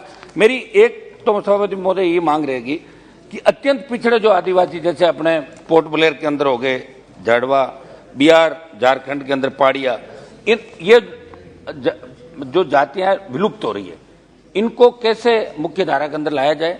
तो 100% आरक्षण इन जातियों को, जो ये लोग हैं जिनको देखने के लिए वर्ल्ड से लोग बाग आते हैं, उनकी जो प्रकृति के प्रति प्रेम है और एक तरीके से जो उनका रहन सहन और जो वहाँ का सिस्टम देखने के लोग जाते हैं, संस्कृति, और जाड़वा के लिए जिस तरह की बात है, हर व्यक्ति चाहता कि एक बार पोर्ट ब्लेयर जाए और इन जातियों को देखे, लेकिन दुर्भाग्य धीरे धीरे जातियां विलुप्त होती, इनको बचाया कैसे जा सके। एक तो एजुकेशन इनका पूरा कंप्लीट फ्री हो कर रही है सही सरकार है वहां पे, लेकिन और ज्यादा ध्यान देने की आवश्यकता है और 100% इन जातियों को आरक्षण मिले। और ये डिलिमिटेशन जो झारखंड में नहीं हुआ, उसका सबसे बड़ा कारण ये भी था कि आदिवासी वहां पे उनकी कम होती जा रही थी, इसलिए झारखंड में डिलिमिटेशन नहीं हुआ था। सौद महोदय, 1913 के अंदर राजस्थान में मानगढ़, जिसकी मैंने पहले भी जिक्र किया था कि मानगढ़ के अंदर 1700 से ज्यादा आदिवासी भाइयों ने कई क्रांतिकारी वहां पे हुए और उन्होंने अंग्रेजों से लड़ाई लड़ते हुए एक सभा कर रहे थे और उसमें जलियांवाला बाग से बड़ी घटना थी। अंग्रेजों ने घेर के अंधाधुंध गोलियां बरसाई और मानगढ़ के अंदर 1700 से ज्यादा आदिवासी भाई 1913 में शहीद हो गए। प्रधानमंत्री जी वहां गए थे राजस्थान के अंदर, गुजरात का भी बॉर्डर है, MP का भी बॉर्डर है। मैं मांग करूंगा कि मानगढ़ धाम को राष्ट्रीय स्मारक घोषित किया जाए। ये पूरे देश के आदिवासियों की और तमाम लोगों की आस्था का मामला, ये मेरी मांग रहेगी। सौद महोदय, एक जो ये आरक्षण है ST को, ये 7.5% है, इसमें मैं मांग करूंगा कि इसको बढ़ा के देश के अंदर ST के आरक्षण को बढ़ा के 10% किया जाना चाहिए। कुछ जो इशू है, समाज के प्रत्येक नागरिकों को अपने मौलिक अधिकारों की जानकारी से मूल कर्तव्यों का भी बोध होना आवश्यक है। हमारा ये रहेगा कि इसके ये जन जागरण अभियान चला के लोगों को इसके प्रति जागरूक किया जाए। साहब, हमारे जैसे शेड्यूल कास्ट है राजस्थान के अंदर, जिस इलाके से हम लोग आते हैं वहाँ मेघवाल समाज की बड़ी संख्या है, लेकिन वहाँ पढ़ाई का माहौल नहीं था, शिक्षा नहीं थी, इसलिए वो लोग आरक्षण में नहीं आ सके। पूर्वी राजस्थान का एक हिस्सा आया, तो जन जागरण अभियान चला के इनको SC ST को अपने मौलिक अधिकारों की जानकारी के लिए अभियान चला के लाभान्वित कैसे करें, इसके द्वारा सरकार को समय समय पर योजना चलानी चाहिए। जब तक दलित समुदाय में शिक्षा की और ट्राइबल में ये लॉ नहीं चलेगी, तब तक उनका सामाजिक, आर्थिक और मानसिक रूप से विकास संभव है। समुदाय की काया पलट करने के लिए इसमें व्याप्त कुरीतियों, अंधविश्वास, पिछड़ेपन और गरीबी को दूर करने की जरूरत है। इसके लिए समाज के प्रबुद्ध लोगों के साथ साथ स्थानीय बुद्धिजीवियों, शिक्षकों और समाज कर्मियों के अलावा जनप्रतिनिधियों, प्रखंड स्तर के पदाधिकारियों को मजबूत पहल करने की जरूरत है, तब जाकर स्वस्थ समाज और देश की कल्पना की आवश्यकता है। सबसे राजस्थान का एक किस्सा बताता हूँ मेरा। धन्यवाद बेनीवाल जी, धन्यवाद। समाप्त करो, 1 मिनट सभापति महोदय। धन्यवाद सभापति महोदय, 1 सेकंड, 5 मिनट हो गया नहीं, मैं तो आधा मिनट लूंगा सर। हो गया आधा मिनट सबको ही दिया आपने, 1 मिनट लास्ट आधा मिनट। ये अभी राजस्थान के अंदर एक किस्सा हुआ साहब, कार्तिक भील जो ट्राइबल से आता है, उसकी हत्या की। और ये भारत जोड़ो यात्रा, इनके नेता वहां अधीर रंजन जी के नेता, 1 मिनट रुको, बात सुन लेना पूरी, आप पहले ही खड़े हो जाओगे। पूरे राजस्थान में यात्रा चल रही थी, वो डेड बॉडी लेके, कार्तिक भील का परिवार 15 दिन डेड बॉडी लेके बैठा रहा, सिर्फ कभी राहुल गांधी जी मिला दो, सीएम से मिला दो, नहीं मिलने दिया। और कांग्रेस के नेताओं के इशारे पे सारे मुलजिमों को निकाल दिया। जब आजादी के 75 साल बाद ये आदिवासियों की ये स्थिति है, और आप बात कर रहे हो, मेरी बात सुनो, आदिवासियों के हितों के संरक्षण की, तो कार्तिक भील के परिवार को न्याय मिले, ये मैं मांग करता हूँ देश जी। और मैं बिल का 1 मिनट साहब समर्थन तो करने दें। हो गया समर्थन, आपने समर्थन दे दिया, हो गया। Deleted sir please, state subject रहेगा नहीं रिकॉर्ड में। यस, आपको धन्यवाद देता हूं कि आपने मेरे को बोलने के लिए बुलाया। मैं भारत सरकार का पहला जनजाति मंत्री होने के नाते और सेकंड बार 2 बार इस मिनिस्ट्री को मैंने हैंडल किया है, तो इसलिए मैं ज़्यादा नहीं बोलूँगा। कुछ सजेशन उस समय में मैंने करने के लिए कोशिश कर रहा था, लेकिन वो मूव नहीं हो पाया। उसमें से कुछ सजेशन देना चाहता हूँ। एक तो अभी का व्यवस्था के हिसाब से स्टेट गवर्नमेंट रेकमेंड करने के बाद हम लोग RGI, register general of India का ओपिनियन और national commission for schedule tribe का ओपिनियन, इसको लाने के बाद कभी कभी इन बिटवीन में स्टेट गवर्नमेंट और एक भी रिकमेंडेशन कर देता है। ऐसा देखने आया है महाराष्ट्र में, तो एक स्टेट गवर्नमेंट ने रेकमेंड कर दिया था एक कम्युनिटी को, फिर बीच में वो विथड्रॉ भी कर दिया, तो इसलिए आगे बढ़ नहीं पाया है।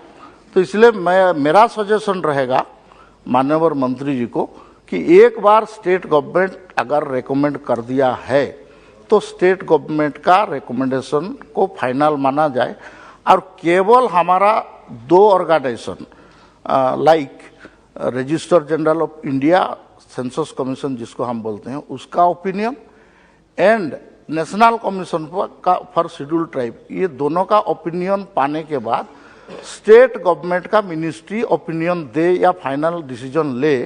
पॉजिटिव हो सकता है, नेगेटिव। अगर पॉजिटिव हो तो ये कैबिनेट में जाता है, कैबिनेट पास होने के बाद फिर बिल ड्राफ्ट होके आपके यहाँ आता है, फिर पास होने के बाद राष्ट्रपति जी का इसमें दस्तखत होता है। तो जो स्टेट गवर्नमेंट रेकमेंड कर चुका है, हम उड़ीसा के बारे में पर्टिकुलरली बोलना चाहते हैं, ये रेकमेंडेशन जो आया है इसके बारे में फिर एक बार उड़ीसा का कोई ओपिनियन मांगा जाए, ऐसा नहीं किया जाना चाहिए। कोई भी स्टेट का, मैं उड़ीसा का उदाहरण आपका सामने रखता हूँ, महाराष्ट्र का भी मैं बोल सकता हूँ, बाकी स्टेट का भी। मैंने बताया जैसा मैंने मंत्री था उस समय में, सर मैं मंत्री था उस समय में 1950 का शेड्यूल बना, उसके बाद बीच बीच में थोड़ा सा छोटा छोटा अमेंडमेंट, इंक्लूजन एक्सक्लूजन हुआ था, लेकिन समारी रिवीजन टाइप का जो हुआ वो मैं मंत्री था उस समय में उसको किया। हमने 270 कम्युनिटी का उसमें एक्सक्लूजन इंक्लूजन, माने एक्सक्लूजन तो 10 कम्युनिटी का एक्सक्लूजन था और बाकी का कुछ माइनर मॉडिफिकेशन और न्यू इंक्लूजन भी कुछ था। तो अभी जो मंत्री जी ला रहा है इसको स्वागत करता हूं, और इसमें तो इंक्लूजन का नहीं है, ये केवल एक माइनर करेक्शन है, एक करेक्शन टाइप का। इसमें भी मैं एक सुझाव देना चाहता हूं माननीय मंत्री जी को। हमारा मंत्री था उस समय में, मैंने एक छत्तीसगढ़ उड़ीसा में लिखते हैं कंवर, तो हम KWNWAR ऐसा कुछ लिखा, KWAR भी लिखा, तो उसमें वहाँ का जो अधिकारी लोग हैं बोलते हैं ये तो कंवर नहीं है, ये तकलीफ ये कर रहा है।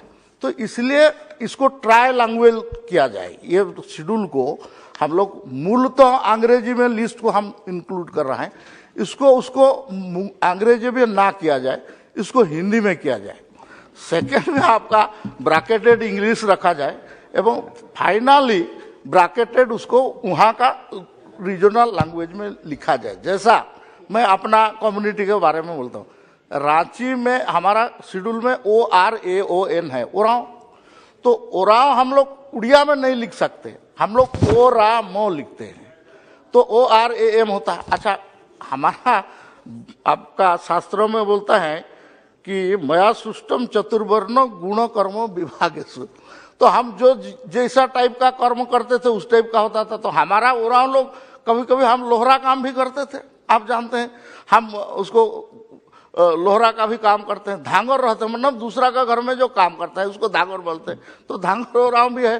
जो धनगढ़ और धांगर का बीच में जो लड़ाई चल रहा है आपका महाराष्ट्र का, तो ये टाइप का है। ऐसा हमारा इलाका जी अभी उस एरिया में हम लोग का बोले कि सबर लांजिया सौरा, सबर बने सौरा भी है, लांजिया सौरा भी है, बहुत सारे मैंने करेक्शन कर दिया उस समय में।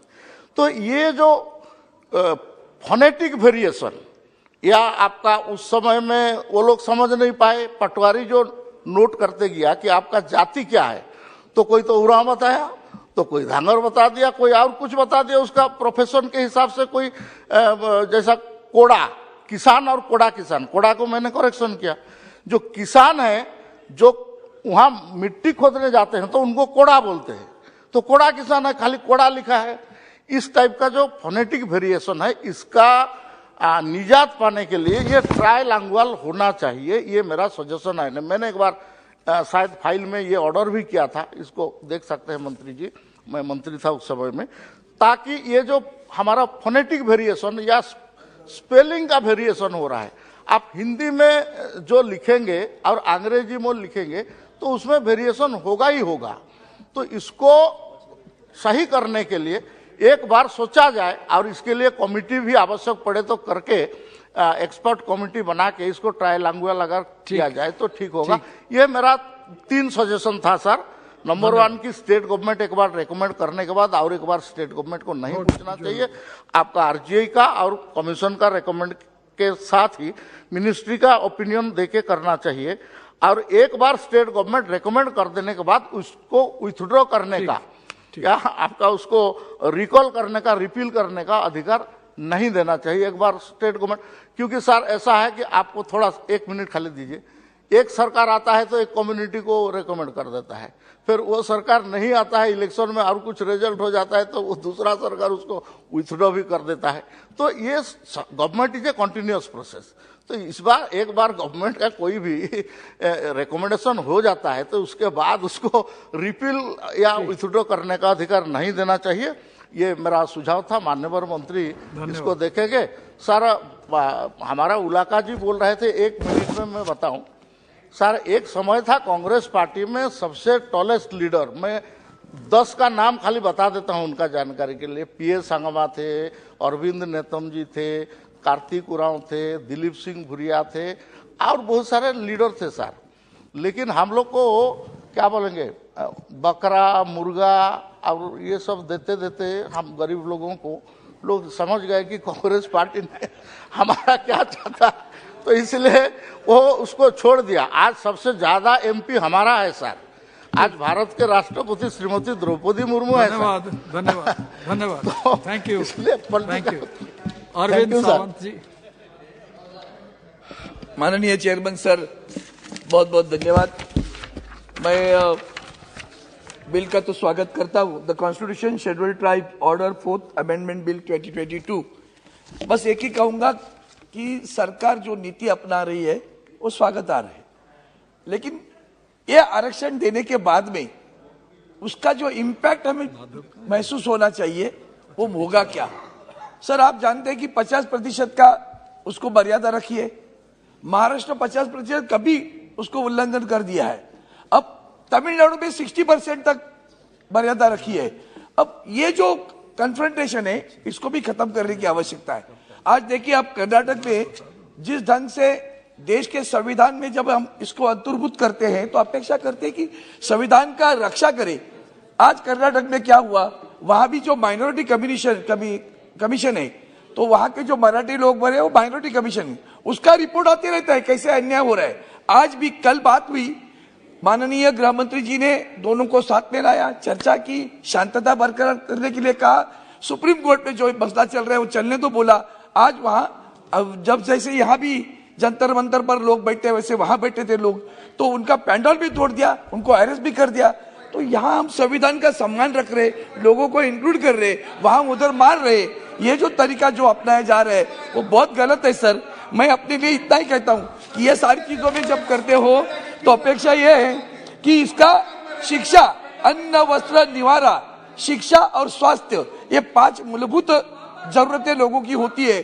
तो अन्न, वस्त्र, निवारा, इनको अनाज मिलता है, इन्हें वस्त्र मिलता है, इनका निवारा जैसे प्रधानमंत्री आवास योजना है उसके बारे में क्या है, शिक्षा में उनको क्या हम देने वाले वृद्धि में, और शिक्षा नहीं मिली तो आगे क्या होगा। बहुत रिमोट प्लेस में जैसे उन्होंने कहा डिजिटलाइजेशन का नेट ही नहीं पहुंचता था वहां, तो बेचारे हमारे आदिवासी कहाँ पढ़ेंगे, उनको पढ़ने की आवश्यकता है। उसके लिए कॉर्पोरेट कल्चर निकाल कर, जैसे इसका आरक्षण में क्या होगा, चुनाव में मिलेगा फायदा, नौकरी में कहाँ है। आप तो सारी कंपनियां बेच रहे हो तो नौकरी कहाँ मिलने वाली है। प्राइवेटाइजेशन पूरा आ रहा है, और इसीलिए मेरा दर्द है, ये व्यथा है। स्वागत करता हूं क्योंकि वो हमारे भाई है, लेकिन उन भाइयों को आगे चलकर क्या देने वाली हो। विधानसभा का चुनाव ध्यान में है क्या कर्नाटका का, उसके बावजूद भी ये देखो उसकी आगे क्या हालत होगी। तो इसके लिए मैं आपसे बात करता हूँ कि सर ये मर्यादा की जो बात है वो मर्यादा जो 50% का है उसका उल्लंघन होगा, उसके बारे में भी माननीय मंत्री महोदय खास करके हमारे आदिवासियों को आरक्षण देते समय इसकी मर्यादा भी आगे अगर बढ़े तो उसका उनको लाभ होगा, ऐसा मुझे लगता है। धन्यवाद। थैंक यू चेयरमैन सर, आपने मुझे बोलने का मौका दिया। सर मैं ये बिल का सपोर्ट करता हूँ, और इसके साथ ही मैं हमारा भारत सरकार से असम के बारे में थोड़ा आग्रह है। जो असम का जो केवट लोग है वो लगभग जालोई केवट, माली केवट, वो लोग तो अभी एससी में आते हैं, लेकिन उसका एक ग्रुप है हालोई केवट, वो लोग अभी भी एससी में नहीं है। उनका मांग है उसको भी एससी में लिया जाए। और दूसरा है उधर का जो गोरिया मुरिया देसी जनगोष्ठी है वो भी चाह रहे हैं वो भी ओबीसी में आए। और सर एक बात, जो आदिवासी का कुछ इश्यू मैं हमारा मंत्री जी को बताना चाहता हूँ। स्पेशली अपने के लिए अलग से धर्मगत मांग कर रहे हैं। ये चाहे गौंड समाज हो, चाहे सोरना समाज हो, चाहे हमारा बठो समाज हो, उन लोगों का मांग है या उनको अलग से धर्मगत दिया जाए। इस मुद्दों को भी मैं हमारा मिनिस्टर और सरकार को ध्यान में लेने के लिए या इम्पोर्टेंस देने के लिए मेरा मांग है। और सर मैडम, मैंने यूपी का बारे में बोला था, जो यूपी का जो गौंड समाज को एससी से एसटी में लाया गया, उसके बाद वहाँ डिलिमिटेशन होना चाहिए। उससे कम से कम असेंबली में और संसद में उसको प्रतिनिधि मिलना चाहिए।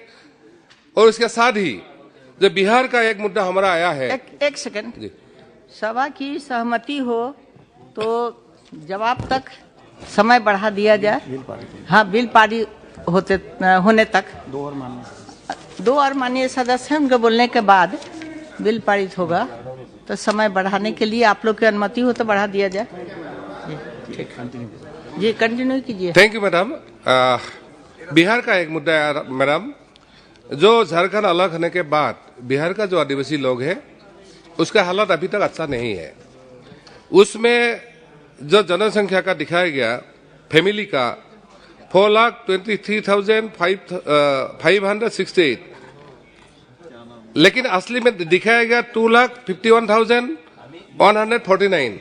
इसके वजह से उनको कोई रिजर्वेशन नहीं मिला। मुझे ये होम मिनिस्टर का भी ट्राइबल मिनिस्टर का भी संज्ञान में आया है। मेरा मांग है बिहार में भी डिलिमिटेशन होना चाहिए और असली सेंसस होके उसमें जो आदिवासी को हक मिलना चाहिए वो मिलना चाहिए।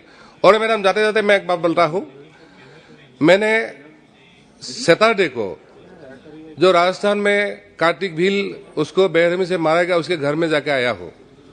वो फैमिली अभी भी मांग कर रहे हैं, उनका जो मांग है वो पूरा किया जाए। लेकिन मेरा दुख का बात है उधर का गवर्नमेंट का जैसे संज्ञान में लेना चाहिए वो नहीं लिया।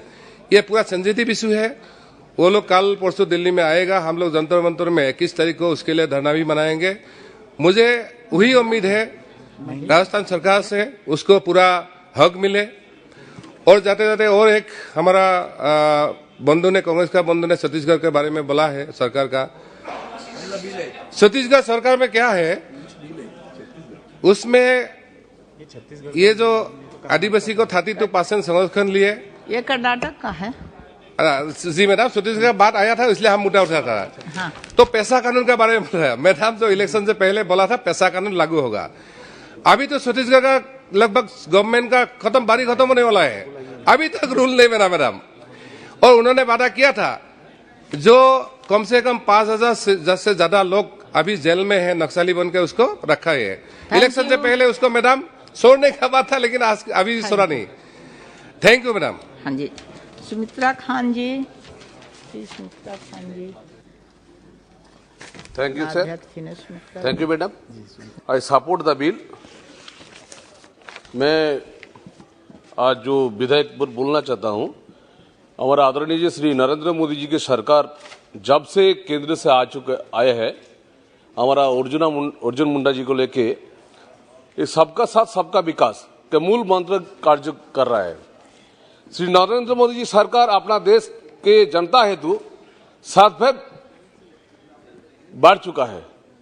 जितने कार्य अनुसूचित वर्गों के लिए पिछले 8 साल में किया गया है, उन्होंने पिछले 60 सालों में सरकार भी कुछ नहीं किया है। आपका सामने कुछ डाटा में रखना चाहता हूं।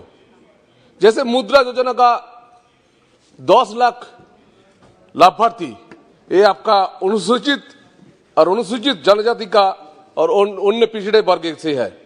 स्टार्टअप इंडिया आप देखेंगे तो 1 करोड़ से भी ज्यादा SC ST समुदाय का बिलोंग करते हैं। आप पहले बजट में एक सुन रहे थे, कोई सांसद ने उठाए थे, ये पहले बजट कितने बड़ा है, तो 1100 करोड़ का बजट था, आज 6000 करोड़ का बजट हो चुका है। आज अनुसूचित जनजाति के लिए हमारा 36,422 गांव से 7,300 करोड़ रुपए का लागत है। आइडियल विलेज बनाया सिर्फ अनुसूचित जाति के लिए। हमारा मंत्री जी का, अर्जुन मुंडा जी का एक सबसे बड़ी सफलता है एकलव्य मॉडल स्कूल, जो कोई भी सिर्फ 211 नंबर थे, वो आज 452 नंबर हुआ है। क्योंकि प्रधानमंत्री जी चाहते हैं एक साथ पूरा देश आगे बढ़े, इसलिए आज जो डिसीजन लेते हैं, ये डिसीजन सबसे बड़ी बात है अनुसूचित जाति के लिए। जब भी आप देखिएगा सेनानी में आप प्रवेश के लिए भी SC ST का भी संरक्षित किया है। आज बिरसा मुंडा जी का जो सपना था, जो पूरा भारत का ऊंचा में हमारा को महिला रहेंगे, वो SC समाज के है, ST समाज के है। आज हमारा द्रौपदी मुर्मू जी भी हमारे ST समाज की है, तो इसलिए हम बिल सपोर्ट करते हैं। हमारा अर्जुन मुंडा जी के नेतृत्व में देश आगे जाएंगे, हमारा ST समाज आगे जाएंगे। श्री के Raghuram Krishna ji. Thank you, Honorable Chairman, ma'am. Thanks for the opportunity. After a long time, I got an opportunity, and I'm supporting the bill. And at the same time, I congratulate Honorable Prime Minister for selecting a learned woman from Scheduled Tribe community, Murmu ji, as the Honorable President. And I have a very small request. I'll take only less than a minute, ma'am. In this list, which has been come for the approval, in Karnataka, a community by name Valmiki has been added in the Scheduled Tribe list. And in Andhra Pradesh, that same Boya Valmiki community is there in the OBC list. Actually, when the state got separated as Karnataka and Andhra Pradesh in 56, people who were in Ballari side, the other part of Kurnool district, the same family with the same family, if brother are settled in Karnataka, they have been given Scheduled Tribe, and here it is under OBC. So our state assembly has already recommended to consider that as Scheduled Tribe like Karnataka. So At the earliest, I am requesting the Honorable Minister Arjun Mundaji to consider it at the earliest, and I hope that bill will also come soon to correct the anomaly. Thank you, sir. Thank you, ma'am. माननीय मंत्री जी। महोदय, कर्नाटका से संबंधित जो विधेयक सदन में लाया गया है और उस पर काफ़ी विस्तृत चर्चा हुई है। माननीय सदस्य कोडिकुन्नल सुरेश से लेकर रघुराम जी तक लगभग 20 से अधिक वक्ताओं ने अपने सुझाव दिए हैं। इस संवाद में भाग लिया है, अपने अपने विचार रखें। मैं उनके प्रति आभार व्यक्त करता हूं, क्योंकि सभी ने कुल मिलाकर इस बिल का समर्थन किया है। यह कर्नाटका राज्य से संबंधित बिल, जिसके संदर्भ में बताया गया है कि कर्नाटका राज्य में जो काडू कुर्बा अनुसूचित जनजाति के लिस्ट में सम्मिलित है, उसमें पर्यायवाची शब्द बेटा कुर्बा को जोड़ा जाए और उसकी जनसंख्या अभी सदन में बताया गया।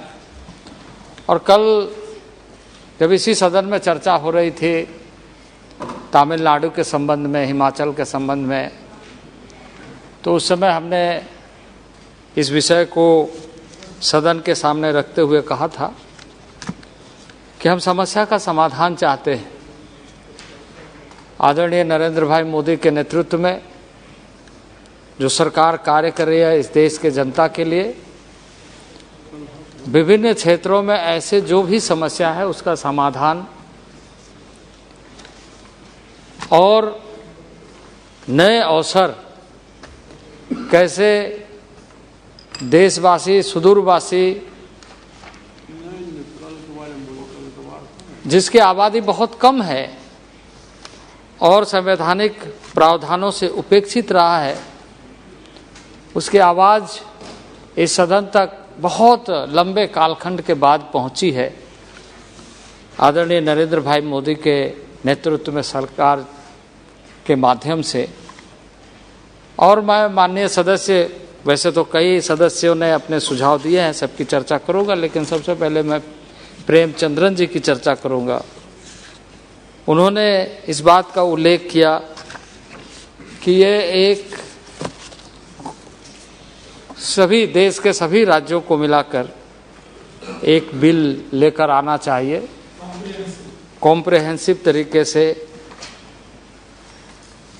एक बिल सदन के अंदर आए और उस पर चर्चा हो। माननीय मोदी देश के प्रधानमंत्री संवेदनशील है और उनकी संवेदनशीलता इस बात पर दिखती है कि सदन इस बात पर चर्चा करे जिसकी संख्या बहुत कम है। अब आप इस सदन में चर्चा कर रहे हैं उन समुदाय, उन लोगों के बारे में जिसकी संख्या 5000 है, लेकिन संविधान से कोसों दूर, आजादी मिले 75 साल हो गए, वो 5000 लोगों को न्याय नहीं मिला था। देश का संविधान कहता है, देश का लोकतंत्र कहता है, देश का हर नागरिक बराबरी का हिस्सेदार है। मौलिक सुविधाओं से हर किसी को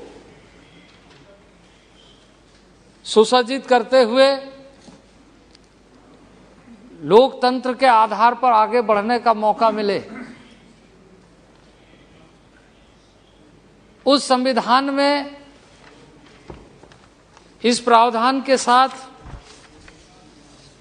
देश के जनता ने इस संविधान को आत्मसात किया, स्वीकार किया, अंगीकार किया, और जो लोग इससे उपेक्षित रहे उनका विश्वास और ज्यादा रहा और इसलिए 75 साल तक इंतजार करते रहा कि कब नरेंद्र भाई मोदी जैसे प्रधानमंत्री मिलेंगे जब इस समस्या का समाधान हो। कल तमिलनाडु से संबंधित विधेयक जब आ रहा था, मैंने इस सदन में कहा कि उसकी आबादी सिर्फ 27,000 है। तो सदन गरिमापूर्ण तरीके से ऐसे एक भी व्यक्ति लोकतंत्र में वंचित न हो, इसका ध्यान रखते हुए जिस दिन सदन चर्चा करेगा उस दिन लोकतंत्र दुनिया में, भारत अच्छे ढंग से प्रतिबिंबित हो। और इसलिए जब हम इस देश में G20 की चर्चा कर रहे हैं, G20 का नेतृत्व कर रहे हैं, उस समय में दुनिया को यह पता चलना चाहिए कि भारत हर व्यक्ति को बराबरी के दर्जा से देखता है। न्याय के तराजू में बराबरी के साथ लोकतांत्रिक मूल्यों के आधार पर आगे बढ़ने का अवसर मिले, ये भारत के लोकतंत्र का एक सबसे बड़ी ताकत है। वैसे राष्ट्र का नेतृत्व जब नरेंद्र भाई मोदी करते हैं तो इस बात को सुनिश्चित किया जाता है कि ऐसे जो दबे कुचले सुदूरवर्ती क्षेत्र में जहां की आवाज यहां तक नहीं पहुंचती है, दिल्ली की अपनी आवाज है, उन नीलगिरी पहाड़ से कैसे आवाज यहां तक पहुंचेगी? उसको सुनने के लिए दिल की आवाज होनी चाहिए कि उसको सुनाई दे। और वो ऐसे स्पंदन को समझने वाला देश का पहला प्रधानमंत्री मैं समझता हूं कि नरेंद्र भाई मोदी है, जो सदन में प्रेमचंद्रन जी कह रहे थे, ये बात सही है कि कई चीजें एक साथ लाना चाहिए, लेकिन इस बात का ध्यान रखना चाहिए इन सब लोगों के बीच में उसकी आवाज दबना नहीं चाहिए जो शायद आवाज के इंतजार में। और इसलिए प्रत्येक राज्य की अपनी अपनी सूची होती है। सेंट्रल लिस्ट हम बनाते हैं सभी राज्यों को कंपाइल करके। सभी राज्य के अपने अपने राज्यों की जनजातीय शेड्यूल कास्ट की अनुसूचित जाति की सूची होती है और उसके आधार पर राज्य अपना सूची प्रकाशित करते हुए हमारे राज्य में कितना किस तरीके से उन लोगों के लिए व्यवस्था की जा सकती है वो राज्य अपनी नीति बनाते हैं। और ये जो आज कर्नाटका के संबंध में हम लेकर आए हैं वो इसलिए लेकर के आए हैं कि ये सूची कर्नाटका राज्य का बनेगा और तब फिर केंद्र का बने।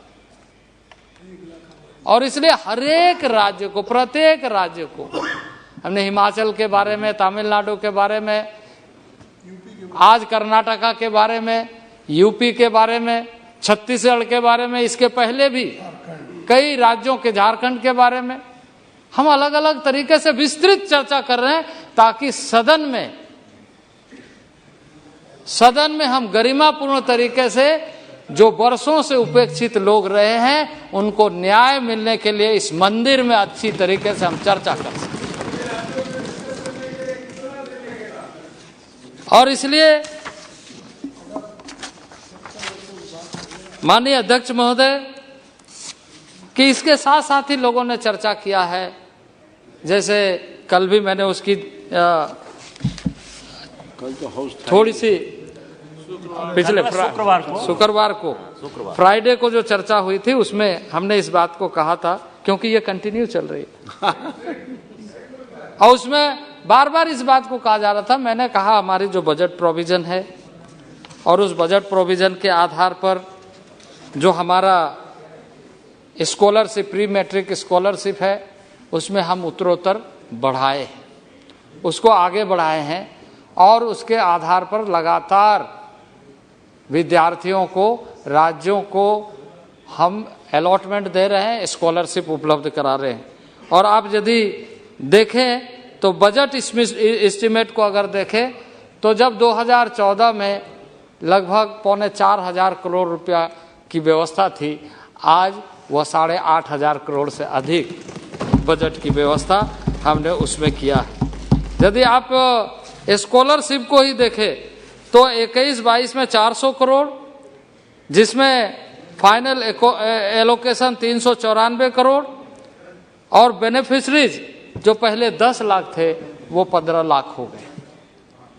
ये डेटा हमारा सार्वजनिक तौर से, क्योंकि हम अभी इन सारी चीज़ों को स्कॉलरशिप पोर्टल में डाल देते हैं, डीबीटी के माध्यम से राशि देते हैं, अलॉटमेंट देते हैं। तो इस तरीके से जो सुरेश जी ने कहा, आप इस बात से अंदाजा लगा सकते हैं कि यह वोट बैंक की पॉलिसी नहीं है, लोकतंत्र की मर्यादा और ताकत है, वो इस सदन में चर्चा के माध्यम से दिखे। ये आदरणीय प्रधानमंत्री जी का मूल उद्देश्य है। और जैसे सुरेश जी ने एक और बात कहा कि आप एक तरफ सूची बढ़ा रहे हैं और दूसरे तरफ बजट एलोकेशन घटा रहे हैं। आपको मैं बताना चाहता हूं अध्यक्ष महोदय, आपके माध्यम से सदन को, कि जब 2013-14 का बजट एलोकेशन को देखें और 2021-22 का बजट एलोकेशन को देखें, इससे आप अंदाजा लगा सकते हैं कि प्रधानमंत्री नरेंद्र भाई मोदी के नेतृत्व में ट्राइबल डेवलपमेंट का अप्रोच क्या है, ट्राइबल डेवलपमेंट का अप्रोच क्या है, आप इससे अंदाजा लगा सकते हैं। उस समय में 19,000 करोड़ का प्रावधान था, आज 87,000 करोड़ का प्रावधान है। ये मंत्रालय ही हमने बनाया अधीर जी, आपके जानकारी के लिए, अटल जी ने बनाया। पहले मंत्रालय नहीं था ट्राइबल का, अटल जी ने बनाया। मंत्री बैठे हैं पीछे।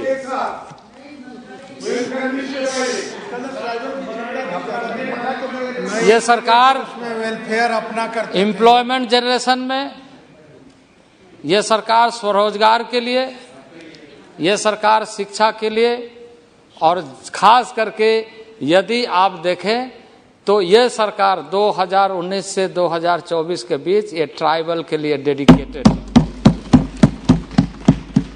अब ये हमारे जो सबसे पुरानी दल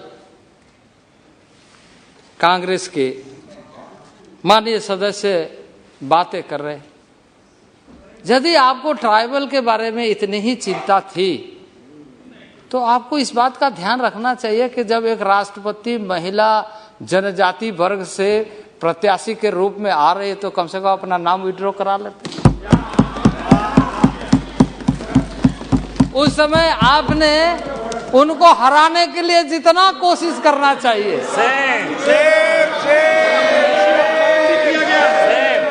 मंत्री जी अपमान भी किया गया,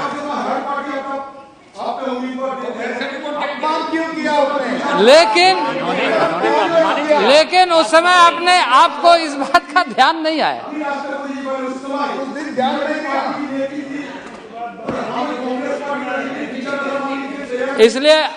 इसलिए अध्यक्ष महोदय, तो पहले आपने जो इनके कहनी और कथनी में कितना अंतर है आप इसका अंदाजा लगा सकते हैं। अध्यक्ष महोदय एक माननीय सदस्य ने, हमारे उलाका जी ने चर्चा किया स्वर्गीय जयपाल सिंह का। स्वर्गीय जयपाल सिंह कॉन्स्टिट्यूएंट असेंबली के मेंबर थे। कॉन्स्टिट्यूएंट असेंबली में जो ट्राइबल रिलेटेड इश्यूज पर कॉन्स्टिट्यूशनल प्रोविजंस क्या होना चाहिए, ठक्कर बापा के नेतृत्व में कमेटी गठित हुई। उस कमेटी ने रिकमेंडेशन दिया, बहुत सारी सुझाव दिया और उसके ऊपर में डिबेट हुई, उस पर चर्चा हुई। और यह बात सही है कि जयपाल सिंह ने इस बात का उद्धृत करते हुए कहा कि इस देश में ट्राइबल को किस तरीके से देखा जाना चाहिए, लेकिन आपको इस बात को स्वीकार करना चाहिए कि ट्राइबल को आपने किस ढंग से देखा। जयपाल सिंह जी का क्या हाल है? बिरसा मुंडा, पंडित नेहरू जी दिदन प्राइम मिनिस्टर को मान्य अध्यक्ष महोदय, निकल गया समय अधिरंजन जी, निकल गया अधिरंजन जी। अध्यक्ष महोदय, माननीय the then prime minister Pandit Nehru को जयपाल सिंह ने कहा कि partially I am agree with Pandit Nehru, but you learn from the tribal who are the most democratic people in the country. आप डेमोक्रेसी उनसे सीखिए। लोकतंत्र अगर सीखना हो तो उससे सिखाइए, उनको सिखाने की कोशिश मत करिए, क्योंकि उसका सहचर लाइफ है। आदमी के साथ तो रिलेशन रखता है, पेड़ पौधों के साथ भी रिलेशन रखता है, जीव जंतु के साथ भी रिलेशन रखता है। लेकिन आपने क्या किया? संविधान सभा में उन्होंने एक बात को कहा, वो कैसे आए थे संविधान सभा में? क्योंकि 1950 में उन्होंने झारखंड राज्य के बारे में झारखंड महासभा का गठन किया था, झारखंड पार्टी का गठन किया। झारखंड पार्टी का गठन करने के बाद उनके साथ कैसा व्यवहार किया? 1952 में फर्स्ट इलेक्शन हुआ। फर्स्ट इलेक्शन में झारखंड पार्टी के बिहार में सबसे अधिक सदस्य चुनाव जीत करके आए। 1957 में पहली बार जब लीडर ऑपोजिशन बना तो वो झारखंड पार्टी का बना। लेकिन 1962 में पंडित नेहरू कहते हैं कि आप झारखंड बनाना चाहते हैं तो कांग्रेस में आ जाइए, और उसको कांग्रेस में सम्मिलित कराते हैं और झारखंड का बंटाधार कर देते हैं। और वो सपना यदि पूरा हुआ तो अटल बिहारी वाजपेयी जी के समय में हुआ। आपने किस तरीके से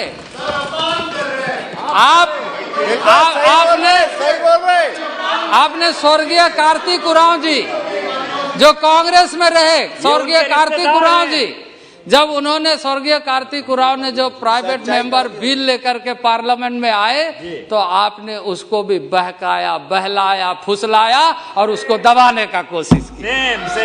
ये भी इस सदन के इतिहास में है। इसलिए अध्यक्ष महोदय, ये जो घड़ियाली आंसू बहाते हैं, ये घड़ियाली आंसू बहा करके बताना क्या चाहते हैं? इसलिए अध्यक्ष महोदय, आज जब सदन गरिमापूर्ण तरीके से चर्चा कर रहा है तो मैं यही कहना चाहता हूँ, सदन के अधिकतर लोगों ने, माननीय सदस्यों ने इस सदन में अपना समर्थन दिया, इस बात के लिए मैं आभारी हूँ। लेकिन सत्य से मुकरना नहीं चाहिए और इस बात का ध्यान रखना चाहिए कि जो आदिवासी है वो हमेशा याद रखता है। बहुत बहुत धन्यवाद। मैं आग्रह करता हूं कि सदन में इस विधेयक को पारित किया जाए। वाह।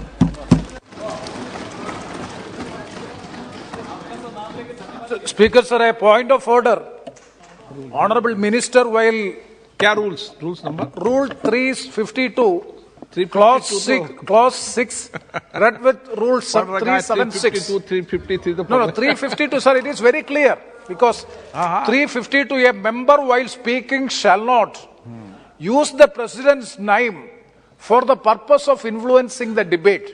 The Honorable Minister, while responding to this debate, he has used the name of the President of India, that the opposition parties have opposed the candidature of Draupadi Murmu, the Honorable President.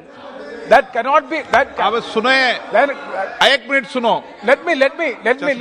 फिर आगे उसको नियम 353 भी पढ़ लें साथ में। Yeah. अब रूल पे बस हो आज। आप विद्वान हैं। Sir, my submission is Rule 352, Clause 6, read with Rules 376. That observation or the reference made by the Honorable Minister may be expunged from the record. अब इन्होंने इसमें विषय था कि आपने जो व्याख्या की उस व्याख्या के तहत कि राष्ट्रपति जी का नाम नहीं ले सकते, यह आपने व्याख्या की, लेकिन उसके साथ ये भी इसमें है कि कोई संदर्भ हो तो वो ले सकते हैं। संदर्भ पे बात की उन्होंने। चलिए, प्रश्न ये है कि विधेयक पर पारित किया जाए, जो सदस्य इसके पक्ष में हाँ कहें, जो सदस्य विरोध में ना कहें। मेरे विचार में निर्णय हाँ वालों के पक्ष में विधेयक पर विचार करने हेतु प्रस्ताव को स्वीकृत किया गया। अब सभा विधेयक पर खंडवार विचार करेगी। प्रश्न है कि खंड 2 विधेयक का अंग बने, जो सदस्य इसके पक्ष में हाँ कहें, जो सदस्य विरोध में ना कहें। मेरे विचार में निर्णय हाँ वालों के पक्ष में खंड 2 विधेयक का अंग बना। प्रश्न है कि खंड 1 अधिनियम सूत्र विधेयक का पूरा नाम विधेयक का अंग बने, जो सदस्य इसके पक्ष में हाँ कहें, जो सदस्य विरोध में ना कहें। मेरे विचार में निर्णय हाँ वालों के पक्ष में खंड 1 अधिनियम सूत्र विधेयक का पूरा नाम विधेयक का अंग बने। मंत्री जी अब प्रस्ताव करें कि विधेयक को पारित किया जाए। माननीय अध्यक्ष महोदय, मैं प्रस्ताव करता हूं कि विधेयक को पारित किया जाए।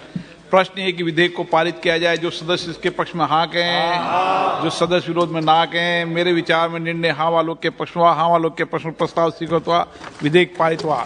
सभा की कार्रवाई मंगलवार दिनांक 20 दिसंबर 2022 को प्राप्त 11 बजे तक के लिए स्थगित की जाती है।